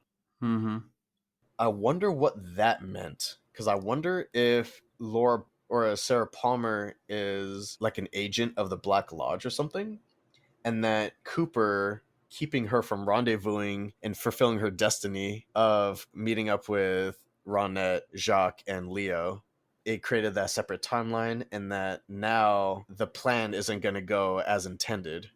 Agent Cooper went back in time and fucked with the plan and fucked with destiny. I think that depressed, alcoholic, chain-smoking Sarah Palmer isn't the real mom of Laura anymore. I think she might be like an agent of the Black Lodge or something, like maybe a doppelganger or whatever the case. As Cooper leads Laura through the woods, and it seems like they're finally going to have that happy ending, he turns around and she's gone. Like someone snatched her up and placed her someplace else. Someplace that Agent Cooper will not be able to find her, it seems like. Right. He kind of faintly hears Laura's terrifying scream, and that was the end of the episode. So that was a lot of crazy shit happening in the penultimate episode. It was dope, though. Yeah, that was a lot of crazy shit. Fuck. It's showing a promising outcome because of the fact that Laura Palmer is no longer found on the side of the river wrapped in plastic. Yes. So that means that there's still a chance that she might come out of this alive. So episode 18, what do we got? Episode 18. Season finale. The series, well, potentially series finale. Yeah, but potentially, but season finale for sure. Yeah, so man, it brings it all together and does it in a really unexpected way. So I'm trying to remember how it gets to the point where he like after all his searching, he finally sees Laura. They have to drive into this new portal, and so the number 430 that I mentioned earlier was the exact miles that Cooper and Diane drive. They drive 430 miles in their car before it runs out of gas. Yeah, so basically the car rolls up. They reach Odessa, and they get to this coffee shop called Eat at Judy's. Mm-hmm. He goes inside and asks the waitress serving him if there was another woman that worked there, but he's told that it's that other woman's day off. And that was after that weird, awkward sex scene with Diane. But yeah, then Diane disappears, and Cooper, or Richard, ends up driving, and he finds that Judy diner. That's okay. So that's how that goes down. So he goes to that waitress's home, spots a utility pole outside with the number 6 attached to it, knocks on the door, and the waitress looks identical to Laura. She's confused why he's calling her Laura. She says her name's Carrie Page. That's right. Yeah. But so she's resistant to it. He keeps insisting she's Laura, and he tells her he'll take her to Twin Peaks. So she already needed to leave town, and so she agrees to go with him. As they get ready to leave, Cooper goes inside, seeing a dead man on the couch and a white figurine of a horse.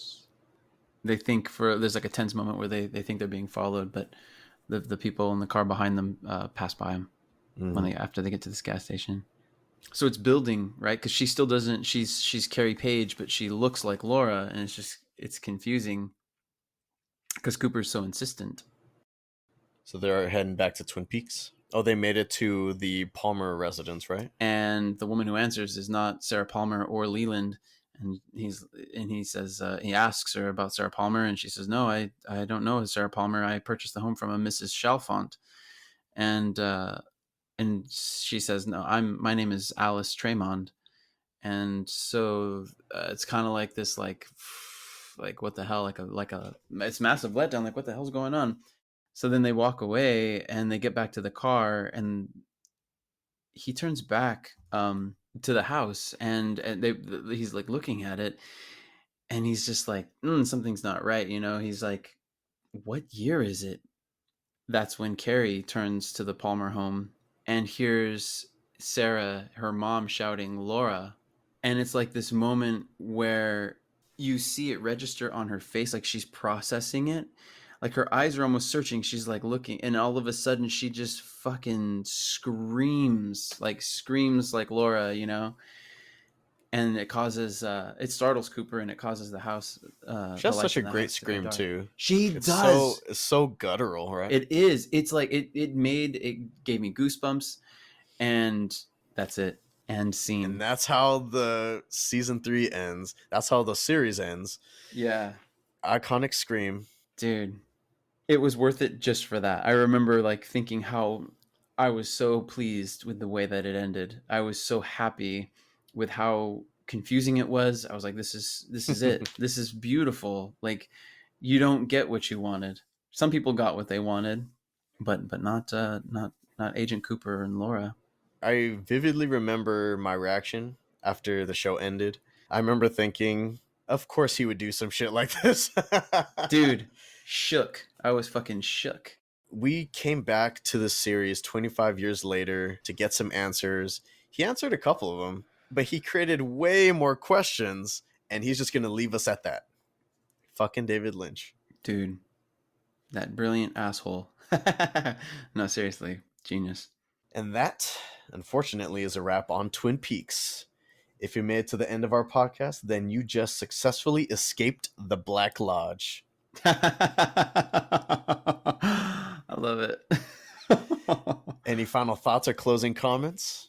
No, just please, anybody who's listened this far, if you haven't seen Twin Peaks, please go watch it. It's way better to see it for yourself, and it's a hell of a journey. Like it's an amazing story that he tells, and so It's unique. not always exciting.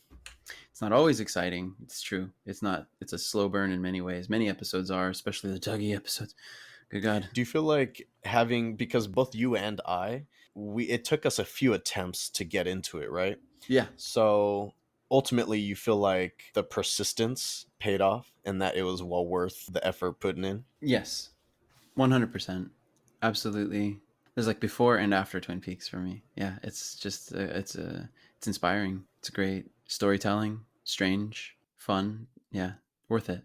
From me, who did not have any interest at all to watch this when it was airing back in the early 90s, and then having you recommend it to me, I will say that I was very glad that I got into it. I would not have ever gotten into this on my own. Sometimes it takes someone's like recommendation to introduce you to something special, and what I really like about this is that it's super unique. Like it's unlike anything else. That's the way David Lynch is. If anything, it made me more appreciative of David Lynch as a showrunner, as a director, just as a creative mind. Yeah. Because he has a lot of interesting and crazy ass ideas, and the fact that he's able to tie them together somehow, and this whole wild story that's spanning 25 plus years, and he was able to make it make sense. If anything, it made more sense by having that actual 25-year gap, which is wild. Yeah. How many other shows would benefit from having a 25-year gap? I can't think of a single one. There's so many iconic things about the series overall. I mean, introduced me to some beautiful actresses as well. Whoever is the casting director, that person is my hero. No, they did a great job. Before I came into Twin Peaks, things needed to make sense. Otherwise, I didn't like it. I think Twin Peaks showed me that you can be strange and you can be weird and things cannot make sense, but you can still enjoy it nonetheless. Dude, fucking bro. Hell yeah. That's it. I think that's what I wanted you to get from this. Or not so much wanted you to, but I wanted to see if you would enjoy it the same kind of way, where you don't have answers. You have more questions than answers, rather. And living with them, living in them. No, totally.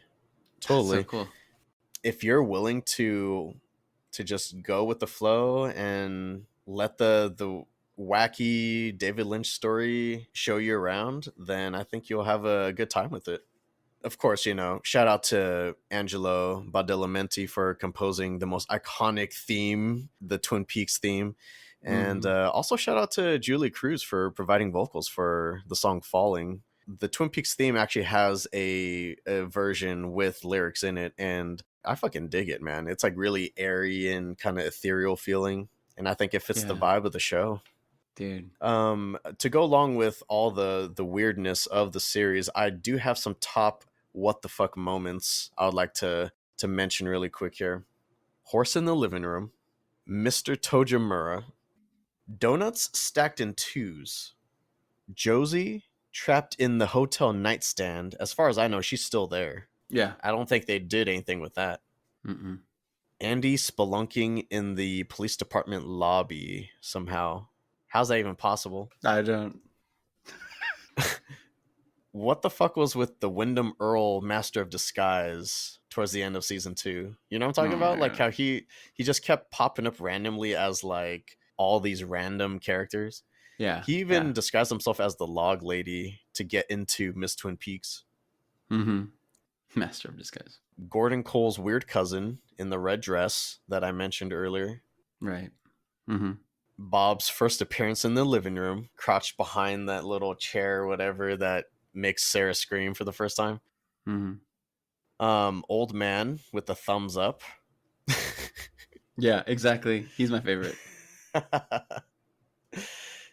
Sarah Palmer in season 3. Just her in all of season 3. Like, what the fuck was that? I still think she's some sort of agent of the Black Lodge by like removing her face and whatnot. Mm-hmm. Mike showing up at Bob's abandoned train car to not really do much. Yeah. And then, of course, Philip Jeffries morphed into a giant tea kettle. So those were some of the top what the fuck moments for me. Yeah, there are plenty more to be had. I just wanted to touch back on. At one point, director Gordon Cole reveals that he had a dream where he was told, "We are like the dreamer who dreams and lives inside the dream, but who is the dreamer?" And I just thought that was such an interesting quote. That basically becomes Agent Cooper throughout the show. It's like, who's the dreamer? Are you the dreamer or are you the dream? Like, I don't know. All right. That's kind of like the whole vibe of this series, honestly, if you think about it. Yeah. Yeah, it really is. Huh. Great quote. The Audrey character, in my opinion, ended up getting the shit end of the stick in terms of storyline because she started out like such a pivotal character, right? And she was so vital to the story, and she was so cute and kind of flirtatious, right? Seductive.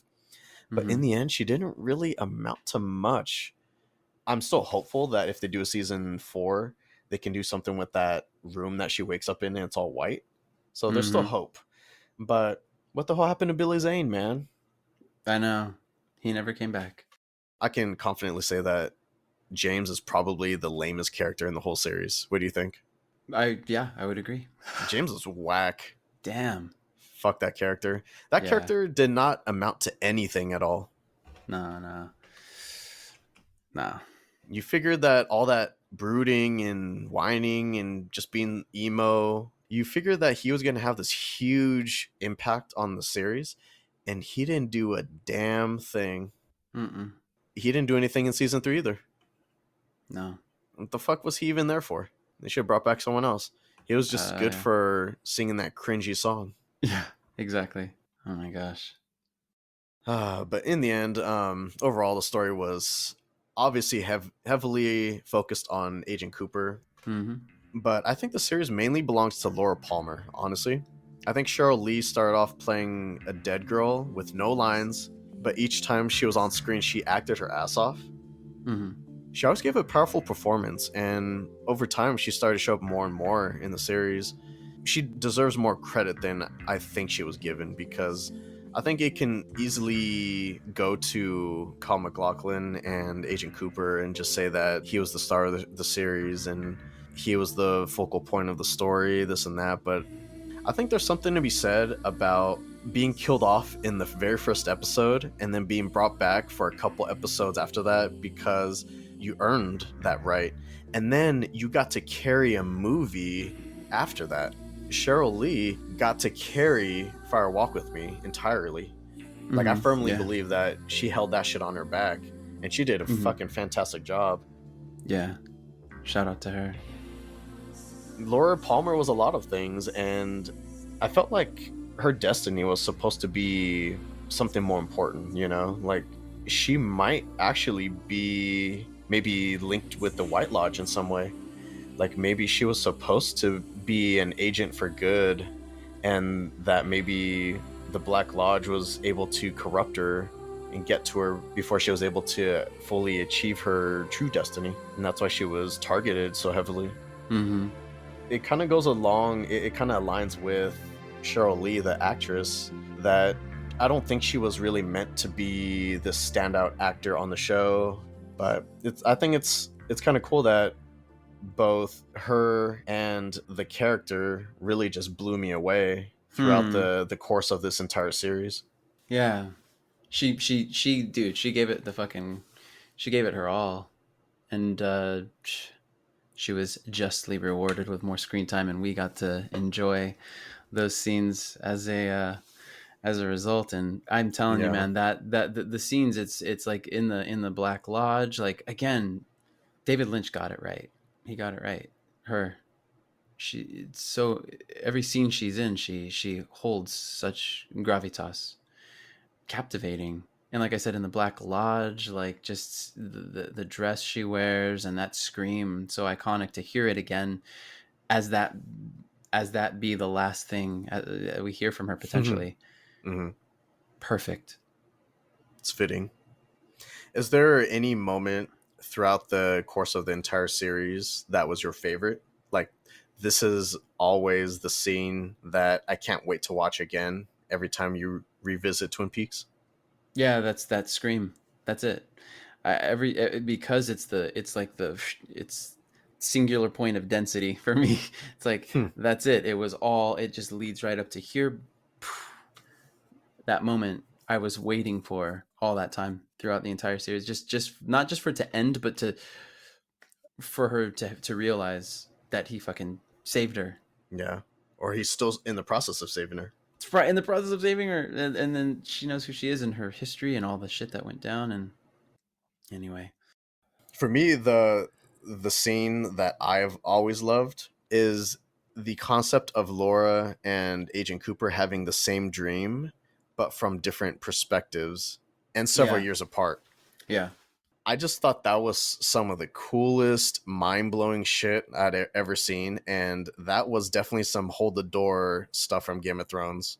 Definitely. When I saw that, I'm just like, I would say it's even better than hold the door. Yeah.